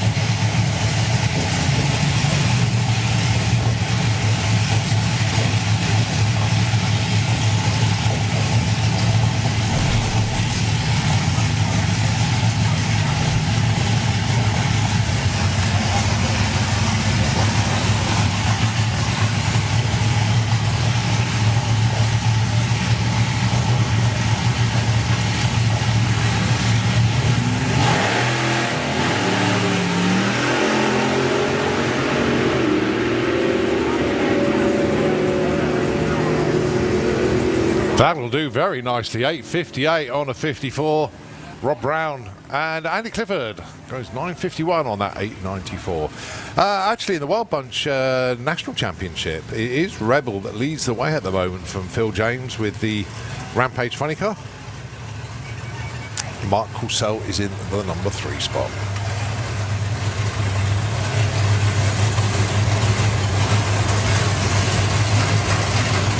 just had a message. Thanks from Andy. He said Morgan's breakout equates to the track being 1/4 of an inch too short. Thanks, buddy. Really appreciate that information. Wow, 1/4 of an inch. Ridiculous facts sometimes you get from the world of drag racing, and the numbers sometimes you just can't compute. But there we go. The track was 1/4 inch longer. Morgan Wilson's run would have been perfect.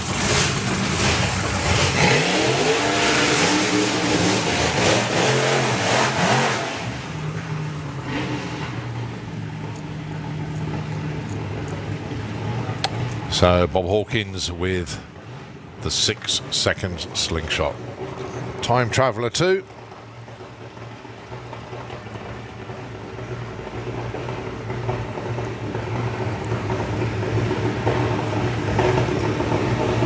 And he I love it when that number appears on the board. 666, the dial in then for Bob Hawkins. Going alongside the ball breaker of Mark Coulsell. 8.25 his target number. And he's got a prime view of Bob hopefully disappearing into the distance. And if Bob is pulling away, it could be a rather spectacular number.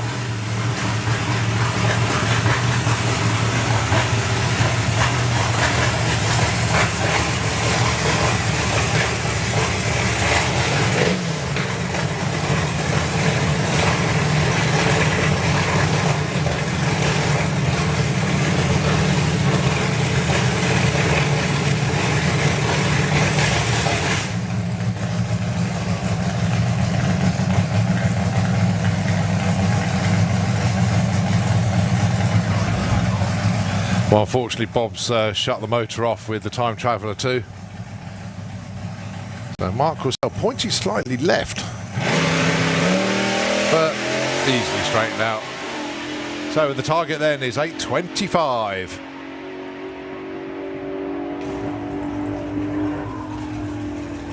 Wow.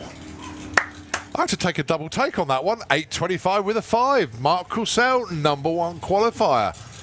Outstanding job. 161.92 at the stripe, so goes consistently over 160 now, but it was the number, the dial-in, absolutely spot on. Sportsman E.T. into the pairing lanes, please. Sportsman E.T. into the pairing lanes.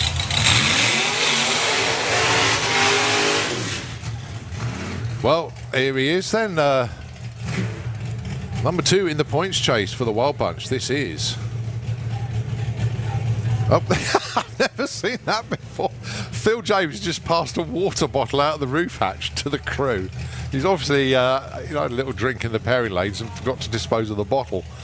So just handed it to the crew after he did his burnout. Dial in then for Phil, 9.49. Yeah, I've got to say thanks to the Togster for the information on Morgan's run.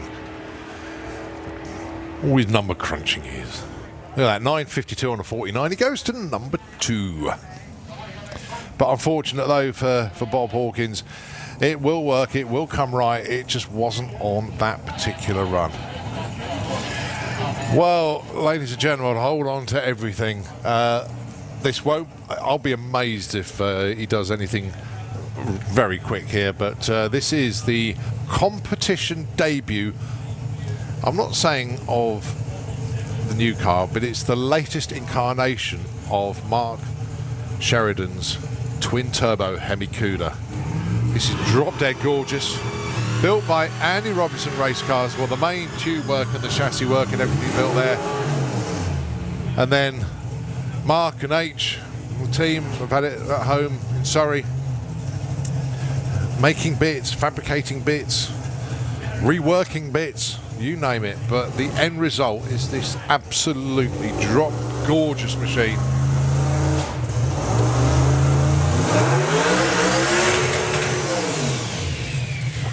Now we know they're just testing today.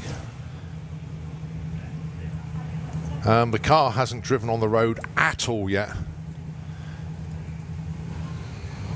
And it is actually going to be a solo for Ash Cooper, so not quite working to plan yet for Mark.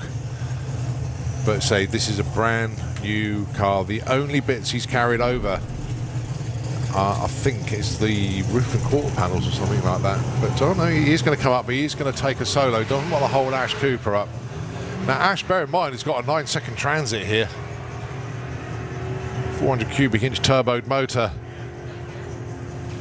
Goes 1060, 140 miles an hour. So Mark Sheridan then has got the track to himself. But this car is just, well, I can't think of the right words. Engineering porn, I think, is a close description. You can have a look at this thing in the pits. It's just an absolute work of art.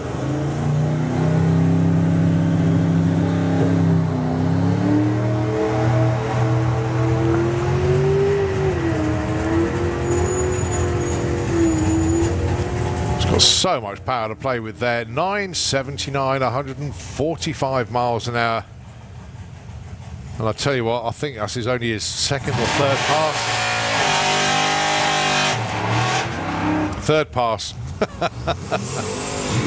To see H stick 3 fingers to indicate it was his third pass. But well done to Brian, to Mark, everybody involved in that car. It is phenomenal. Andy and Luke Robinson, very proud for them as well, seeing that car debut this weekend. Next up, Nick Hale with the Berg, and he's not far away bringing a new version of this one out. Going alongside Triggers Broom, Tony Higgs. I haven't caught up with Tony yet. They were playing badminton with fluorescent shuttlecocks last night. That's how crazy this place is sometimes. Blazes the tyres off the line. I thought just for a second that was going to hook and fly, but no, he lost traction. He put a lot of power in there. Nick Hale with a 008 reaction time, get a 10:55. 11:72 at 1:06 for Tony Higgs, and I think possibly just a little bit of fluid seeped out of the car there because it was spinning where it shouldn't have been.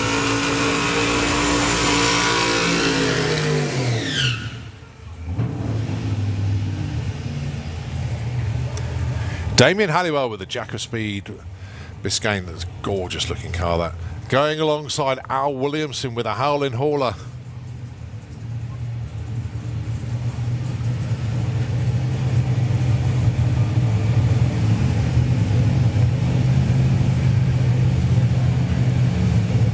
Al constantly chipping away at getting this car out of the 8s and into the 7s where it wants to be.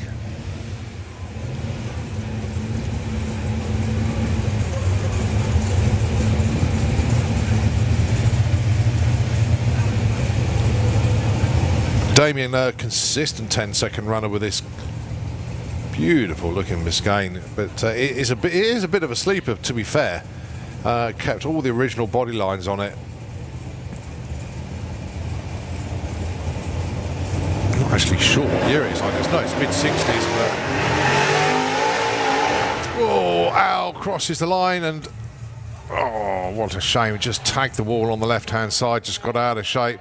Fortunately, Damien saw that one coming and backed out of it straight away.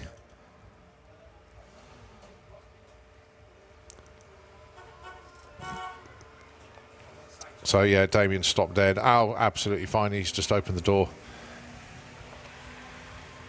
But yeah, very, very frustrating indeed. So yeah, just for a moment, folks, we're going to hand over to Nitro FM 96.2, and we'll update you as soon as we possibly can. But thanks very much indeed. I'm not actually sure what year it is. I just know it's mid-60s. But oh, Al crosses the line, and oh, what a shame! Just tagged the wall on the left-hand side. Just got out of shape. Fortunately, Damien saw that one coming and.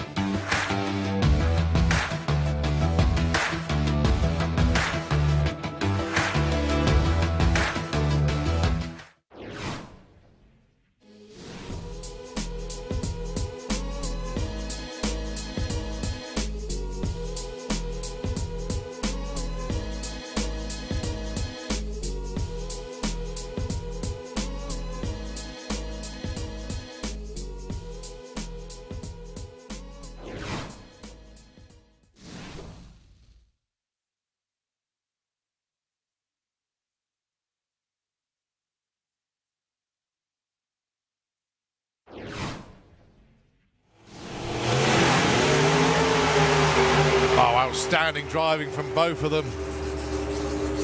Side by side to the stripe. Look at the numbers. 717 for Colin Miller, 192. For this Jed, 709 and 192.1. Jed takes number 1, Colin Miller number 2.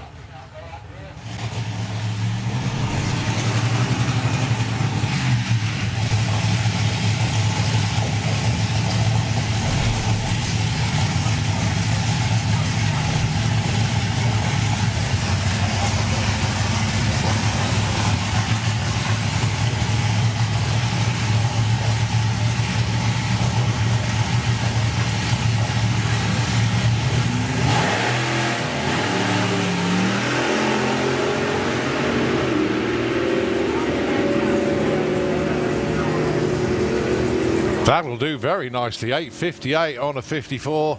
Rob Brown and Andy Clifford goes 9.51 on that 8.94. Actually, in the Wild Bunch National Championship, it is Rebel that leads the way at the moment from Phil James with the Rampage funny car. Mark Courcelle is in the number 3 spot.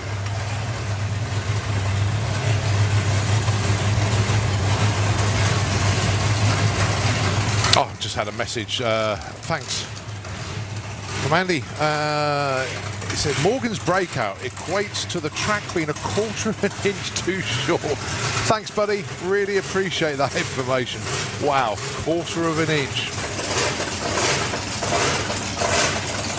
Ridiculous facts sometimes you get from the world of drag racing, and the numbers sometimes you just can't compute. But there we go. The track was 1/4 inch longer. Morgan Wilson's run would have been perfect.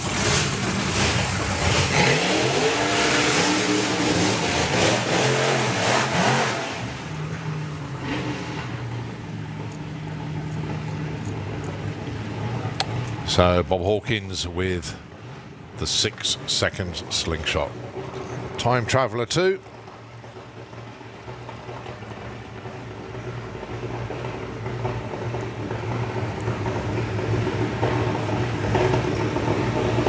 And he I love it when that number appears on the board. 666, the dial in then for Bob Hawkins. Going alongside the ball breaker of Mark Courcelle. 8.25, his target number. And he's got a prime view of Bob hopefully disappearing into the distance. And if Bob is pulling away, it could be a rather spectacular number.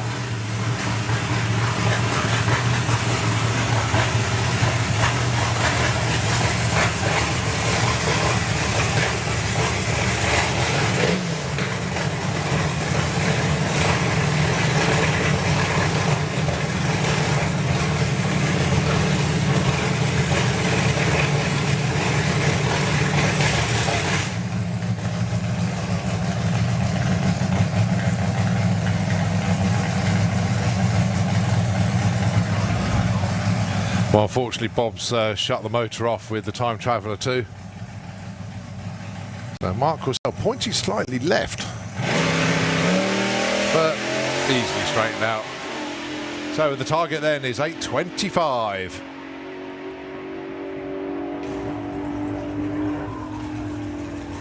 Wow.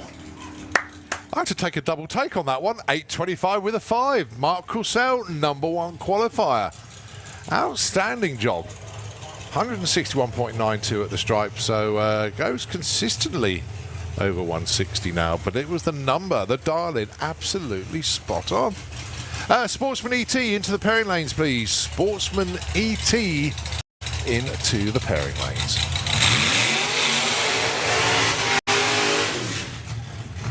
Well, here he is then.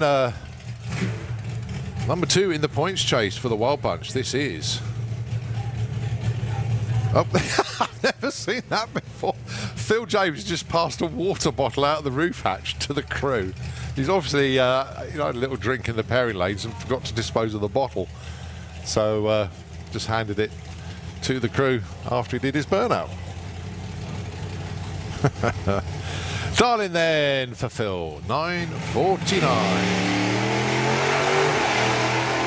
Yeah, I've got to say thanks to the Togster for the information on Morgan's run. Always number crunching he is. Look at that, 9.52 on a 49. He goes to number 2. But unfortunate though for Bob Hawkins, it will work, it will come right. It just wasn't on that particular run. I'm not actually sure what year it is. I just know it's mid-60s, but... Oh, Al crosses the line and... Oh, what a shame. It just tagged the wall on the left-hand side, just got out of shape. Fortunately, Damien saw that one coming and backed out of it straight away.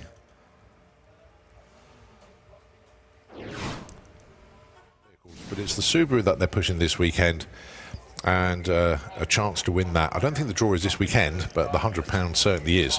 So pop over and see them. They'll give all the information that you need. Also, a good opportunity to pop down to Blackett Photography, actually, behind well, next to the pairing lanes, basically, where their photo studio is. Paula and Ian will be down there.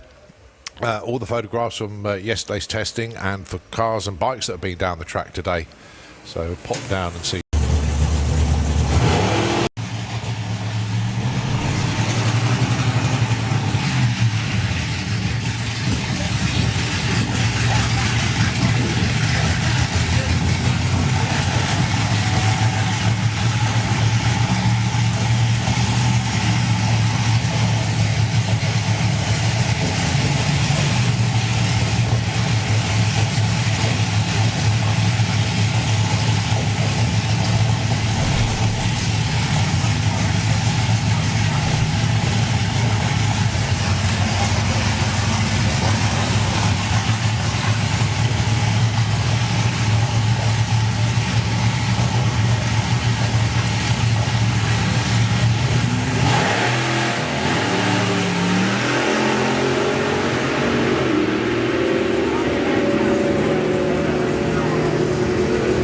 That will do very nicely. 8.58 on a 54. Rob Brown and Andy Clifford goes 9.51 on that 8.94. Actually, in the World Bunch National Championship, it is Rebel that leads the way at the moment from Phil James with the Rampage funny car. Mark Courcelle is in the number 3 spot.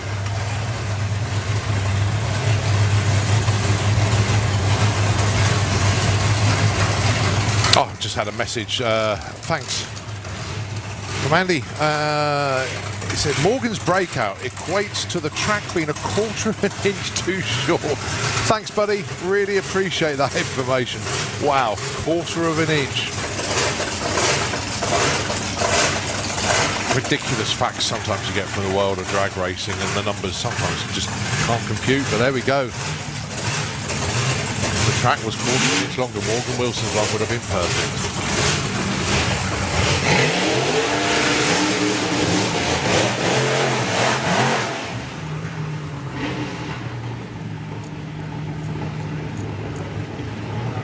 So Bob Hawkins with the 6 seconds slingshot.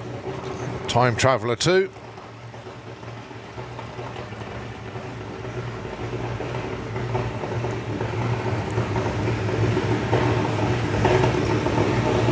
And he I love it when that number appears on the board. 6.66, the dial-in then for Bob Hawkins. Going alongside the ball breaker of Mark Courcelle. 8.25, his target number. And he's got a prime view of Bob hopefully disappearing into the distance. And if Bob is pulling away, it could be a rather spectacular number.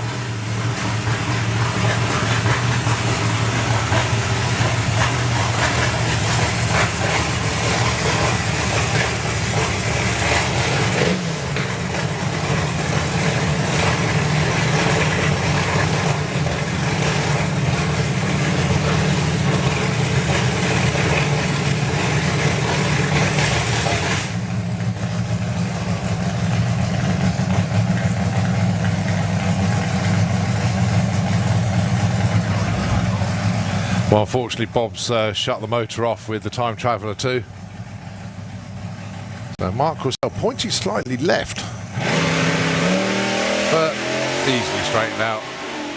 So the target then is 8.25.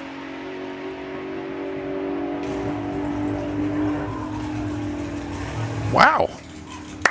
I had to take a double take on that one. 8.25 with a 5. Mark Courcelle, #1 qualifier. Outstanding job. 161.92 at the stripe, so goes consistently over 160 now, but it was the number, the dial-in, absolutely spot on. Sportsman E.T. into the pairing lanes, please. Sportsman E.T. into the pairing lanes.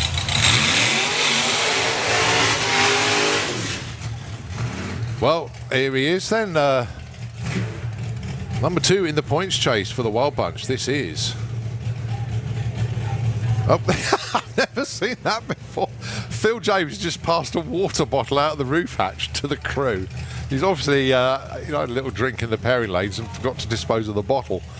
So just handed it to the crew after he did his burnout. Darling then for Phil, 9.49. Yeah, I've got to say thanks to the Togster for the information on Morgan's run. Always number crunching he is. Look at that, 9.52 on a 49. He goes to number 2. But unfortunate though for Bob Hawkins, it will work, it will come right. It just wasn't on that particular run.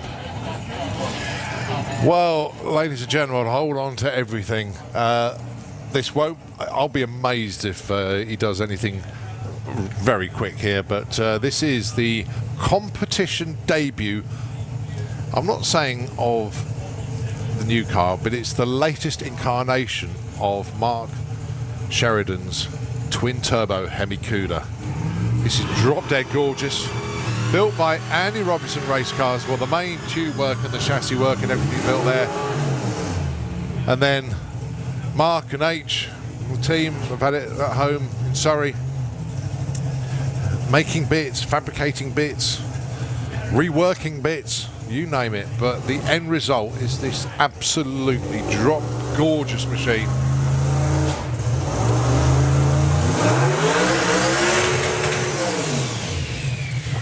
Now we know they're just testing today. The car hasn't driven on the road at all yet. And it is actually going to be a solo for Ash Cooper, so not quite working to plan yet for Mark. But say this is a brand new car. The only bits he's carried over, I think, is the roof and quarter panels or something like that. But I don't know, he is going to come up, but he's going to take a solo. Doesn't want to hold Ash Cooper up. Now Ash, bear in mind, he's got a 9-second transit here. 400 cubic inch turboed motor. Goes 1060, 140 miles an hour. So Mark Sheridan then has got the track to himself.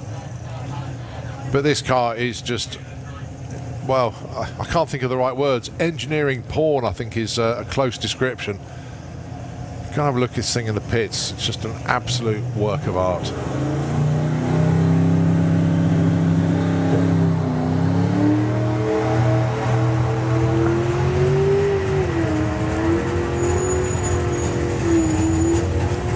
So much power to play with there. 979, 145 miles an hour. And I tell you what, I think this is only his second or third pass. Third pass.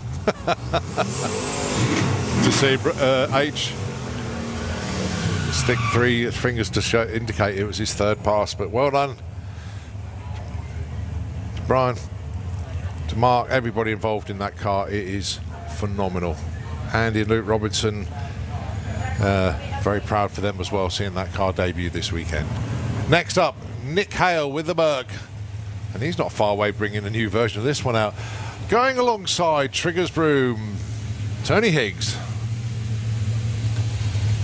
I haven't caught up with Tony yet. They were playing badminton with fluorescent shuttlecocks last night. That's how crazy this place is sometimes. Blazes the tyres off the line. I thought just for a second that was going to hook and fly, but no, he lost traction. He put a lot of power in there. Nick Hale with a 008 reaction time, get a 10.55.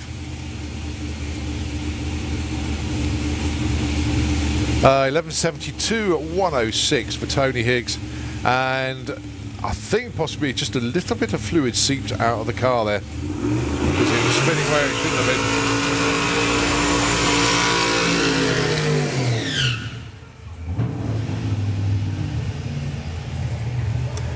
Damien Halliwell with the Jack of Speed Biscayne. That's a gorgeous looking car, that. Going alongside Al Williamson with a Howling Hauler.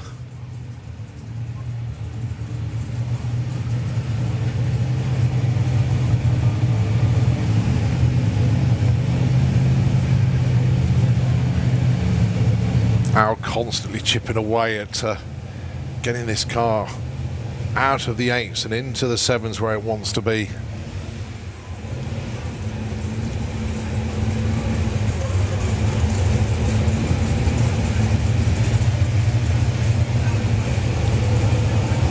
Damien, a consistent 10-second runner with this beautiful looking Biscayne, but it is a bit of a sleeper, to be fair. Kept all the original body lines on it. Not actually sure what year it is. I just know it's mid-60s, but oh, Al crosses the line and oh, what a shame! It just tagged the wall on the left-hand side, just got out of shape. Fortunately, Damien saw that one coming and backed out of it straight away.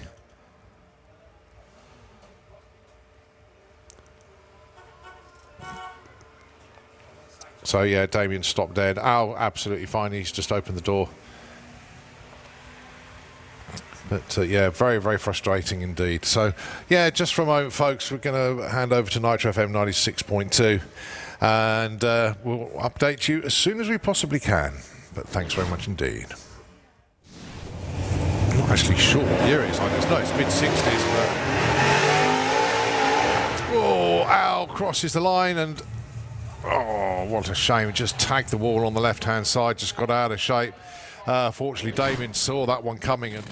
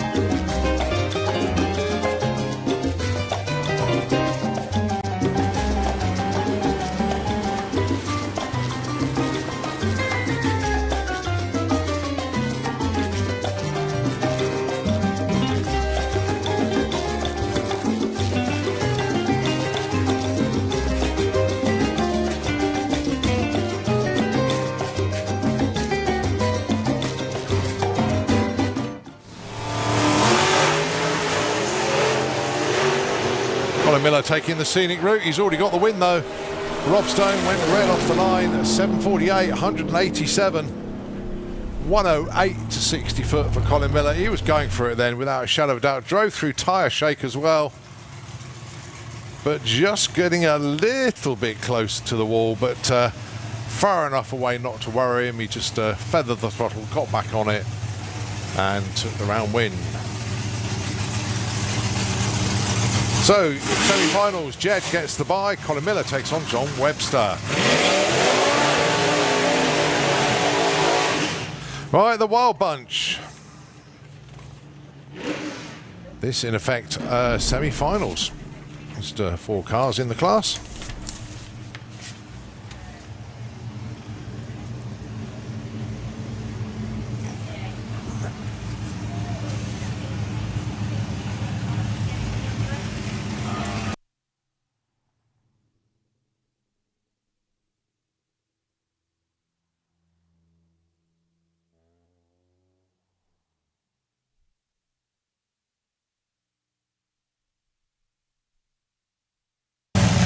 Right, so Rob Brown with Rebel taking on their best friends in drag racing, the Corsels, with their slingshot ball breaker. This for a place in the final then. Mark Corsell dialing in for this one, 8.25. Rob dialing in 8.56. They qualified 1 and 3, that doesn't matter anymore.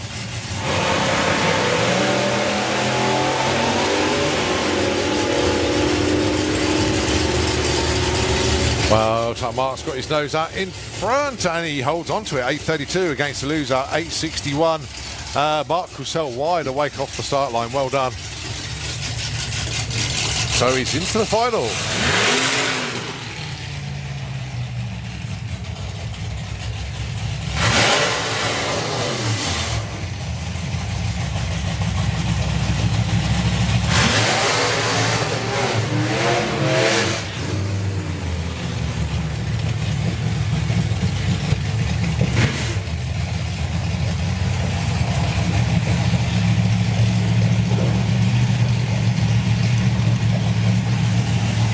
So Phil James and Andy Clifford then, it's the Snake Eye Slingshot.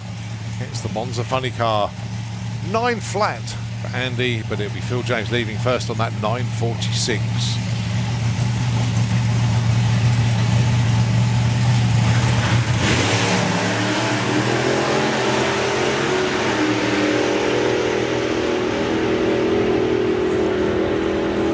Well, this is close, and the winner is Andy Clifford. Unbelievably, they had identical reaction times, both of them with a .174. But Phil James goes 9.50, but the win 9.04. The win margin .002. So this is Comp Bike.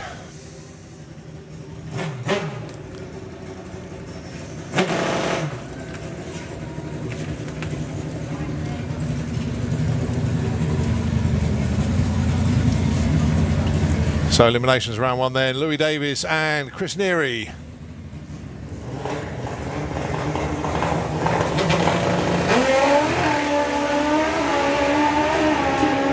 Well, Louis running and hiding basically on this one. 7.18, only 163 miles an hour. Good run for Chris Neary though, nearly 180 at the stripe there, goes 7.70 at 179. But it's the Goose who goes through to the final.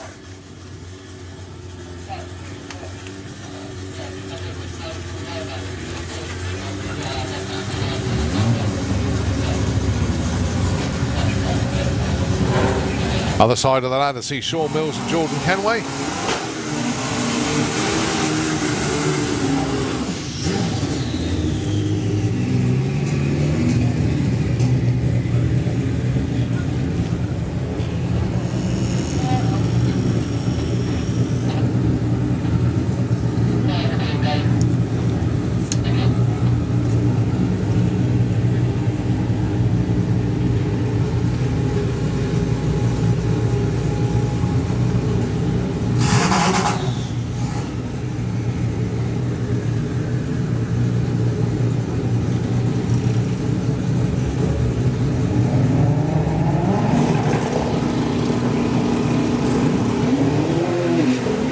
Shaw Mills away first, but getting close to the centre line, but no, he pulls it back in line very nicely indeed. That is a good looking run. 7.38, 186. Jordan goes 9.05 at 155. So Shaw Mills will be racing Louis Davis in the final of Combine.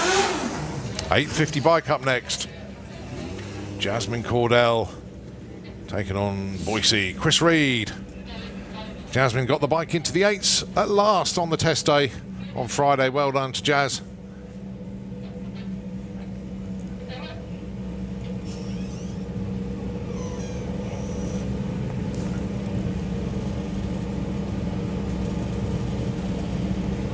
So the name of the game then, 8.50, no quicker.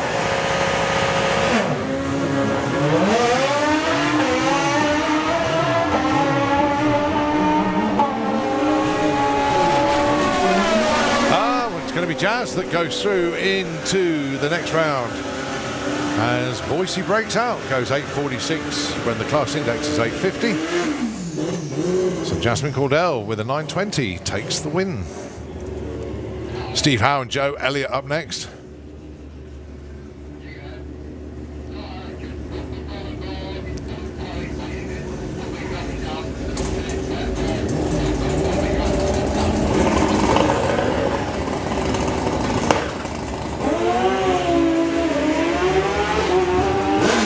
Well, tied together with that invisible piece of string as they go up the racetrack side by side. And it is Steve Howe that takes it. An 8.52 beats an 8.54. The win margin 0.017 of a second.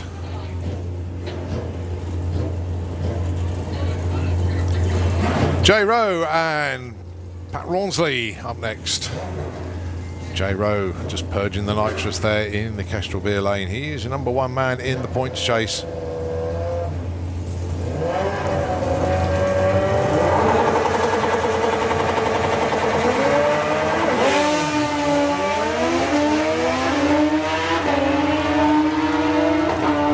Jay looking over his shoulder just to see where his opponent is, and does a very good job of it. 8.56 against the loser, 8.79. So J. Rowe will be taking on Jasmine Cordell in the semi-finals. Right, Alan Morrison, he is on a solo.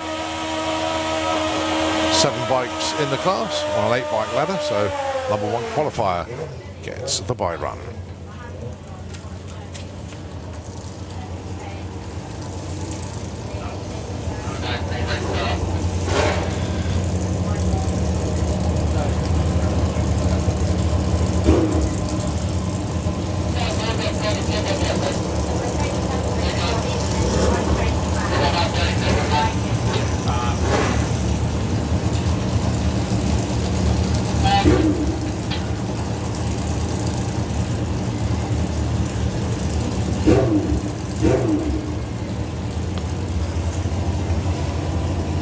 Just a timing system reboot, just in case you're wondering what's going on at the moment. Sometimes it does cry enough and you think, oh, rats. When it comes back online, and Alan Morrison just sits there waiting patiently. He's on a bye run.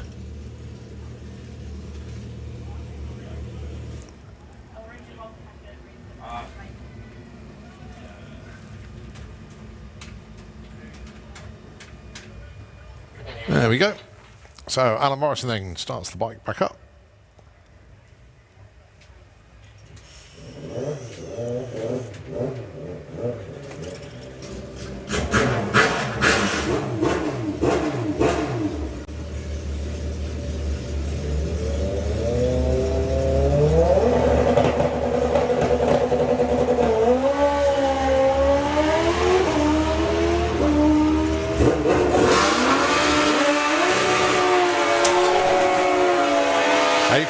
Breakout 163, but nevertheless he's through to round 2.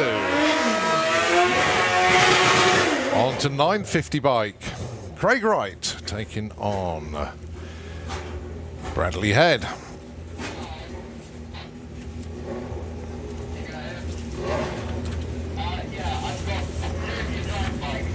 So the winner of this gets a bye into the final, so it's 2 round wins for the price of 1.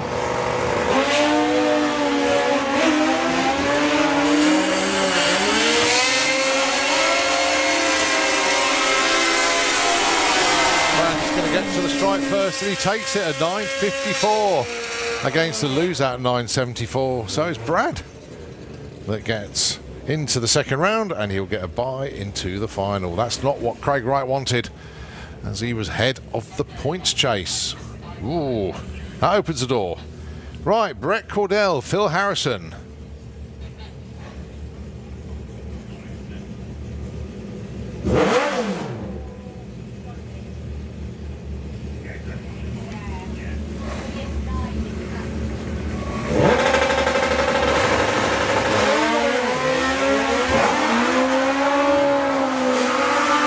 Brett out in front. Phil going to try and close him down, but Brett, you can see sitting up, having a look over his shoulder. Takes it 9.82 to a lose out 10 flat. So Brett into the semis. Rick Sawatsky, Martin Hallett. This is where Craig really wants Martin to win this one.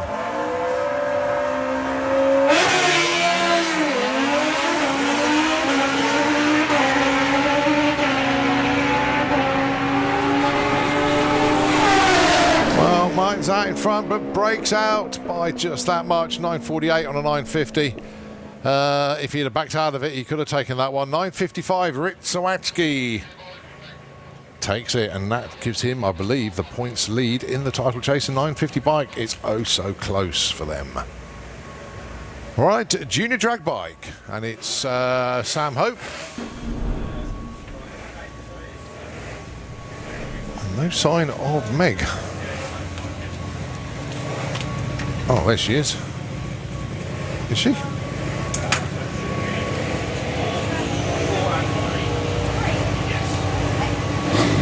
Oh, Sam's got a buy. Whoops, timing screen issue there. There we go. Sam Hope goes through with a 13.4. Oh, goodness me. Boy, oh boy, oh boy. 13.40 on a 13.40 dial on a solo run. That is how you do it. Right, Meg comes forward in the Kestrel Beers lane. Take it on Casey Holgate. Now, whoever wins this gets a bye in the semis into the final. So it's 2 round wins in one here. The Darlings then, 990 plays 980. It's virtually nothing between them. Casey is out in front. Meg trying to close it down. This is going to be a battle of breakouts. No, it's not. Casey takes that one. 996 against a lose out 10.52. So it's Casey that takes the win, and she's into the semi-finals where she gets a bye into the finals. Right, last pair, Holly King and Lyra Humber.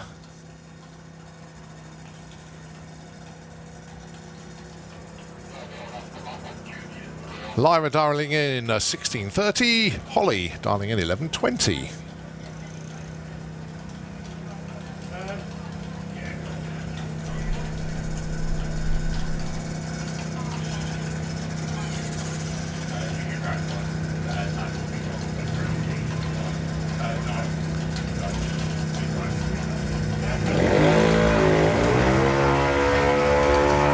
Well, unfortunately, Lara having a bit of an issue on the bike there.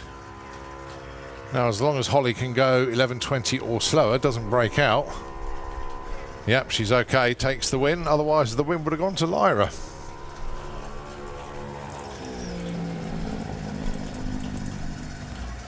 So, semi-finals will see Sam Hope taking on Holly, and it'll be Casey on a solo. All right, so I'm looking to the lanes to see Super Gas.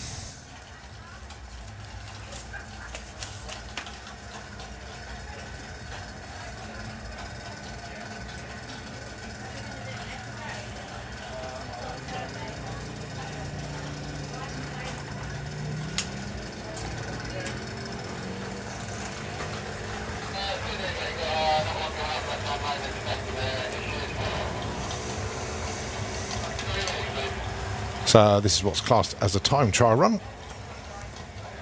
And Wester Wilcox just getting a lap in. As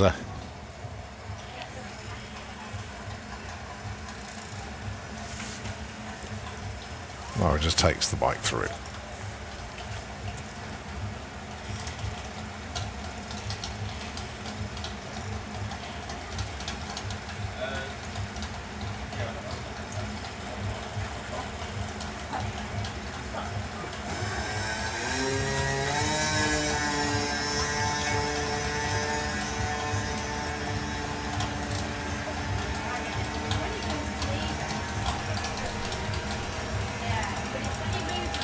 Nicely done. 12.23 at 49.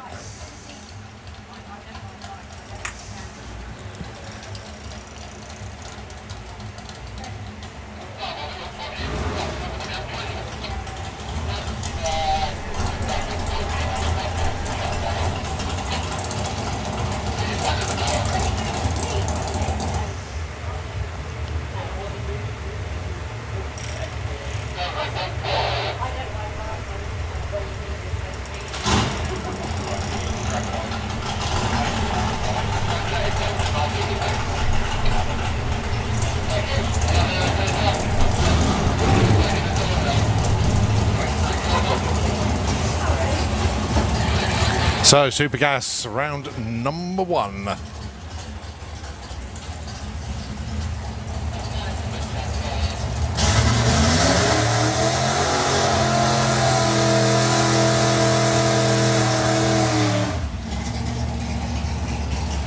Andy Harrison, your number 1 qualifier with a Brute Force Sierra, gets a solo here because it's once again 7 entered into an 8-car field.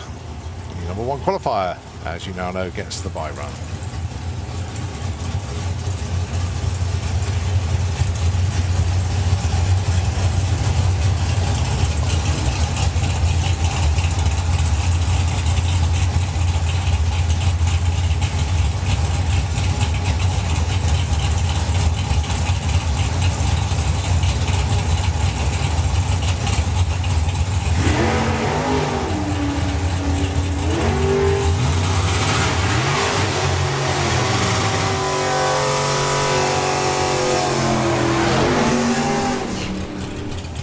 .988 and 144 breaks up by less than 200ths of a second. But when you're on a solo, you just try to hit your number. In that particular instance, just breaks up by 200ths of a second. Right, it's race time then. Andy Dibley and Bob Molden. You're going to see 2 different ways of hitting 990 here. Andy Dibley will go out in front. Then the throttle stop will kick in. Bob Molden will overtake. Andy's throttle stop will lift, Andy will catch up, Bob will lift at the top end.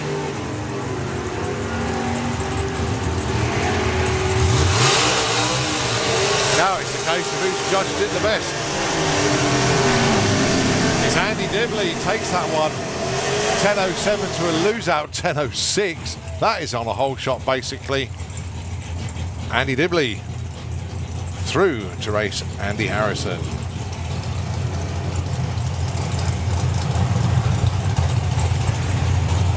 Tim Adam and John Turner, the Blitzkrieg Brogy Roadster and the Greenfish Barracuda. They're probably tuned in, so a big shout out to the Fulton clan. Oh dear, Tim Adam just goes way before the tree's even set. I think he just tried to bring it up and go into stage and just rolled through. So John Turner gets a freebie and goes 10.23 at 133. So yeah, I hope the Fulton family all had a great day yesterday. Also a big shout out. Let the burnouts go through.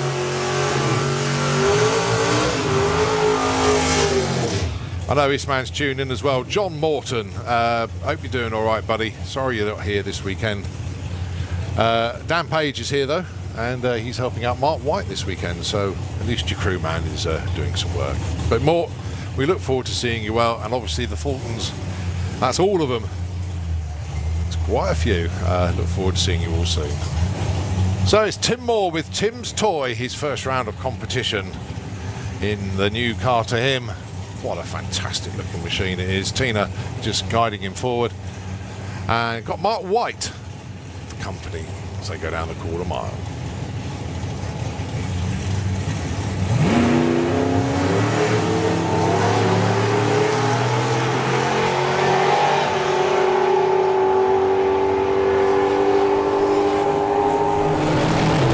.10.09 takes the win to a 10.59. Well done there to Tim. Getting good track time, but it's Mark White that takes the win. Sportsman E.T. Eliminations round number 2. Just piling our way through these eliminations now. We haven't seen Comp Eliminator yet. They're not that far away.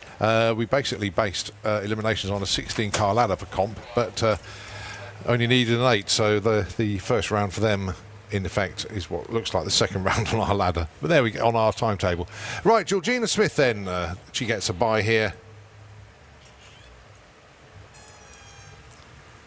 The target for her, 15.91.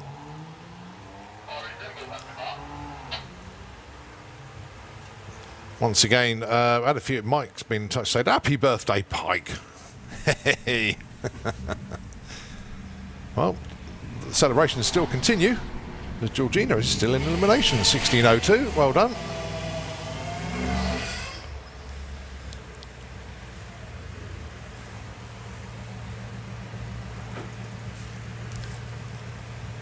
Right, Jill Medley taking on the Arabian Night of Gary Lake. The Darlings end 12.47, taking on 14.18. Gary Lake, don't forget, he's at the sharp end of the championship points chase, just a smidge behind Felicity Gibbs, who's number 1 in the points at the moment. Jill, number 8 in the points chase. Gary Lake sets off, Jill sets off in pursuit.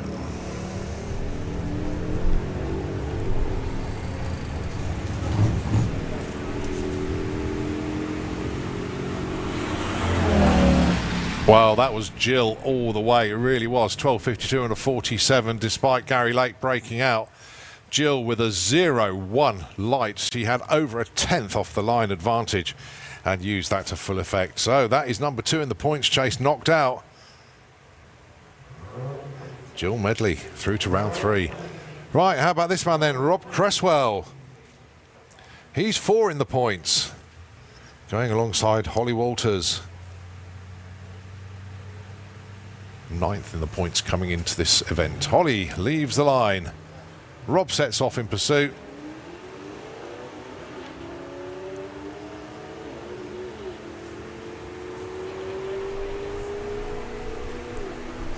Oh, Rob working hard to try and close that gap. Holly, whoa, Holly, yes, it's Holly.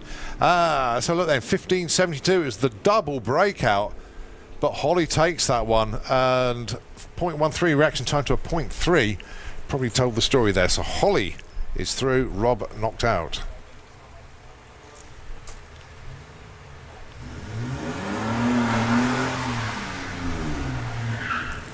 Well, you got to love the fact that drag racing is the most gender unbiased motorsport around. There is nothing else to it.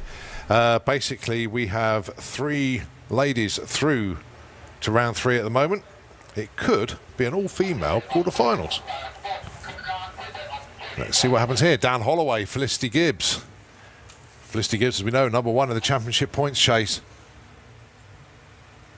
Dan Holloway is 3rd in the points. Crucial round of eliminations, this one.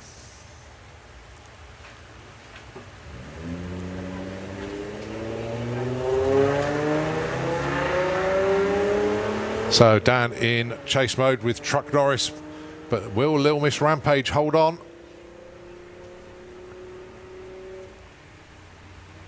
Looks like she's going to. Whoa, what on earth happened there? 17.52 on a 19.19 Darling. They both broke out, but Dan by the lesser amount. Very bizarre. But it is Dan.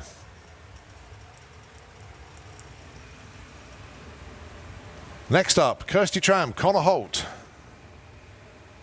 Dan gets a bye into the semi-finals as well.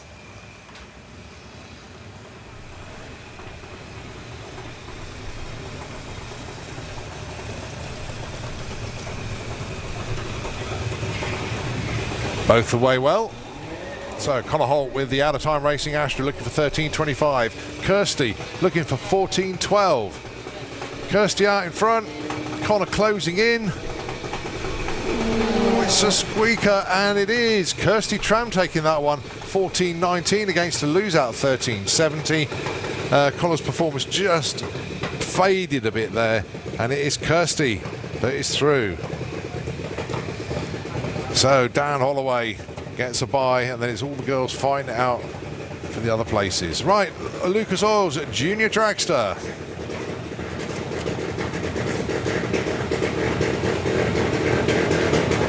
Eliminations round number 2. Daniel Weir taking on Caitlin Wilson. Only 500ths between them on Darlings. Daniel Weir 8.05, Caitlin 8 flat.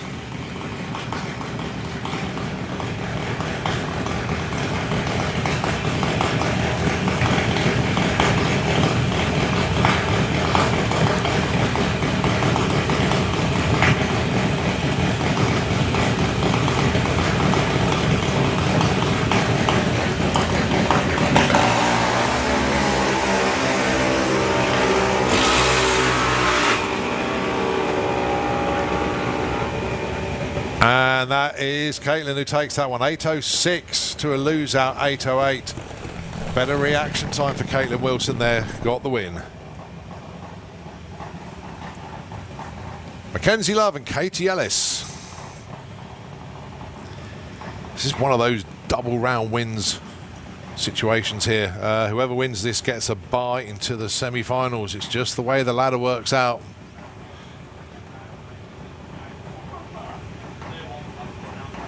When you have an odd number of competitors and not enough to fill either an 8, 16 or 32 car ladder, you will get bye runs, and that's basically what we're up against here.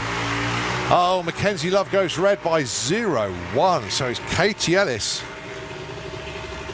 that goes through, and obviously she'll get a bye in the next round as well. So Katie Ellis making big moves here in Junior Dragster.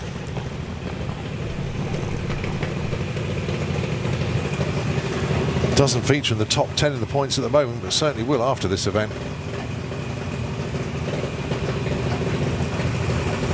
Harry Redshaw, Jessica Bishop.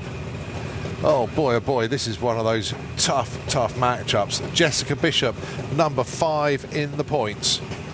Harry is top of the pile at the moment. Jessica would absolutely love to take the round win here, and that will really mix it up in the points chase.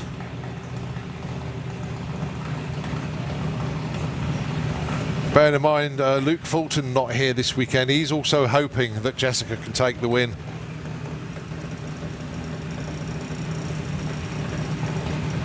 But points make prizes at the end of the year. VW Sportsman into the pairing lanes, please. VW Sportsman, come on down.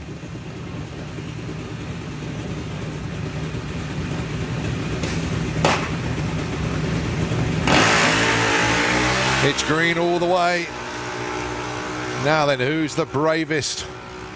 As they cross the finish line at the 8th mile, it is a breakout for Jessica Bishop. Harry Redshaw takes it. Reaction time advantage also to Harry. So he marches on. And he's marching away in the points chase as well. Another good matchup here. Jacqueline Bartlett taking on Thomas Cook Abbott.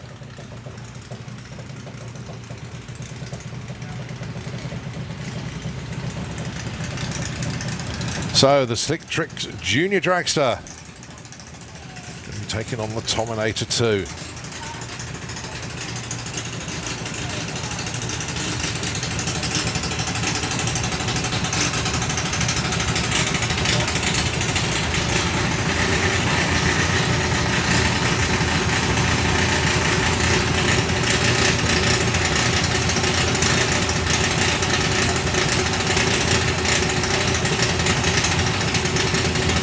Both in pre-stage, not flinching at the moment. A little bit of a burn down between the juniors. No, Jacqueline goes in. Oh, Jacqueline goes red. Break the beams and take the win.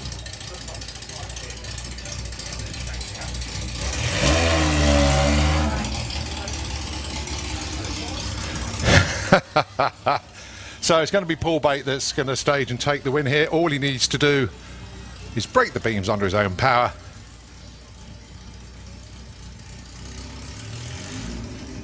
Obviously needs to stage as well.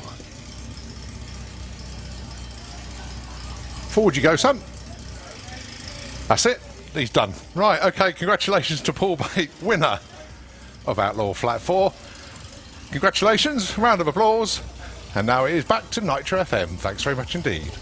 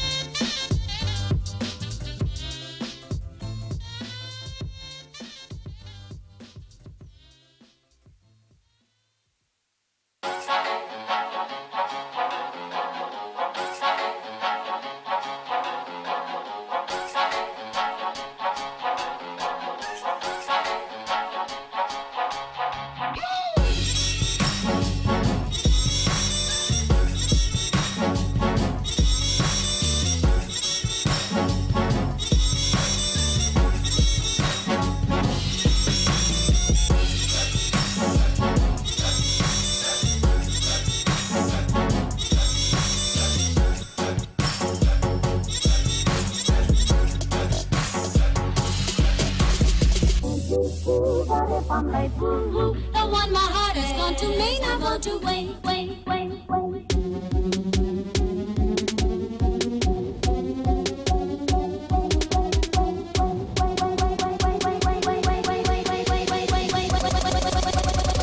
not go to wait. Tico, tico, tico, tock. Tico, tick. Oh, tico, tico, tico, tock. Tico, tick. Oh, tico, tico, eco tock. Tico, tick. Oh, tico, tico, tock. This tico, tico, he's a cuckoo in my car. Bring it back.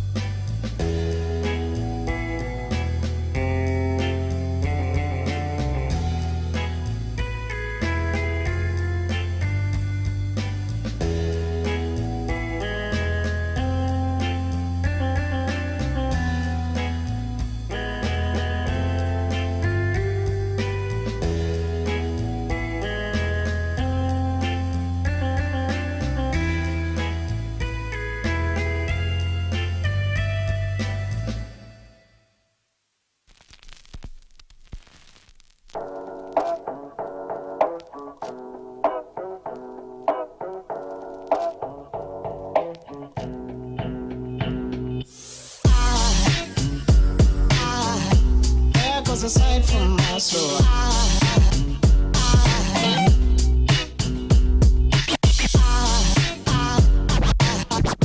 There goes a sight, there goes a sight. Now there goes a sight from my soul.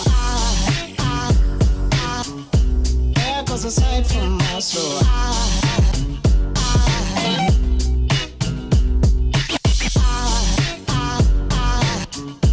There goes a sight, there goes a sight.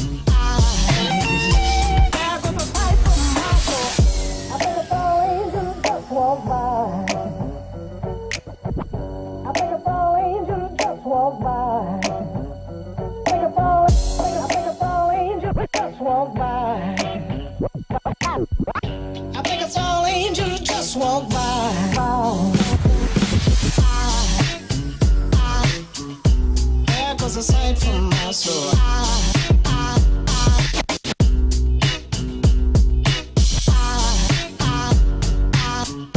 There goes a sight, there goes a soul. Now there goes a sight from there goes a sight.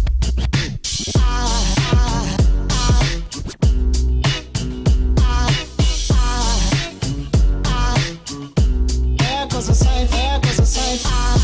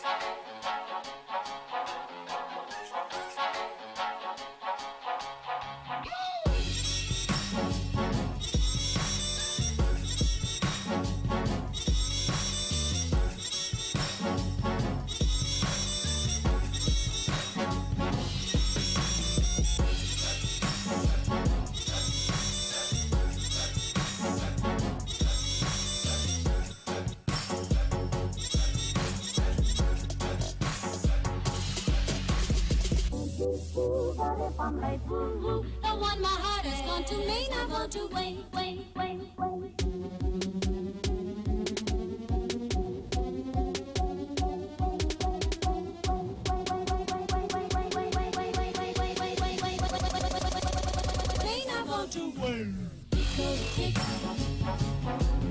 Tico, tico, tico, tock.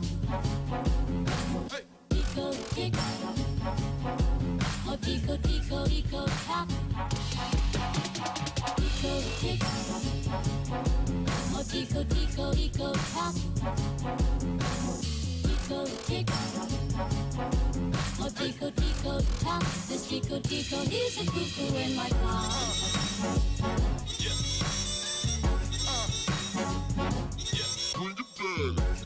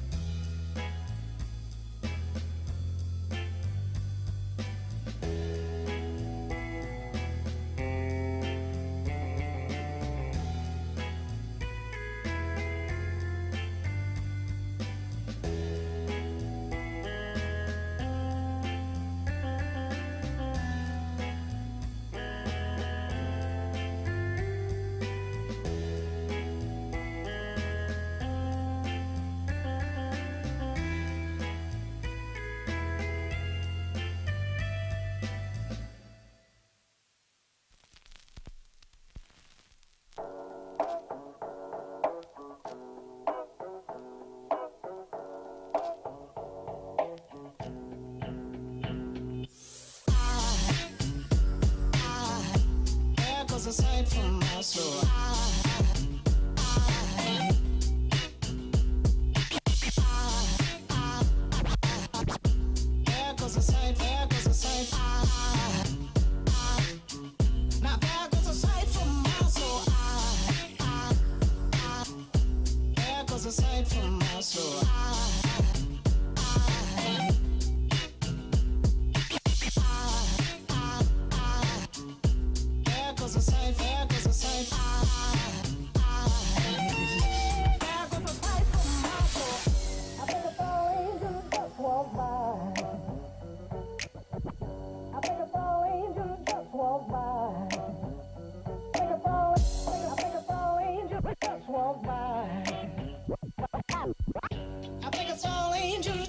walk by.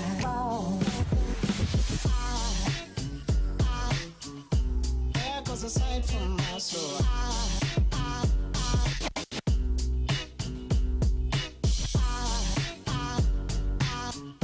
There goes a sight, there goes a sight.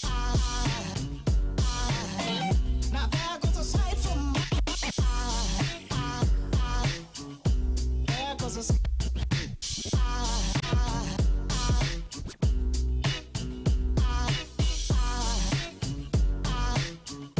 There goes a sight, there goes a sight. Now there goes a sight from my soul.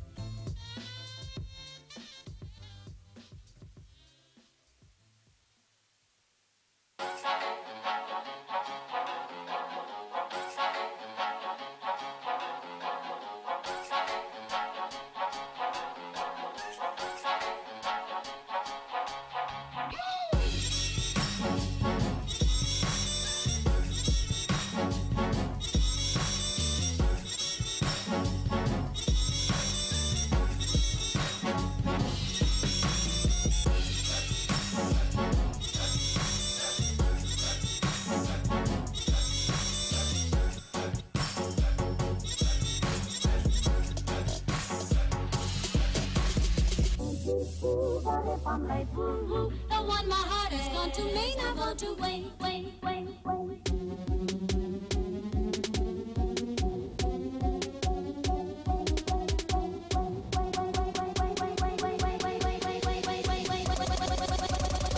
not want to wait. Tico tick, oh tico tico tico tock. Tico tick, oh tico tico tico tock. Tico tick, oh tico tico tico tock. Tico tick, oh tico tico tock. This tico tico is a cuckoo in my car.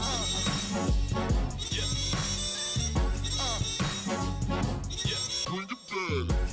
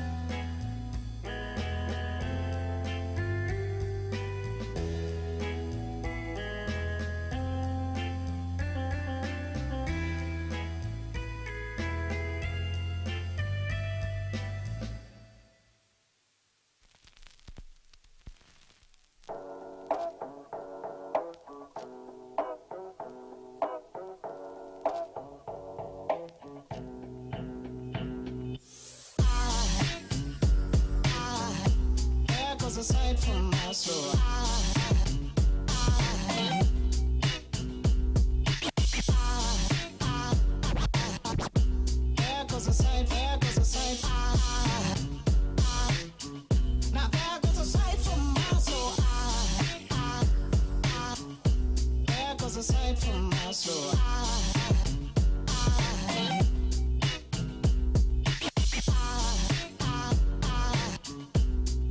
goes a sight, there goes a sight. There goes a sight from my soul. I think a tall angel just walked by. I think a tall angel just walked by. I think a tall angel just walked by. I think a tall angel just walked by.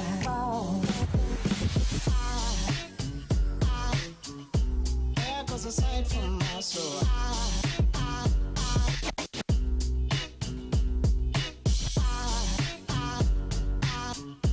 There goes a sight, there goes a sight.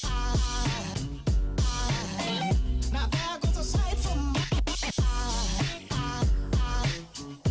there goes a sight.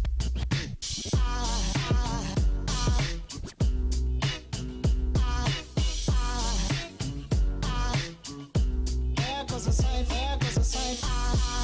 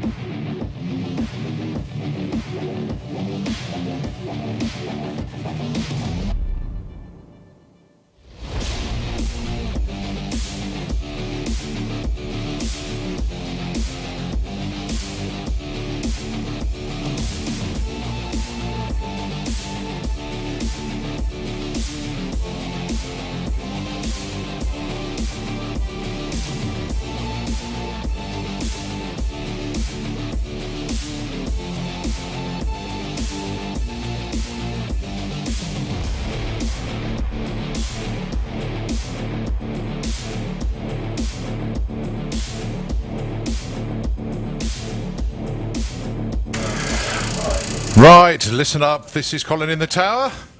Can I please have, and this is no joke by the way, can I please have Junior Dragster and Junior Drag Bike into the pairing lanes, please?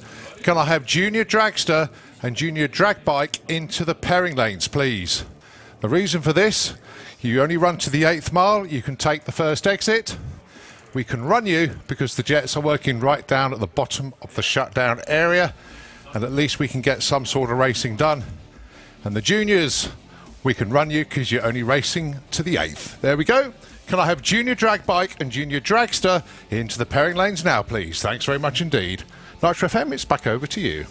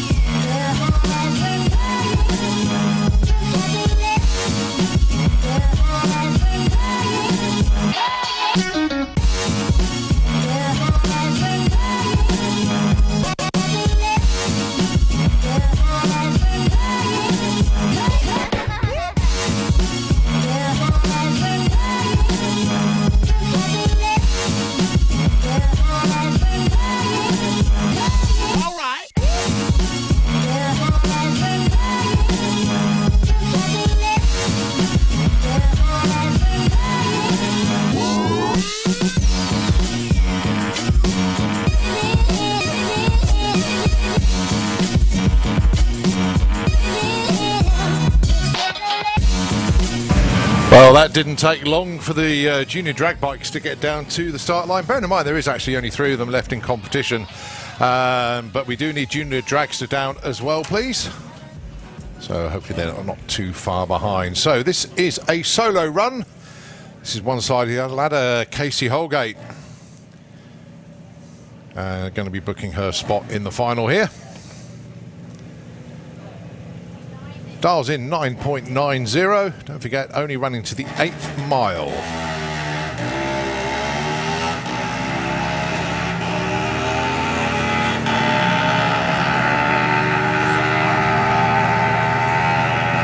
That's not bad at all. 10.09 at 63 miles an hour.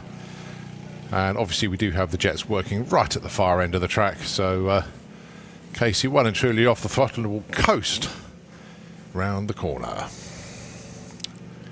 When I say round the corner, through the first exit. Right, now we have a race, and this is to decide the other side of the final. It's going to be Holly King against Samuel Hope. Samuel will be leaving first, dial-in of 13.30, and there's Holly King on 11.35. Samuel was the #1 qualifier. So he's off and running. So can Sam stay out in front, or can Holly close him down? Well, looks like Holly has gone past, but breaks out, goes too quick. Sam Hope takes the win there, 13.34 and a 13.30. Very well judged on the dial-in, but Holly just went that a little bit too quick. Sam with a 0.54, Holly with a 0.22 reaction. But if Holly had backed out a bit, she would have taken it. But no, it's Sam against Casey in the final of Junior Drag Bike. So well done to them. So in a bizarre way, when those two are ready, you can come back down and run your final. Still waiting for Junior Dragster to come down. There's 7 of them that, no, 6 of them that we were just waiting for actually. Harley Coulsell taking on Harry Redshaw. Caitlin Wilson taking on Thomas Cook Abbott. Katie Ellis has a bye. And then Freddie taking on, that's Freddie Taylor, that is, taking on Daniel Todd. So those are the ones that we need for Junior Dragster. And of course, Sam and Casey in Junior Drag Bike. When you're ready, you can come down and do your final, basically. So thanks very much indeed. As you wait for the juniors to return, Nitro FM can take the airwaves once again. Don't forget the jets are still working in the shutdown area. And we do intend to carry on racing as soon as they've cleared. That is the situation we are in. Fingers crossed we don't get any more wet stuff, because in the likelihood if it does, it will be game over. So we want to stay dry and just get some more racing in. Nitro FM, airwaves are yours.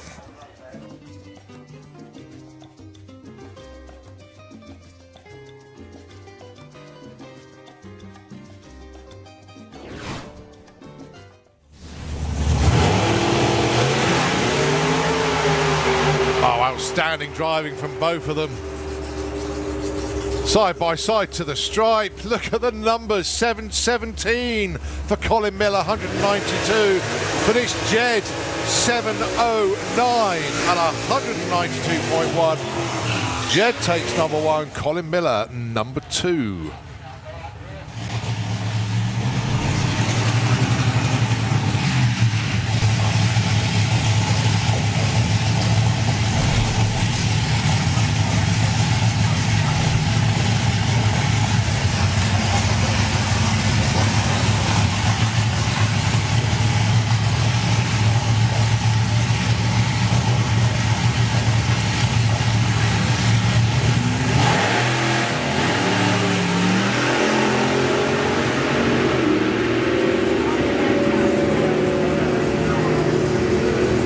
That'll do very nicely. 8.58 on a 54. Rob Brown and Andy Clifford goes 9.51 on that 8.94.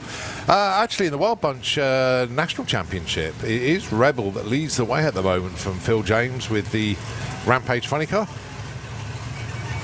Mark Coulsell is in the #3 spot.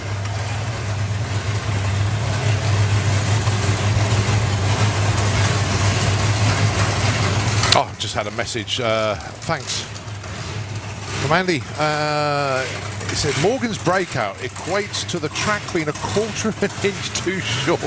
Thanks, buddy. Really appreciate that information. Wow, quarter of an inch. Ridiculous facts sometimes you get from the world of drag racing, and the numbers sometimes you just can't compute, but there we go. If the track was quarter of an inch longer, Morgan Wilson's run would have been perfect.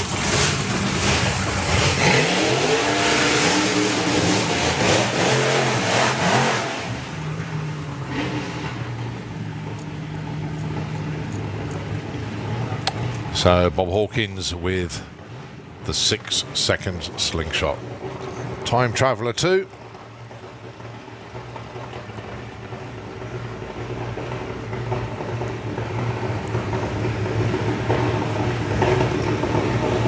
And he stick. I love it when that number appears on the board. 666, the dial in then for Bob Hawkins. Going alongside the ball breaker of Mark Coulsell. 8.25, his target number. And he's got a prime view of Bob hopefully disappearing into the distance. And if Bob is pulling away, it could be a rather spectacular number.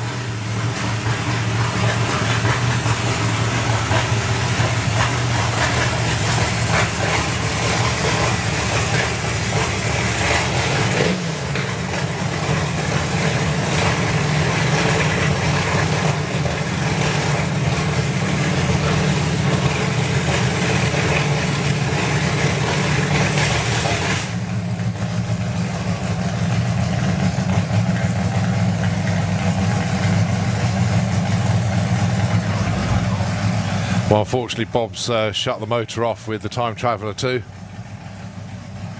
So Mark Coulsell pointing slightly left, but easily straightened out. So the target then is 8.25.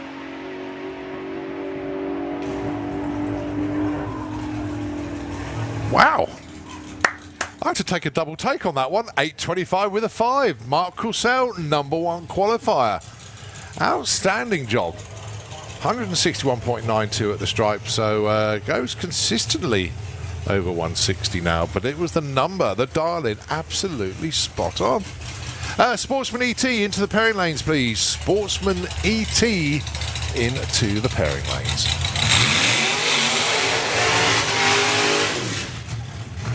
Well, here he is then. Number 2 in the points chase for the Wild Bunch. This is... Oh, I've never seen that before. Phil James just passed a water bottle out of the roof hatch. There's racing involved.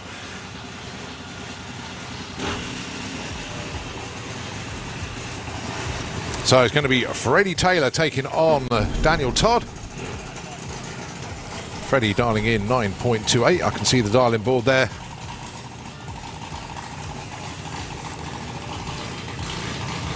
And what have we got here?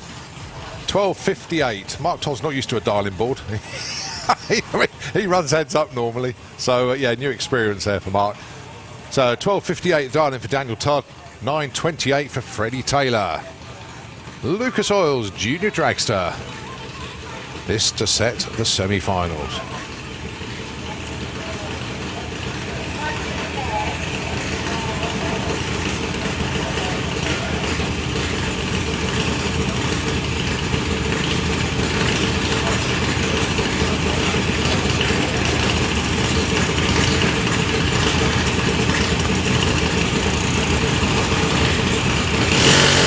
Oh, Daniel goes red.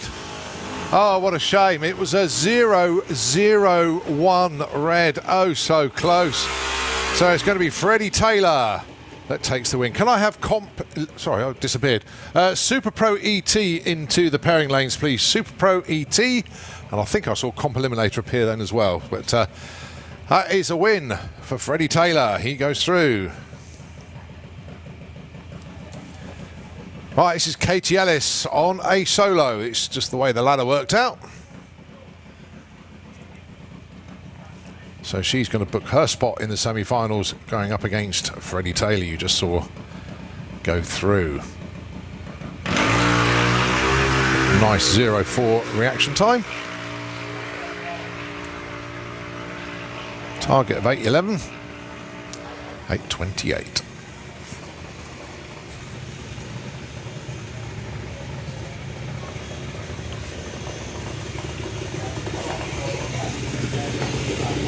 Right, next up then, Thomas Cook Abbott taking on Caitlin Wilson.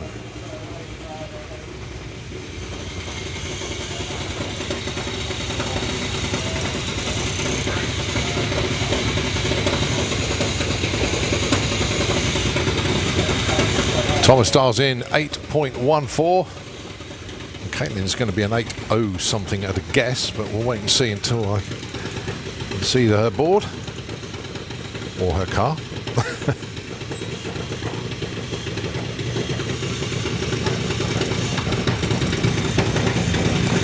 Oh, it's 8 flat. There we go. 0.14 of a second difference on the tree.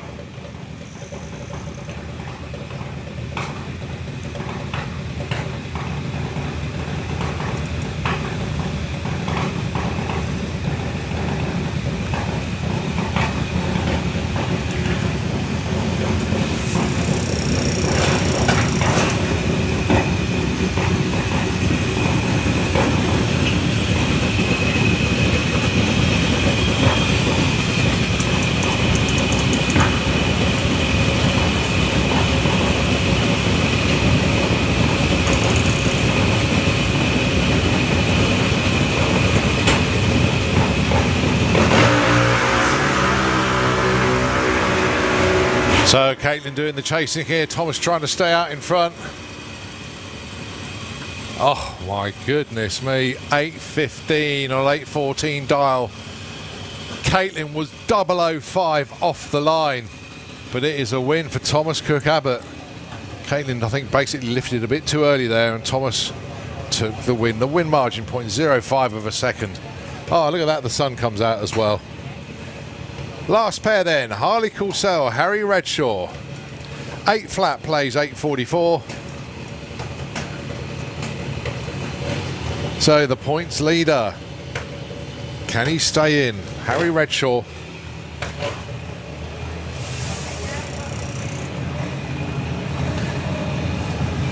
That's your number 1 qualifier this weekend.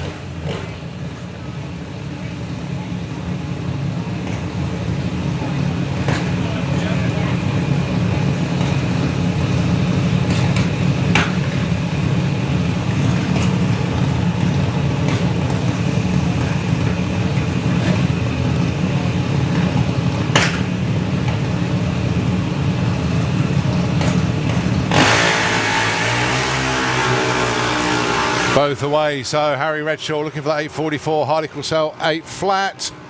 The winner is, breakout, 7.97, he got there first by 0.008. It wouldn't have made any difference. Harry Redshaw had the start line advantage.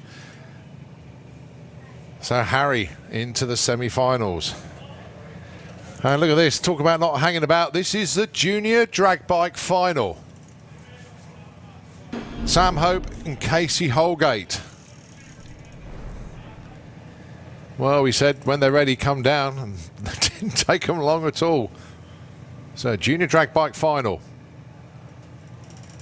The Darlings then, 13.25 for Sam, Casey, 9.90.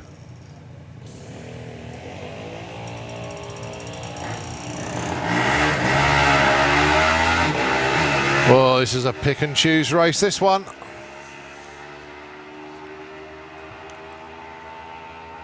And it is a win for the Hope family. The win margin, 0.09. 13.25 was the dial, 13.38 was the win. Sam Hope wins his first event that he enters. Congratulations to Sam. Casey, your runner-up this weekend. Went 10.20 on the 9.90 dial-in. But well done to Sam. Congratulations. Absolutely outstanding to win your first meeting. Well done.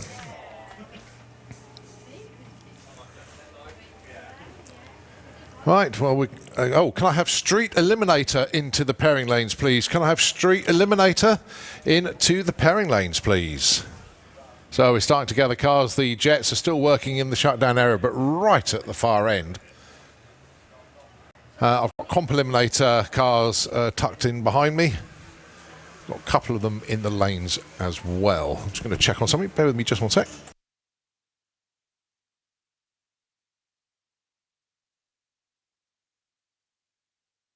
Yeah, it's just one that escaped the screen. It flashed up and then disappeared. But can I have comp eliminator into the pairing lanes, please? Comp eliminator, can we have you as well, please? So the Bluebird, just getting ready to go down, put some extra traction down. And then hopefully the Jets will have cleared the top end and we can get some quarter mile racing in. But well done to the juniors reacting very quickly to the call out there. We really appreciate that. So, Nitro FM, the airwaves are yours once again, and hopefully when we come back with you, be more racing here at the Greenlight Nationals. We ain't giving up yet.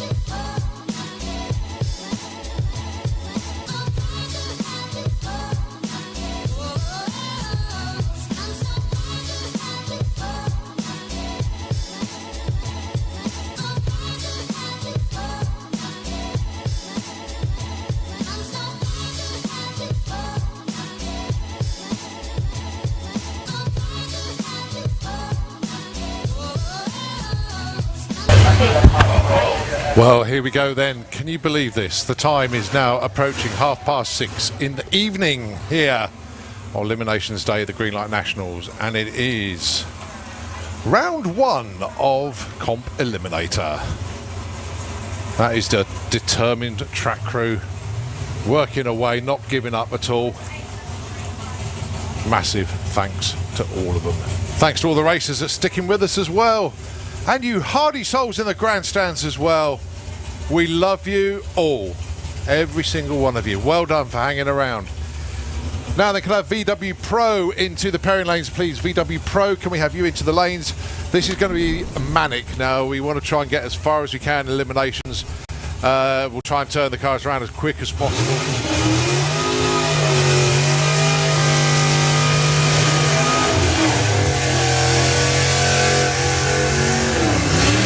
So first up then, this is Nick Williams and Jordan Payne. Nick Williams with the Copo Camaro. Index he runs to 9.40. The index for Jordan Payne, the Sumo index, 7.99. Jordan Payne was your number 1 qualifier. Don't forget it was a one-shot qualifier yesterday. But now it's between number 1, Nick Williams, and number 2, Jordan Payne in the points chase. This is critical for both of them. A big shout out to Tom Davis from VP, that's a guest this weekend of the Sticky Situation team. Nick still getting used to this new car. Jordan very comfortable in the Corvette. This is going to be very intriguing indeed. 2 of Chevrolet's finest out there, the new Copo and the Corvette from the 1960s.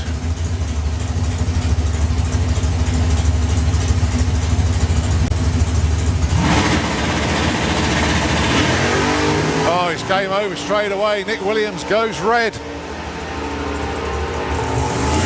It's a win for Jordan Payne. And he sees the win light, so congratulations to Jordan, commiserations to Nick, 0-5 red. So Jordan marches on.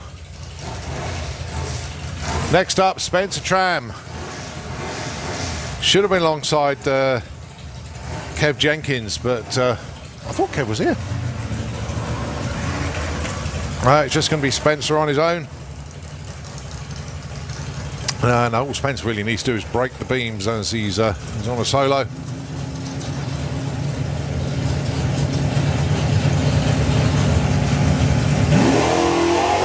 He's going to take it all the way through.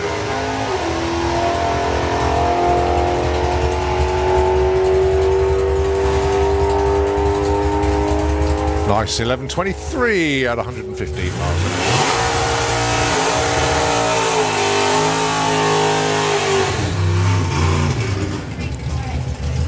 All right, next up then, Lloyd Perkins. It should be sorry, not Lloyd Perkins. Steve Lloyd. Just getting my Lloyds the wrong way round. So should have been alongside Elaine Hancock, but we had a suspicion that Elaine might not be coming down into lane. So Steve Lloyd brings the Impala down to the start line. His index 11.45. He can go under that, no problem at all.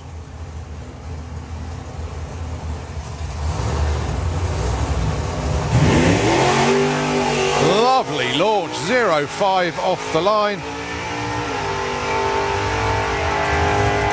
Lifts the front wheels up high. Virtually on the limiter as well, 11.07. Well done, Steve. So it's going to be interesting. You've got an all Williams Brothers matchup in one side of the ladder. Spencer Tram going to be taking on Steve Lloyd for a spot in the final. Right, the last pairing on the ladder. Robin Orthodoxou, Lloyd Perkins.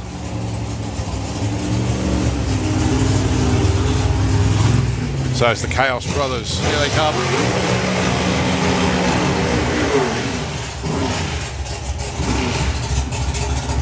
Now Robin does his burnout, and when Robin is on his way back, Lloyd does his burnout. Difference being Lloyd doesn't burn out across the start line. This is down to his choice. He can if he wants to.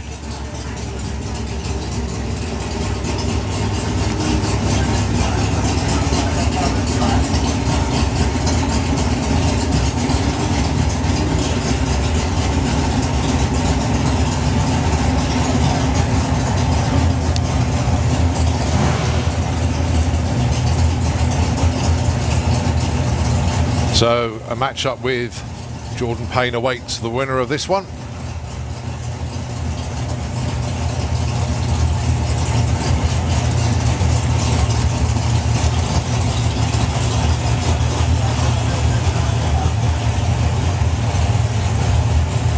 Index is then 799, place 745. Both capable of going under, but by how much and who's going to go further under, try and take the win.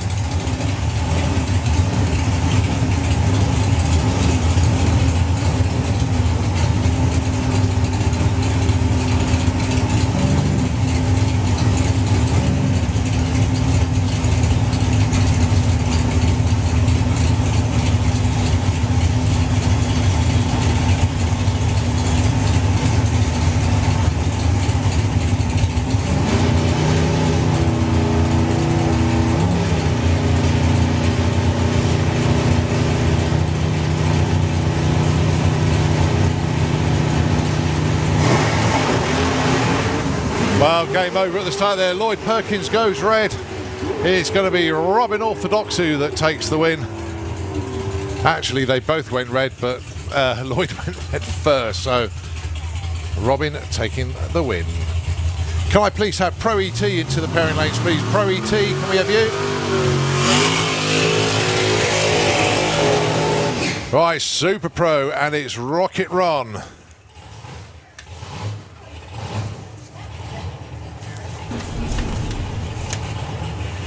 Now he is on a bye run. We're not missing anybody in this pairing. It's actually Ron on a solo here, so he's going to book his spot in the semi-finals.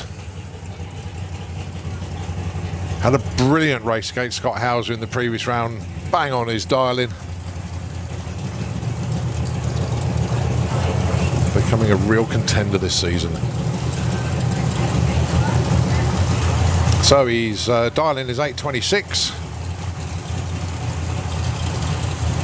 Difficult one to call, actually. I would imagine Ron's going to go for it, but bizarrely he doesn't need to. All he needs to do is break the beams. But Ron's a racer, loves time on the track in the car. Oh, perfect reaction time. 0.001. And how about the ET? Breaks out by less than a thou. Bang on the reaction time though. Well done to Rocket Ron.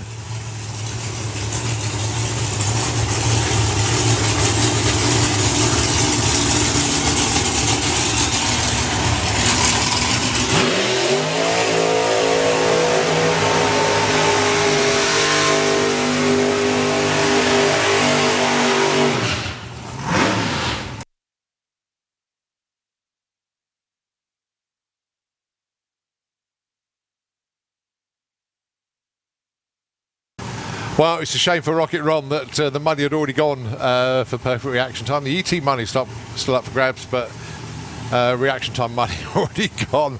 But nevertheless, 0001. Well done, Ron. Right, race time. Billy Gain, Pete Walters. Whoever wins this one gets a bye into the final. Can I please have Super Street Bike into the pairing lanes, please? Super Street Bike, can we have you into the lanes?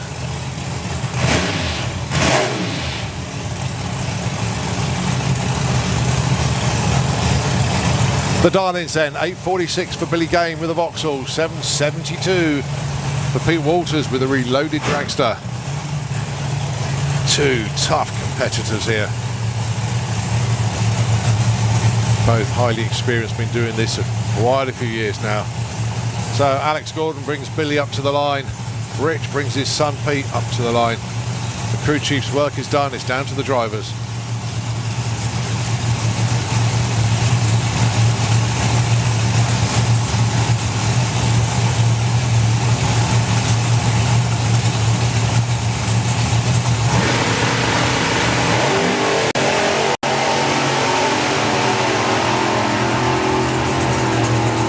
Getting very, very close at the stripe, but the win light comes on in Billy Gain's lane. The win margin, 0.003. Wow.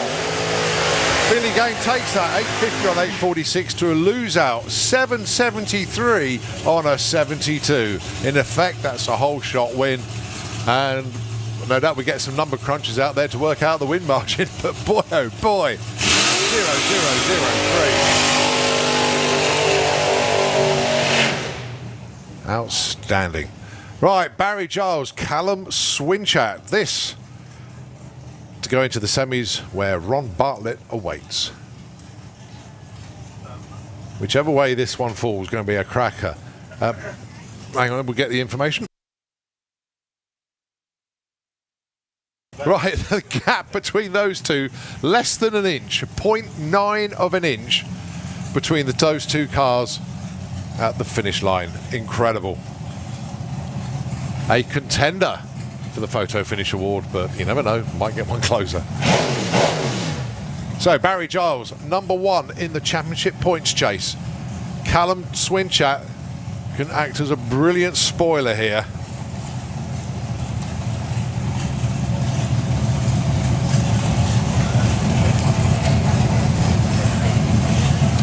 The Darlings end, 7:48 for Barry, 8:88 for Callum.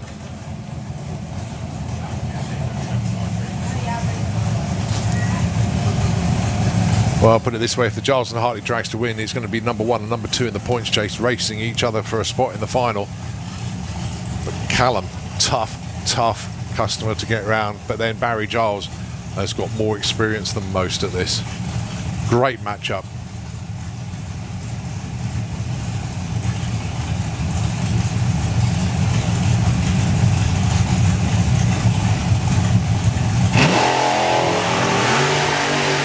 Away well. Oh, it's a squeaker at the stripe, and it is. Barry Giles taking that one, 750 against a loser, 892. Both of them had zero reaction times. The win margin 0.5, which is basically the difference between their reaction times. Well done to the teams. Can I please have Nostalgia Superstock into the pairing lanes, please? Nostalgia Superstock. We have you into the lanes, please. Top Speed Automotive Street Eliminator up next. Semi-finals, Al Mack against Anthony Higgs. Two of these cars have 8-second form.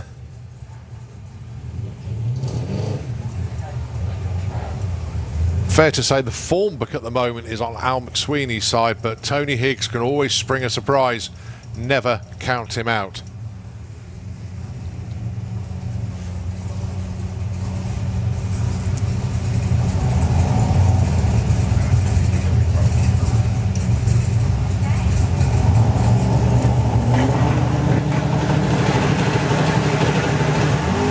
Both away very well. Pigsy just gets a little bit loose there, which allows Al Mack to pull away, but Tony Higgs not done yet. Oh, it's a close one at the stripe. Oh, he's got it! 795, 173 miles an hour.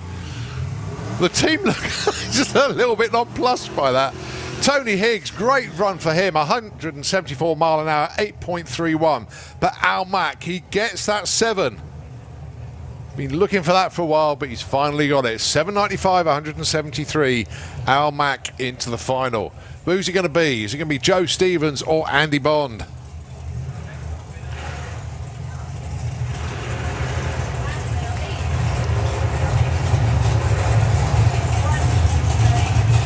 Well, Tony Higgs saved his best run for that pairing. I'll tell you what, if he just didn't get that little bit loose off the line, it may have been even closer, but nevertheless, great race between those two. Right, Joe Stevens, Andy Bond.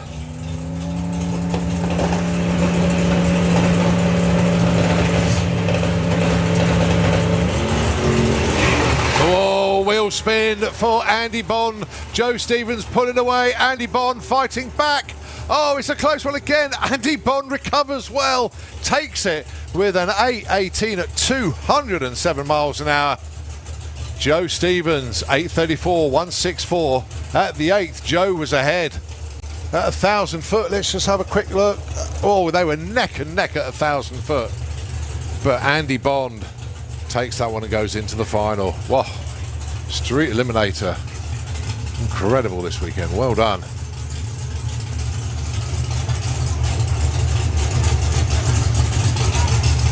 So that's another final set. We move on in a 2 Super Comp.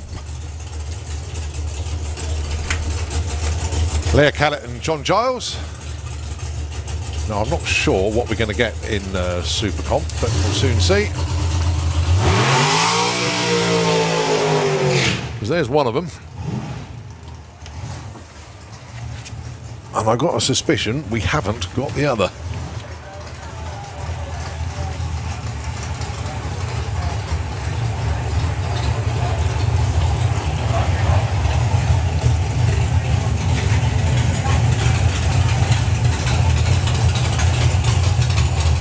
So Leah Callett then going to be taking this one on her own, booking her spot in the final.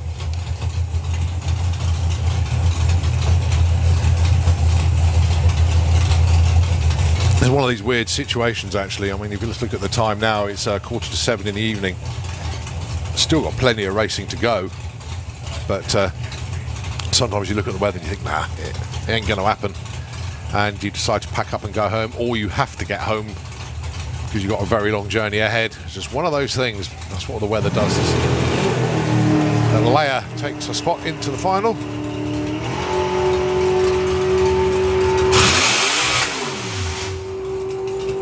$8.93. So this is the other side of the ladder. Going to be Steve Hudson with the intravenous Ford Model T. And the way he did his burnout there, I think Steve is literally just going to break the beams and put it on up the track. I can't see him going for a full pass here. I'm not doing a full burnout. But then I have been wrong before, but not in this particular instance. Yeah, he's just broken the beams under his own power, takes the win. So Steve Hudson is through to the final. He'll just back it up, park it, and wait for the final. So that sets up the final in Super Comp. Steve Hudson and Leah Callett. Right, let's have a look round the corner to see who we've got up next. I've got VW Pro, VW Sportsman down there. I've got Pro E.T. Got a good old mix down there at the moment. So we'll see who comes around the corner first.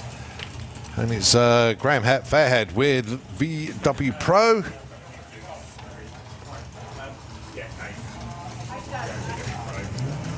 Yeah, a lot of the VW Pro gang making their way around the corner now.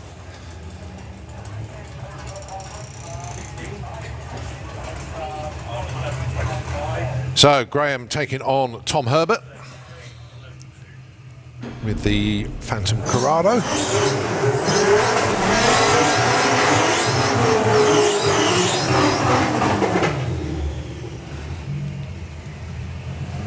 So the Misfit fastback of Graham Fairhead dialing in 11.25. Tom Herbert with the Phantom Corrado 11.20, just 0.05 of a second between them.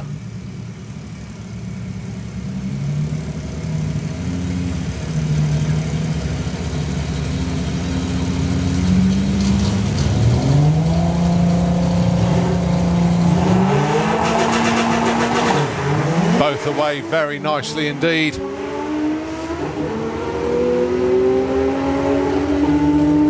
Graham still got his nose out in front. Tom closing in at the stripe. Oh, breakout for Graham Fairhead by 0.05 of a second. It's Tom Herbert that takes the win with 11.58. If Graham had just backed out of that just a little bit, it would have been his. But nevertheless, it's Tom Herbert that goes through. Well done to him. Oh, it's one of these double bubble races, this one. It's the Late Goose. Adrian Solly taking on Luke Stevenson for a spot in the semi-finals. Whoever wins this gets into that semi where there is a bye into the finals. 11.20, the dial-in for Adrian. 9.80, the dial-in for Luke.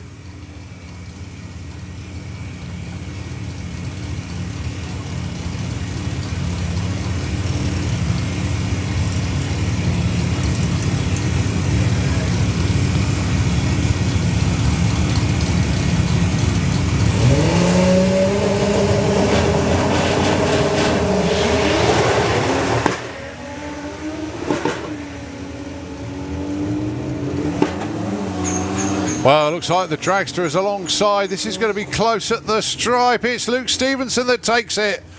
986 on a 980 dial.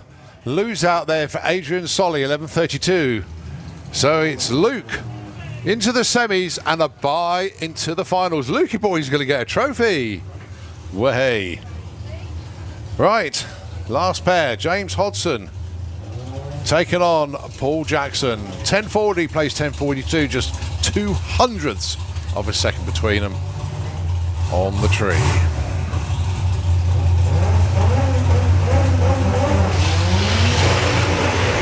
Oh, lots of wheel spin there for Paul Jackson. That's allowing James Hodson to pull away, and I don't think that gap can be closed. James Hodson on the brakes, very sensibly. 10:58, he takes the win to lose at 12:02. So that sets up the finals, semis in VW Pro. Luke gets the bye, and it's going to be Tom against James, the other side of the ladder. Right, Pro E.T, eliminations round number 3.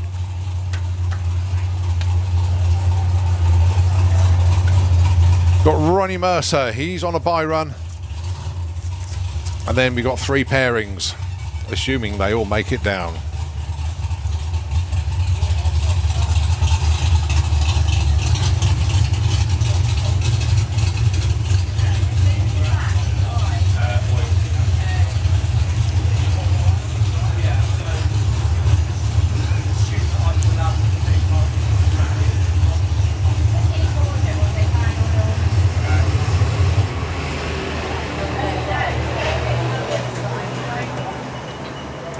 All right, just a little bit of sledding in the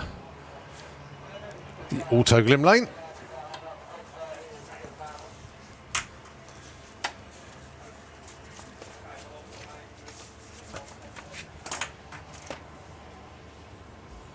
Not much, by the way, just a little bit. Right, looking at the time, 10 to 7 in the evening. We have got pairing lanes chock-a-block of cars. I've got Pro E.T down there. I've got Nostalgia Superstock. I've got bikes.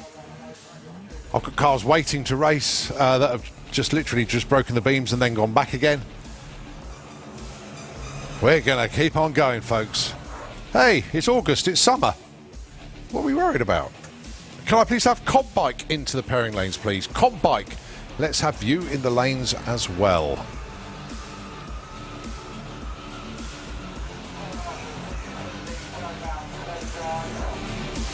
So you can tell it's just getting a bit dusky, I think is the right word out there at the moment. The scoreboard lights are becoming a lot easier to read. Even though there is blue sky above, a little bit sort of murky in the distance, but fingers crossed for the rest of the day. Let's just see how far we can get with our eliminations here at the Greenlight Nationals. Well, if it was normal circumstances, we'd have done the trophies by now and everybody would be setting off home. But hey, this is the British weather. Those of you tuned into the live feed on the coverage, well done. Thanks for sticking with us.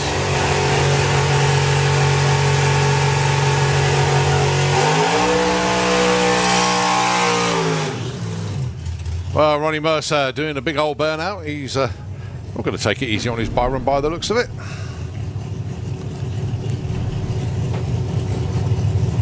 So he's going to book his spot in the semis. Has a dial-in of 8.91. Still purges Nitro, still wants the information. Probably still wants the lane choice. That's another reason why they take the full pass if it's offered to them.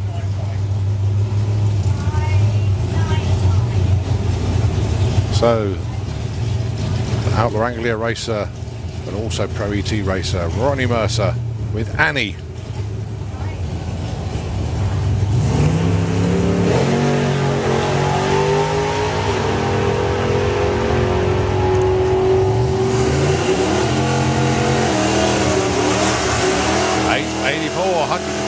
Miles an hour. Nicely done, Ronnie. Right, next up then, John Bean and Tom Kay.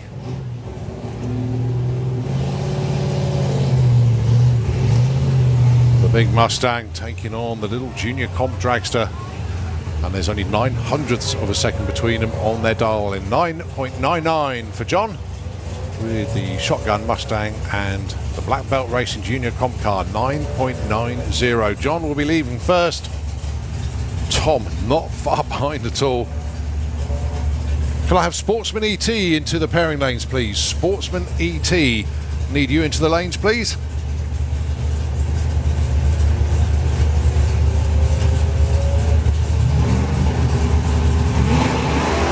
Both away well.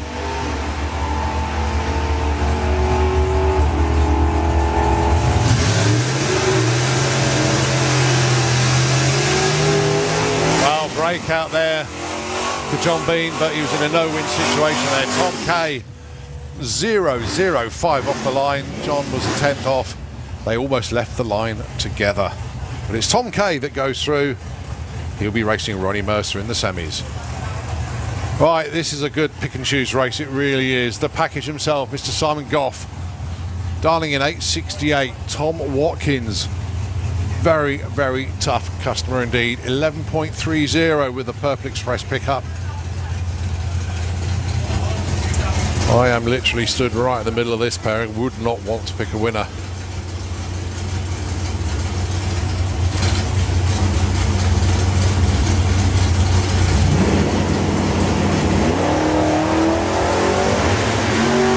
Simon Goff goes red, the win light, and Tom can see that one clearly. He's got the win, he's through to the next round. Simon Goff goes 8.68 on his 68, darling. But as a 0.6 light, Tom goes through with 11.27. He knew he'd already got the win. So it is Tom Watkins. But who's he going to be racing? He's going to be racing his sister, Amy, the number one qualifier, or will it be Lee Huxley, the man who's marauding at the top of the championship points chase? Very, very good race, this one.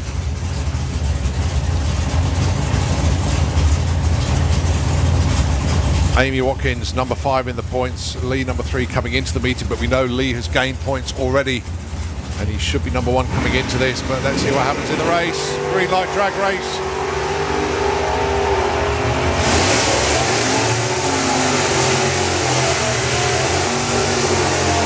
It's Amy that takes that one, 9.53 on the 54. She breaks out, but breaking out by 200ths. In other words, a bigger breakout, Lee Huxley.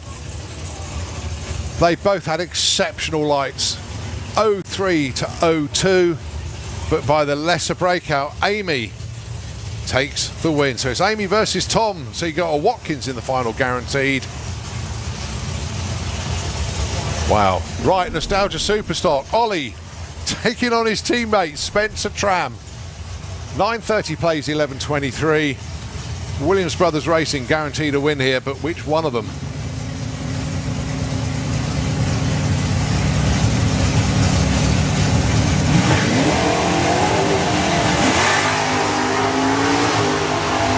Well, I know neither of them got radios, but nigh on, neck and neck. And the win light goes to Spencer. It's, let's have a quick look, 11.30 plays a 9.37. The win margin, 0.02 at the stripe. Boy, oh boy, some great racing here. Both of them had 0.4 reaction times. Outstanding stuff, but it is Spencer that puts Ollie in the trailer. Dave Billadou, he's on an actual buy. They shouldn't be alongside anybody anyway, and if there was somebody there, they were in the wrong place. So he dials in 9.99, 0.1 off the line. Can he hit the magic number? He's good, but not that good. 9.95 on a 9.99. Right, he's good, but he wasn't on that particular pass. Hit his number, trust me. Chris Laram taking on Pete Dodd. Pete's had a great weekend, his debut in competition with the Metamorphosis Camaro. He's got to get past Chris Laram. He's a canny customer. Here's Chris. 12.85 is his darling.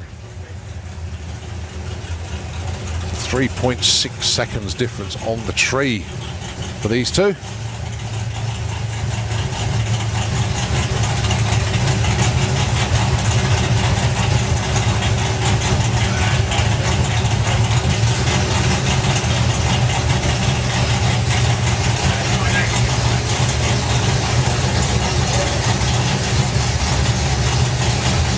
Come on, Pete, want to go home, mate?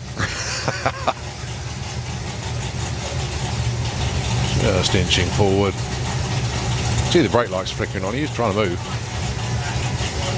So Chris goes in.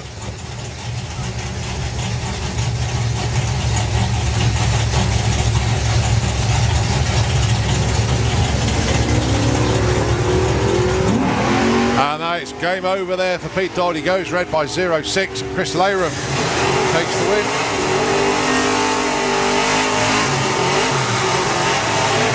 12.74 breaks, no, 13.74, sorry, 9.53 there for Pete. Can I have VW Sportsman into the pairing lanes, please? VW Sportsman. All right, your last pair in Nostalgia Superstock. See, Kiwi. That's Stuart Thompson taking on Don Scott with the Superbird. 980 plays 970, just a tenth of a second between them, and whoever wins this one, Dave Bilodeau in the next round, the semi-finals.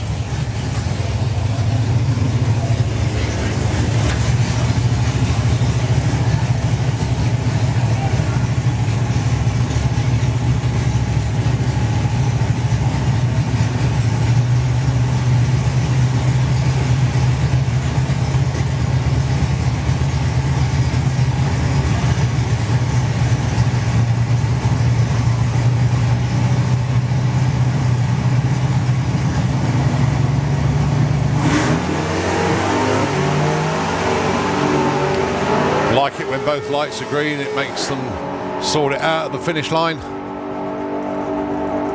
Yeah, that was Kiwi all the way there. Got to the stripe first. No, he didn't actually. Don got there first, but he broke out big time. Kiwi takes the win. It was a 0.2 light against a 0.16. But Kiwi were going to be racing Dave Bilodeau, and it's Chris Layram taking on Spencer Tram in Nostalgia Superstock semi-finals. Next up, E.T. Bike. We're rattling through them now. This is to set semi-finals.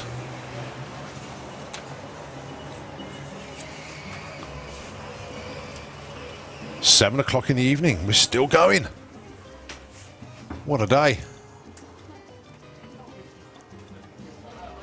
See, Leah Kellett's made it back down for the Super Comp final. Steve Hudson sat in his car just waiting patiently. I can see Sportsman E.T. down there. Super Street Biker down there.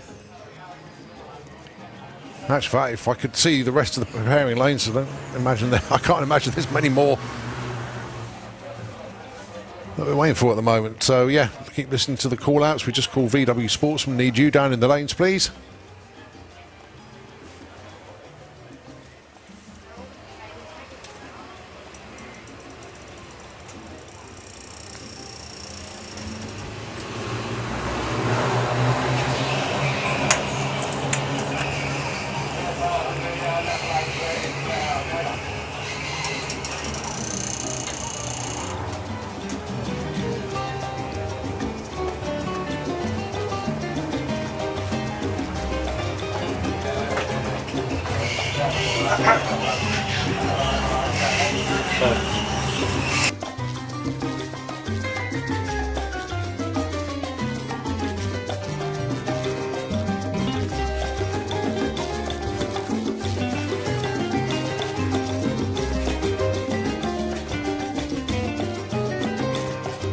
So it is E.T. Bike up next. The pairings. I don't actually know which order they're going to come round in, actually. We've got Phil Pratt taking on Justin Moulton. Whoever wins that gets a bye in the semis to the final. Then you've got Paul Adams taking on Blade King. And you've got Bill Marsh against Gary Hester.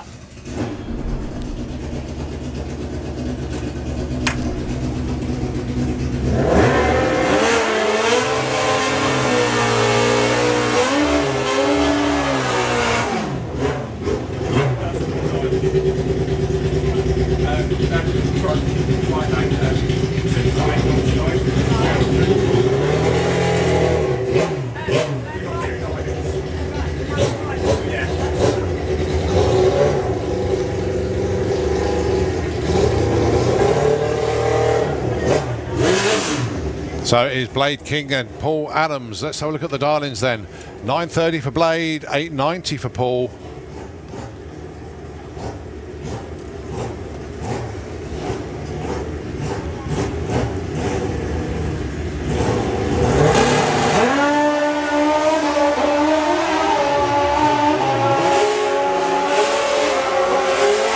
Sean Adams closing down, but Blade looks like he's got his nose in front and takes the win with a 9.55 against a loser at 9.04. But Blade razor sharp off the line.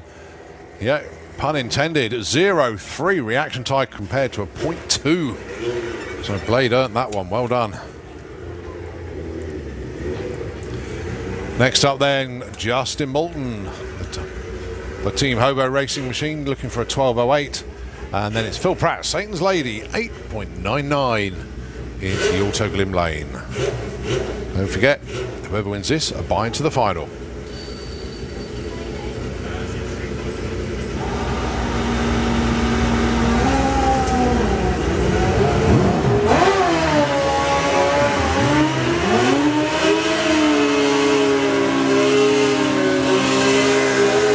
Well, Justin out in front. Oh!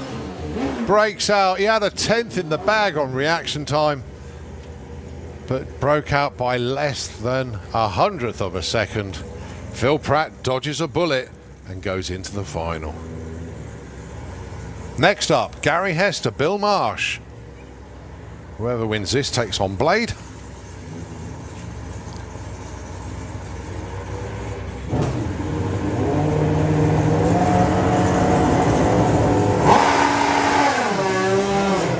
Well, bizarrely, they're away together.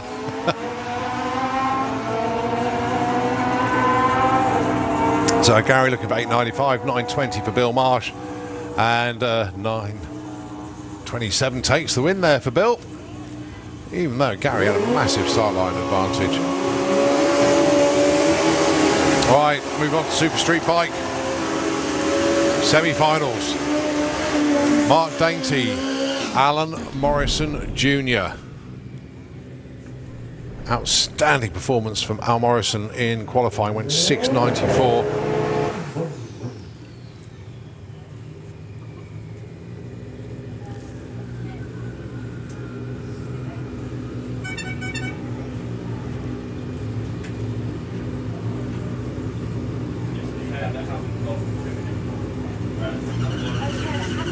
So both into pre-stage. Near the rest coming up.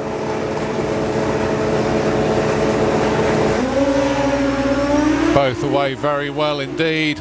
Great looking race. Alan Morrison Jr. looks like he's got his nose in front. Just he has. Wow, look at the numbers.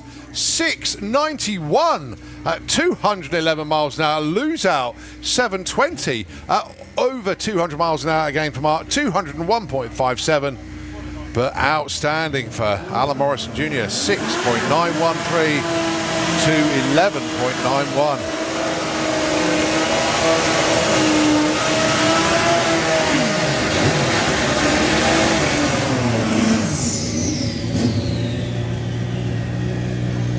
Right, there's Venn. Don't forget, in round one, he went 6.97 with an outstanding speed of 217.94.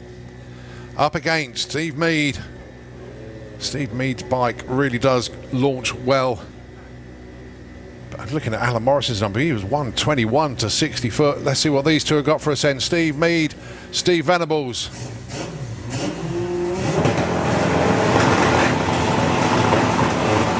Oh, Venn goes red. It's Steve Mead, unless he crosses the centre line. Oh, gets very, very close to the blocks. And Venn goes 6.91, but the speed 217.88. Right, we need to check on the numbers because I'm not quite sure what the speed record is. But Venn has just gone 217.8, which backs up a 217.94. We're going to do some number crunching. We'll let you know on that one. Can I please have Super Pro E.T into the pairing lanes, please? Super Pro E.T into the pairing lanes, please. Right, coming at us thick and fast now. 8.50 bike. Semi-finals. Alan Morrison, Steve Howe. Green light.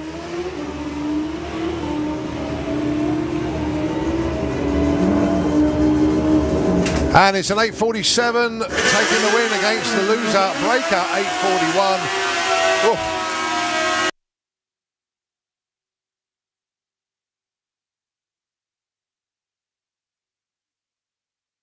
Right, we just had to double check the numbers there. Yeah, Summer Nationals, Steve Venables set the speed record at 218.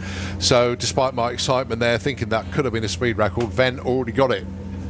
Right, so let's get our breath back after that. Double breakout there. 847 takes the win. 841 broke out by too much. This is 850 bike. You don't want to go quicker than that. J Rowe, Jasmine Cordell.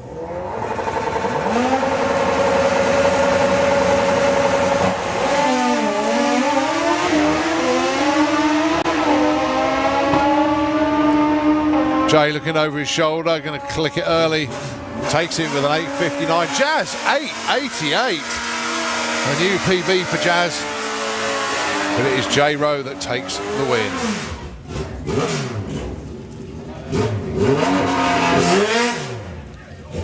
Well, we're setting lots of finals now. This is excellent progress. Let's keep it going. 950 bike. Brett Cordell, Rit Soatsky. Next going to be Bradhead on a solo.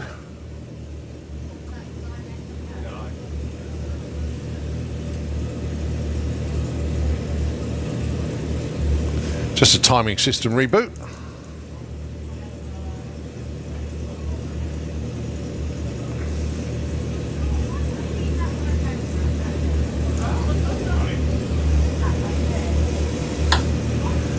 Apologies for the delay.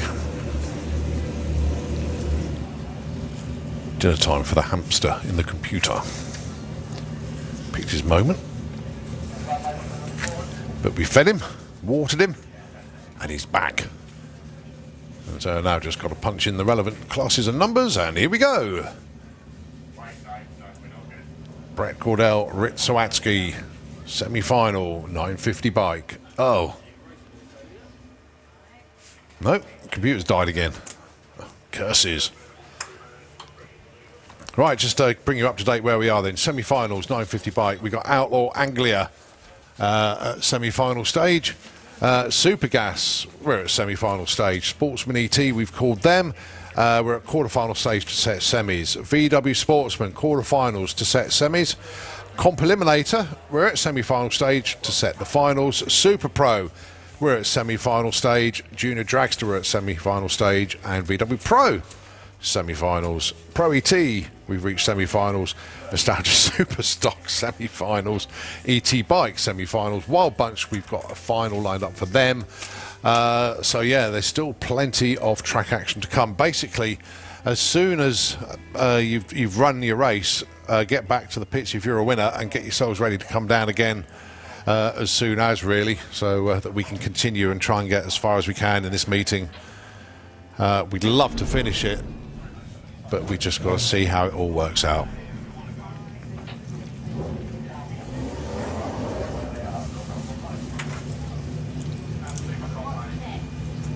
So Brett Cordell and Rick Sawatsky.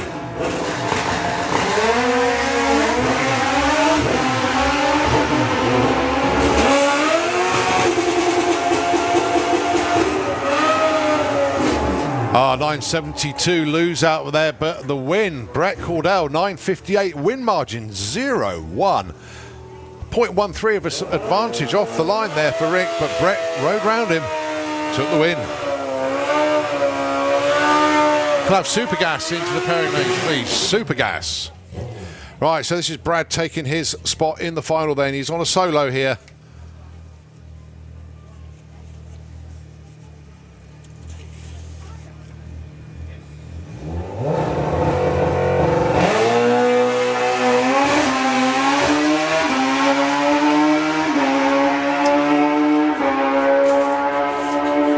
So it's Brad and Brett in the final, 959 on a 950 class index. Well done. Right, comp bike.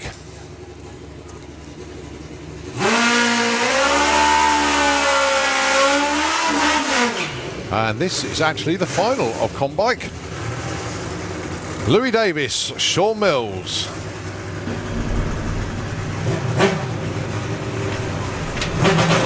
Well, we said when you're ready, come on down. So progressing our way through eliminations and the final of comp bike. Number 1 and number 2 qualifiers, but unfortunately only one bike there. No sign of Sean Mills, unfortunately. So it's going to be the Goose.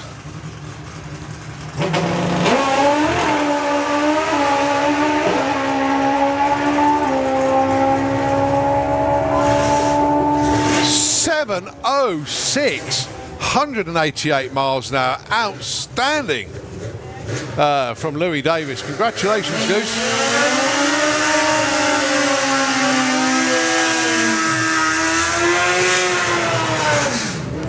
Right, can I have Junior Dragster into the pairing lanes, please? Junior Dragster. Let's have you into the pairing lanes, please. Right, Funny Bike.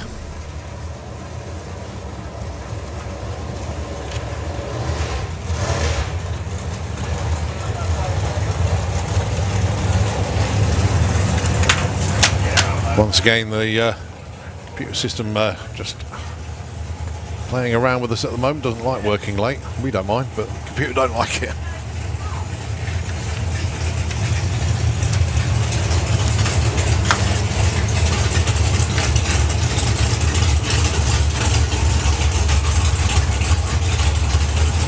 So this is the final of Funny Bike. Tony Clark, Jerry Lukes.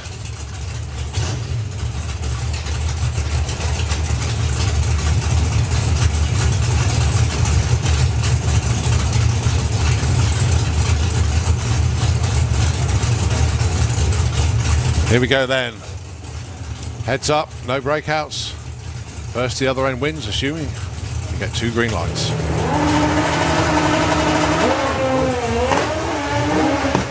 Ooh.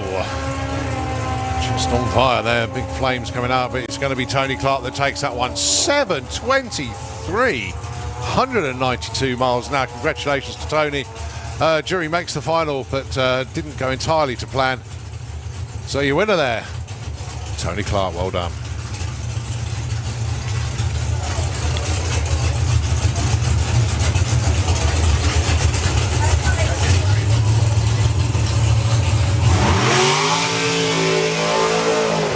So this is the final then in Super Comp. Steve Hudson with the Intravenous 4 Model T taking on Leah Kellett with the Dolly Daydream Dragster.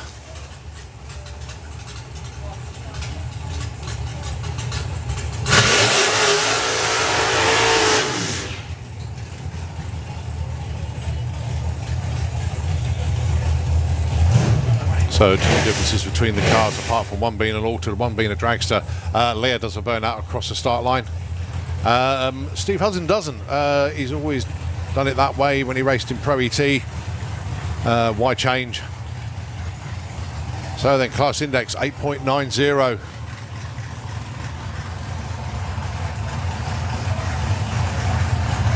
Leah Kellett is number 1 in the points. Steve Hudson number 4. And Leah goes red. Oh, by that much. Oh, she'll be sick as a parrot when she finds out how much she went red by. 8.91 a pair.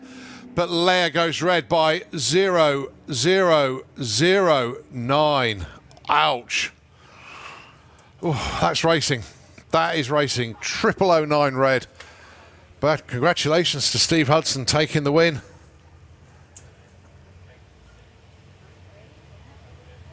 Right, next up, Sportsman E.T.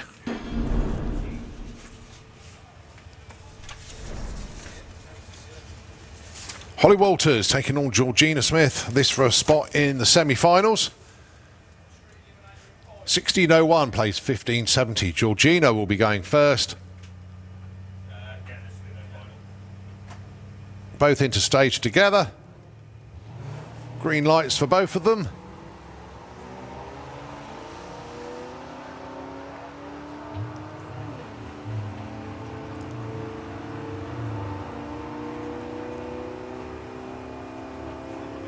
And the win light goes.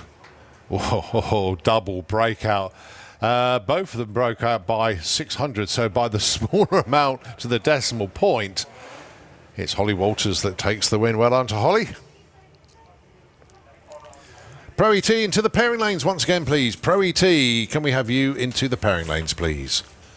Kirsty Tram and Jill Medley, whoever wins this gets a bye into the final. In effect, 2 round wins in one hit here. 12:47 plays 14:11. Kirsty will be leaving first with the Mercedes, and then Jill with the Jeep Cherokee will be chasing her down.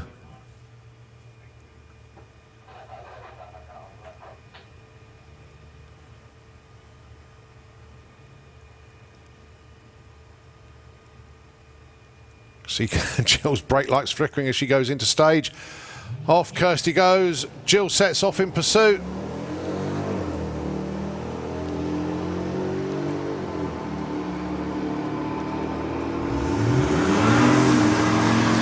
Oh, this is a tight one at the stripe, and it is Jill Medley that takes the win. 12:48 on a 47. Kirsty got there first but broke out. So Jill Medley into the semis and a bye into the finals. Right, Dan with Truck Norris. He's on a bye here. He'll set up his position to race Holly in the semi-finals. That's Holly Walters, of course. And basically, once you've run those 3 cars in Sportsman E.T, get yourselves back down to the start line. We can run you again.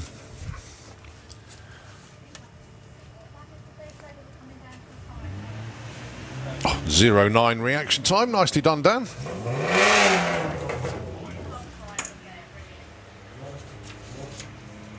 So, Truck Norris, how close to 16.15 can he get?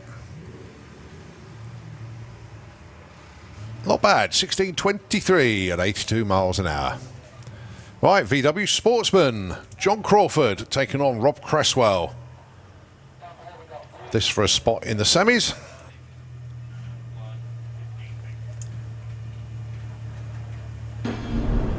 Darling's end, 15.85 for John, 13.75 for Rob.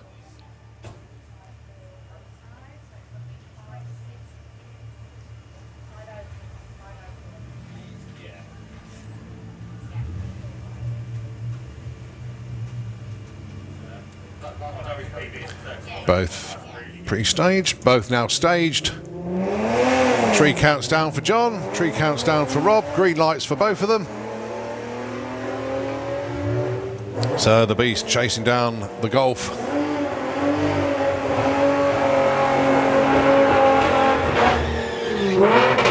Both on the brakes. And it is Rob Cresswell that takes that one. John Crawford a little too keen on the brakes. He had a 10th advantage in reaction times, but Rob Cresswell drove round him at the stripe and takes the win. Jack Gooding and Lawrence Clark, it's the Thunderbug taking on the Sirocco. Whoever wins this goes into the semis where, guess what? A bye into the final awaits.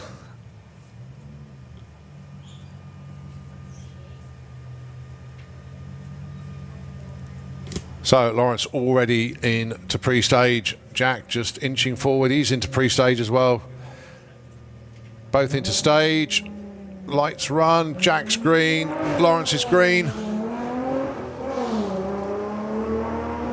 So then, let's have a look so you can get closest to a diamond and take a win. 16.31 for Jack. 15 flat for Lawrence.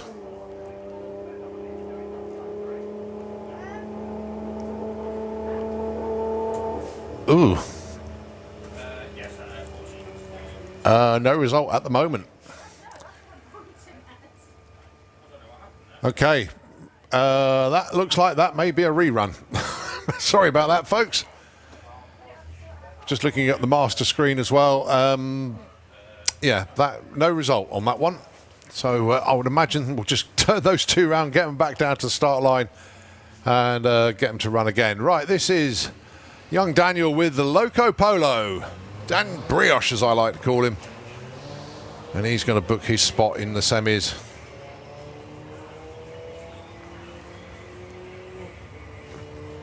Dial's in a 13. Let's see what he's got. 15.18. A little bit off. Maybe it was a 15 and we misread it in the dark.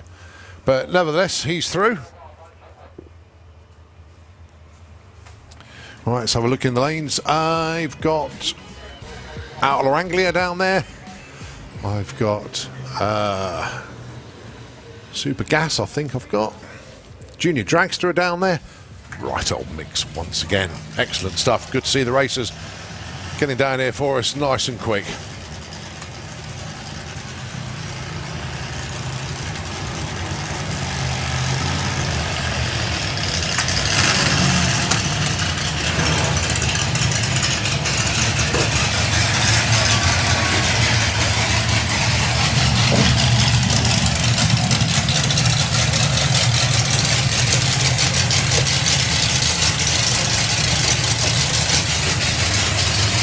So this is the Wild Bunch.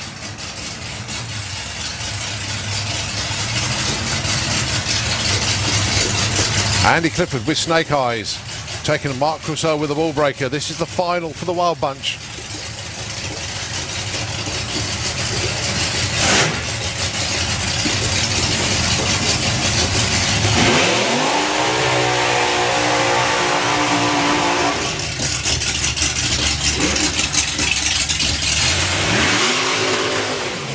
$8.25 for Mark Crusoe, the darling. Snake Eyes, Andy Clifford, 9 flat.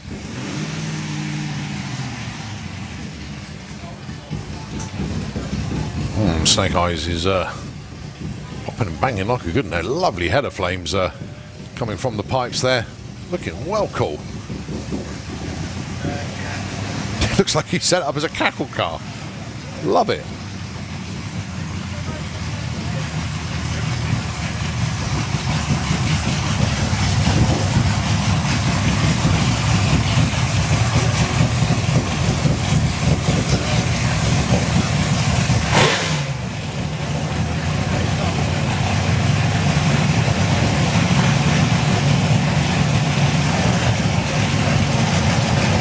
So darlings then, as I say, Andy Clifford, 9 flat, you can see it on the Autogrim scoreboards. 8.25 for Mark Crusoe, 3/4 of a second. The difference on the tree. Andy Clifford will be leaving first.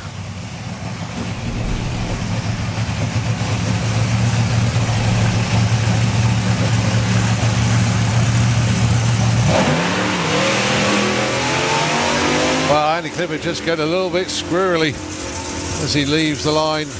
Or slithery because it's Snake Eyes, but it is Mark Crusoe that takes the win there. Well done. 8.47. Close out 15.47. Outlaw Anglia semi-finals. Been looking forward to this. John Webster, Colin Miller. John just getting a tiny bit out of shape on the burnout. But conditions pretty good actually for Outlaw Anglia. Nice cool air. Not that these cars actually need cool, especially Colin Miller, he's running nitrous. But I would expect to see 3 jets being purged in a moment as he's up against Webbo. Oh, no. Going to be a solo for John Webster. We didn't want to see that at all. Really looking forward to seeing what Colin Miller could do. But there is some sort of liquid from underneath the car. Not quite sure what it is. What a shame. Oh, a bit more than a little fluid. That's a little puddle down there. So a solo for John Webster. 103 to 60 foot, but oh, at half track John got out of the groove there. 861, 101 at the stripe, but 103 to 60. That left like it meant it. Well, fair to say Webbo dodged a bullet there, because if Colin Miller was in the other lane, okay, I think John would have had the 60 foot, but Colin would have driven around you there. But well done, John Webster into the final. So, Jed Guy on a solo.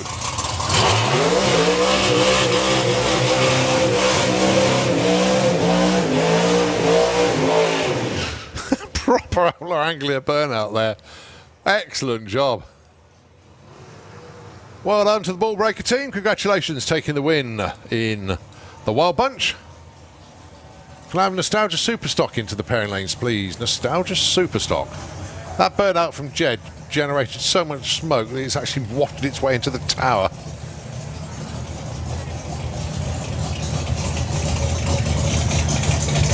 Well, I don't think there's any question Jed's not going for it here.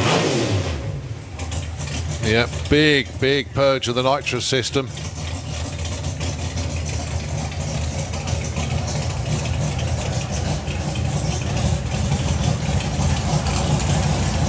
Well, what's Jed got for us here, the semi-final run, as he books his place, I should say, in the final against Webbo. 113 to 60 foot, but Jed's got a lot of power at the top end. 7.13, 192 miles an hour. Bit of a pop and a bang off the start line, but nevertheless, outstanding run. So it is going to be Jed against John Webster in the final.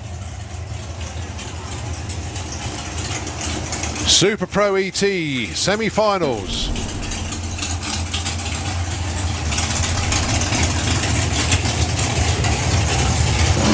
Going to be Barry against Ron, number 1 and number 2 in the points.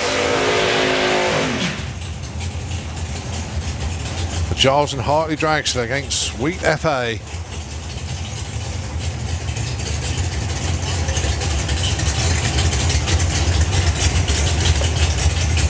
"7:30 on a Sunday evening. Where else would you rather be than at the drag strip?"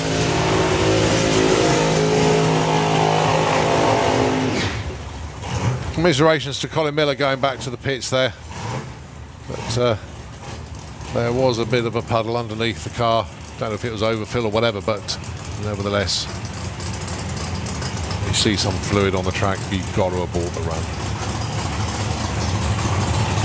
So whoever takes this, obviously going to march on into the final, but more importantly, going to have more points in the championship.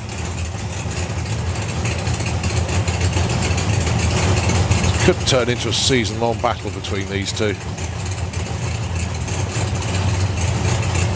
So the dial-ins, let's have a look. 8.25 for Ron Bartlett, 7.48 Barry Giles.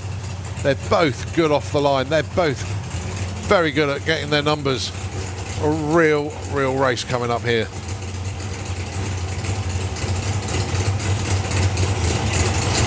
Barry into pre-stage. You can see Ron moving. He's into pre-stage as well. These two won't mess about at all.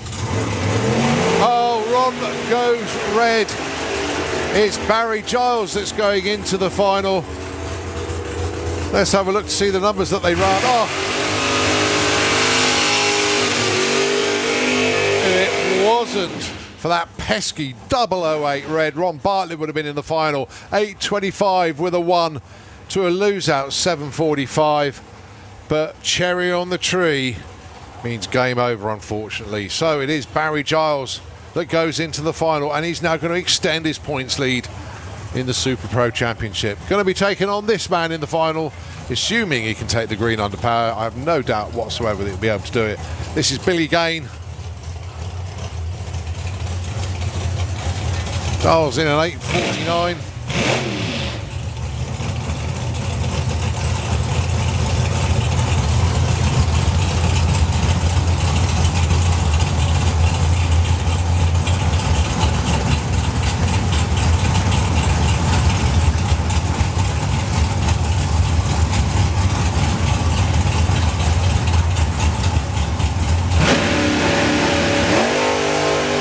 On the reaction time.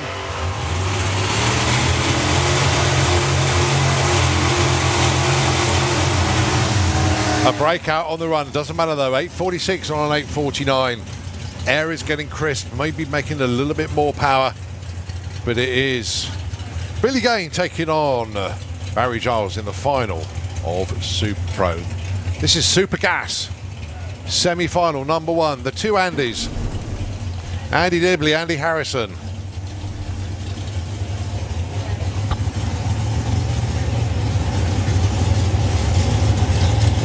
Excellent racing conditions, got to be said. All the lights burning bright, no question at all. You can see the tree and see the scoreboards. Oh, and Andy Harrison goes red by 001. It's Andy Dibley that's going into the final. 9.92, nice run. 9.93 for Andy Harrison, didn't matter. Andy Dibley already taking the win there. courtesy of the red light from Andy Harrison.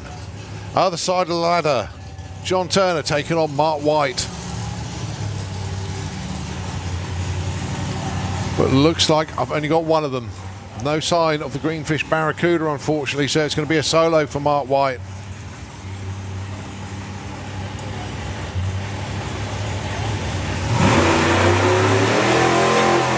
Oh, lovely little wheel stand there for Mark.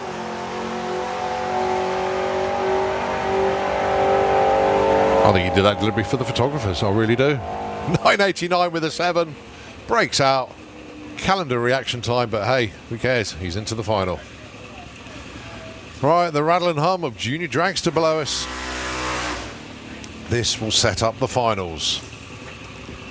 Katie Ellis taking on Freddie Taylor.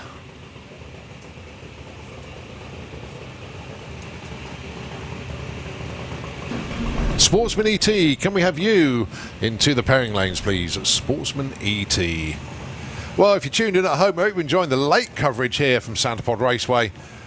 There's absolutely naff all on the telly, so why not stick with us as we continue with our eliminations at the Greenlight Nationals. Don't forget, September, very, very busy month for us. If you can't make it to the racetrack, it's very unfortunate for you, but we have got some cracking events coming up. Door slammers, not the European, or the European finals meet. You've got the Hot Rod Drags and National Finals all coming up in September. Going to be an incredible month. Oh, Freddie goes red. So it's Katie Ellis who books her spot into the final.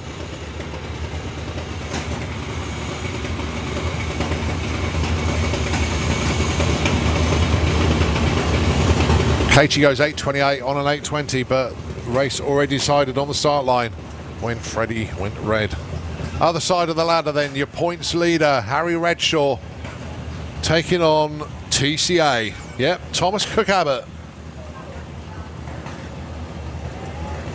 The dial-ins, 8.44 plays 8.10.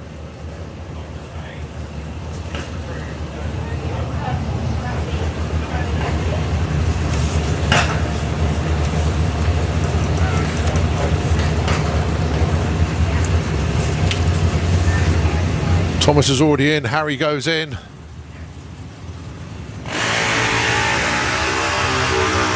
Oh, pick and choose.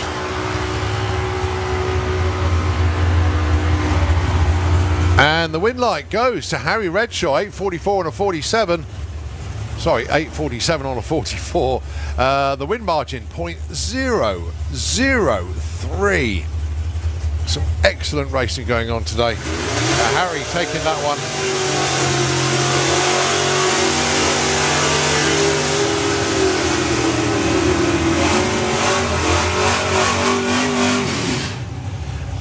Neil Watkins doing the fatherly things, standing slap bang in the middle of the racetrack as his two offspring fight this one out for a spot in the final of Pro E.T.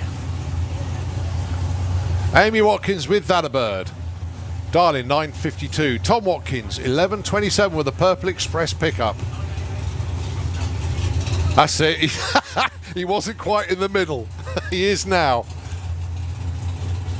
They're both into pre-stage. These two won't muck about. Amy goes in. Tom goes in. Green light. Green light. Oh.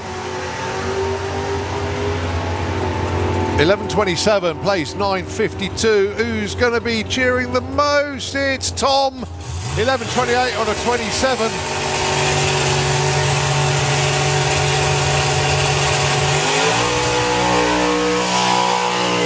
.956 on a 52. The win margin 0.4. Reaction time's exceptional. 0.3 for Tom, 0.4 for Amy.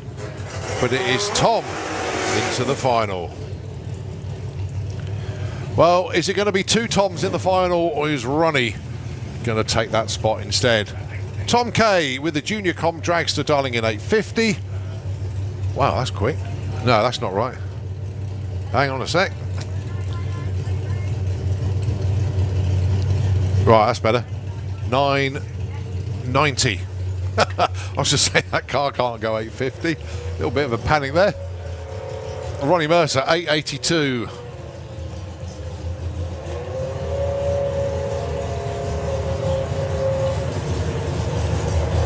So Tom will be leaving first. Ronnie's got to be patient. 1.08. He's got to wait on the line.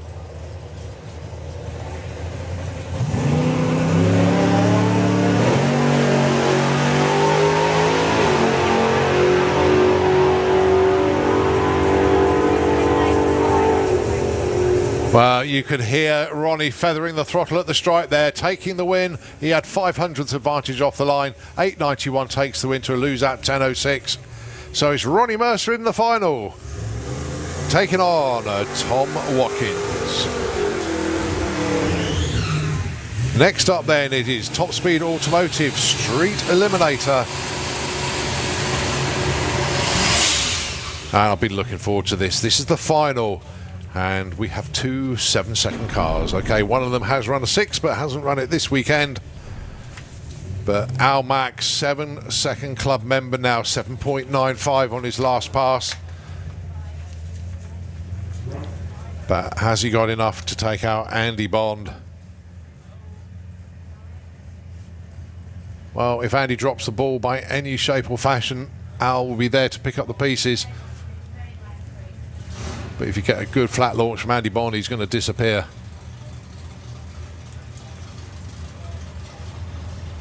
Heads up. Top end first wins.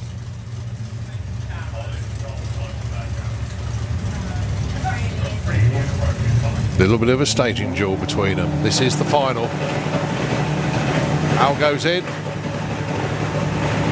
Oh, Andy goes deep. Ah.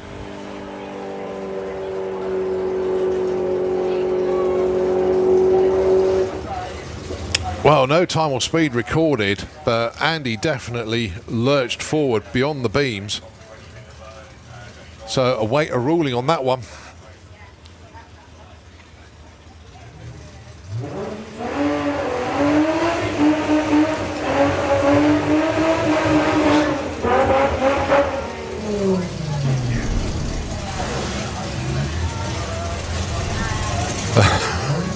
I know nothing. All right, we'll see what the jury says on that one. Okay, we move on to VW Sportsman.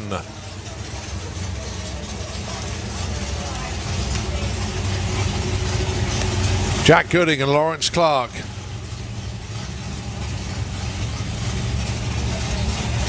Ah, this is the rerun actually.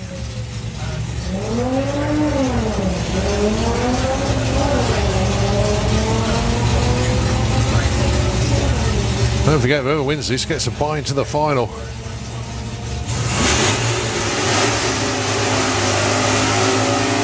And it's Jack gets there first. 16.45 against a lose out 15.63.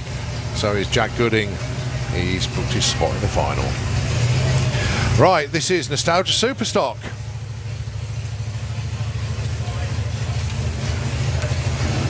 Semi-finals, Kiwi against Dave Bilodeau. 995 against 983. They're all adjusting their dial-ins now. The air is getting cooler, which means it's giving the cars more horsepower, which means they're going to go quicker. The track's still got heat in it, so you've still got traction. It's a game of chess with V8 motors. Dave Bilodeau goes into stage. Stewart goes into stage. The lights count them down. Oh, Kiwi goes red. Dave Bilodeau into the final.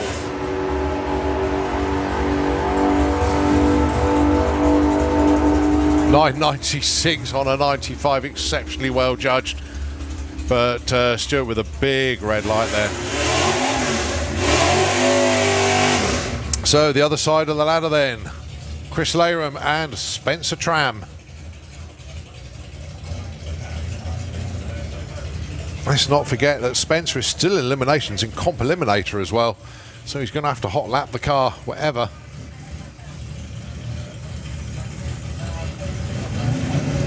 So Chris goes into stage. Spencer in. Chris is going to leave first. Dial in 12.85. There he goes. Spencer off he goes, looking for an 11.23.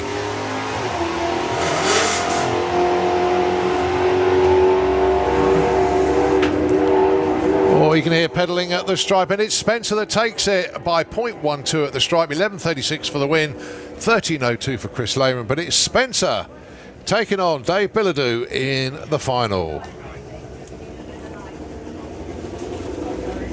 Right, E.T. bike. Semi-finals.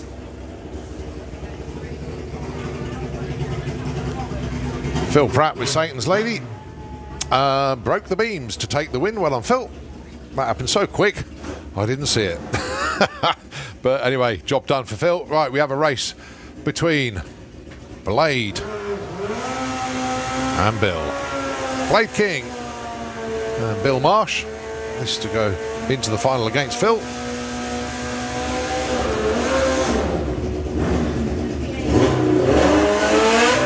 Darling for Blade, 9.30.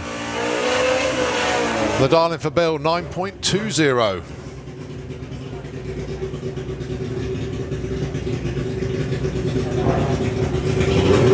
Quarter to 8 on a Sunday evening. We're still racing here at the Greenlight Nationals. We've still got lots more racing to come. What an event this has turned out to be.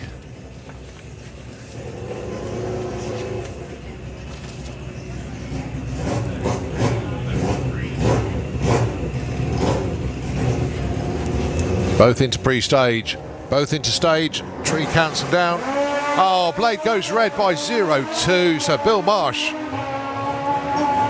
goes into the final, regardless of what they run now. Blade actually breaks out as well as a double breakout, but Bill only by a foul. But nevertheless, the red light tells the story. Right, VW Pro. Semi-final, number 1, Tom Herbert taking on James Hodson. The Phantom Corrado taking on the Mark II Golf.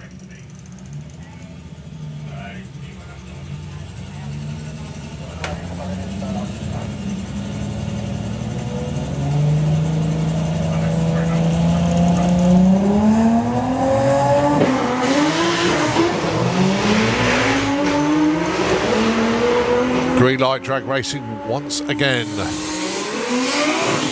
Very, very close at the stripe. Brake lights coming on, and it is James Hodson that takes that. 10.48 against the loser, 11.46. Both of them had 0.16 reaction times. The win margin 0.03. And it's James into the final. Going to be racing this man who's on a solo here. This is Luke Stevenson. And he's doing the sensible thing there. Well, and Luke just breaking the beams. That's all he needed to do. Doesn't want to waste time, parts, fuel, etc., etc. Takes the win there. So that sets up the final in VW Pro. Luke Stevenson and James Hodson. And that's right, we get into finals in pretty much all of our classes now. So we'll look around the corner, see who we've got. And I can see Sportsman E.T. are down there. Yeah, they've got to run their semis. Obviously, Comp Eliminator, they are semis as well. And I think every other class is at finals. Right, this is Sportsman E.T. then. Jill Medley going to be taking her bye into the final. There she goes. I love that sound of the Hemi Jeep.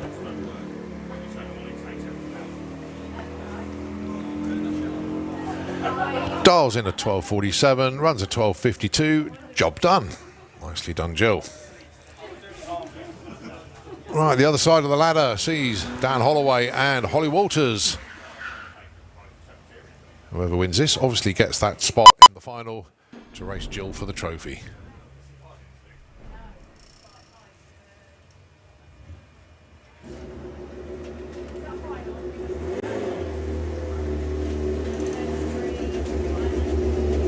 The Darlings end 16.24 for Dan Holloway with Truck Norris, and Holly Walters with the Mustang looking for 15.70. Just over half a second difference between them on the tree. Two very experienced sportsman racers indeed.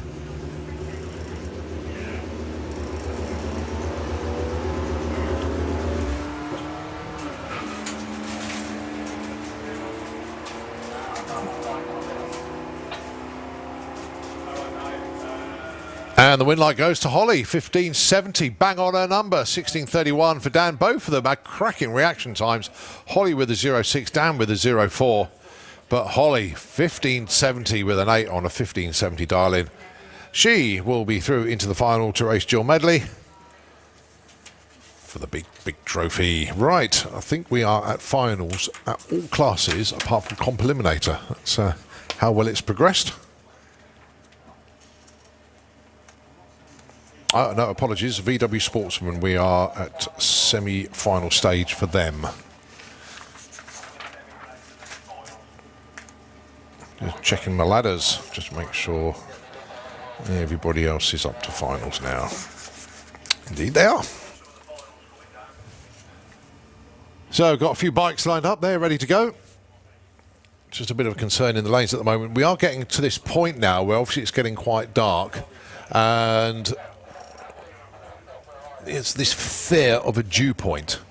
This basically means that it's like, well, dew, you know what dew is. It's what you see on the grass in the mornings after a crisp night. It's the same as having water on the track, basically. When that point comes, it's going to be extremely difficult indeed to continue. But obviously we can go on as long as we can whilst the racing surface is good enough. And as you know, we're not going to send anything down the track unless it's good to go.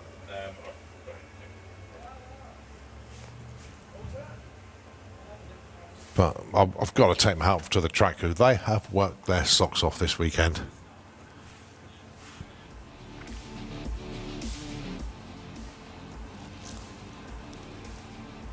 So yeah, a little bit of sledding actually, just to make sure that racing surface is all good.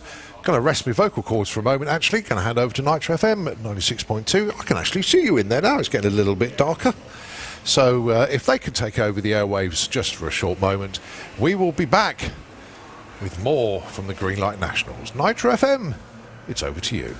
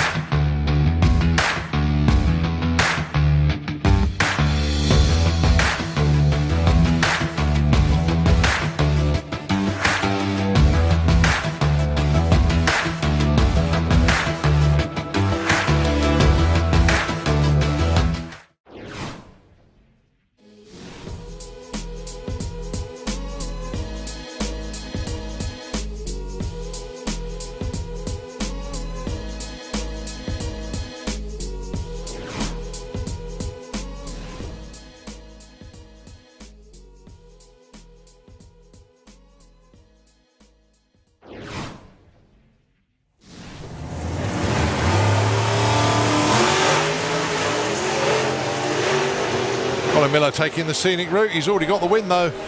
Rob Stone went red off the line at 7.48, 187. 108 to 60 foot for Colin Miller. He was going for it then without a shadow of a doubt. Drove through tyre shake as well. But just getting a little bit close to the wall, but far enough away not to worry him. He just feathered the throttle, got back on it, and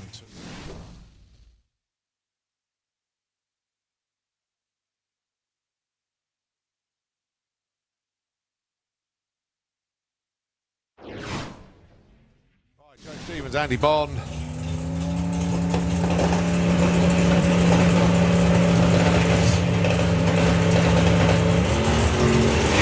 Oh, wheel spin for Andy Bond. Joe Stevens pulling away. Andy Bond fighting back. Oh, it's a close one again. Andy Bond recovers well. Takes it with... So both into pre-stage. Near the rest coming up.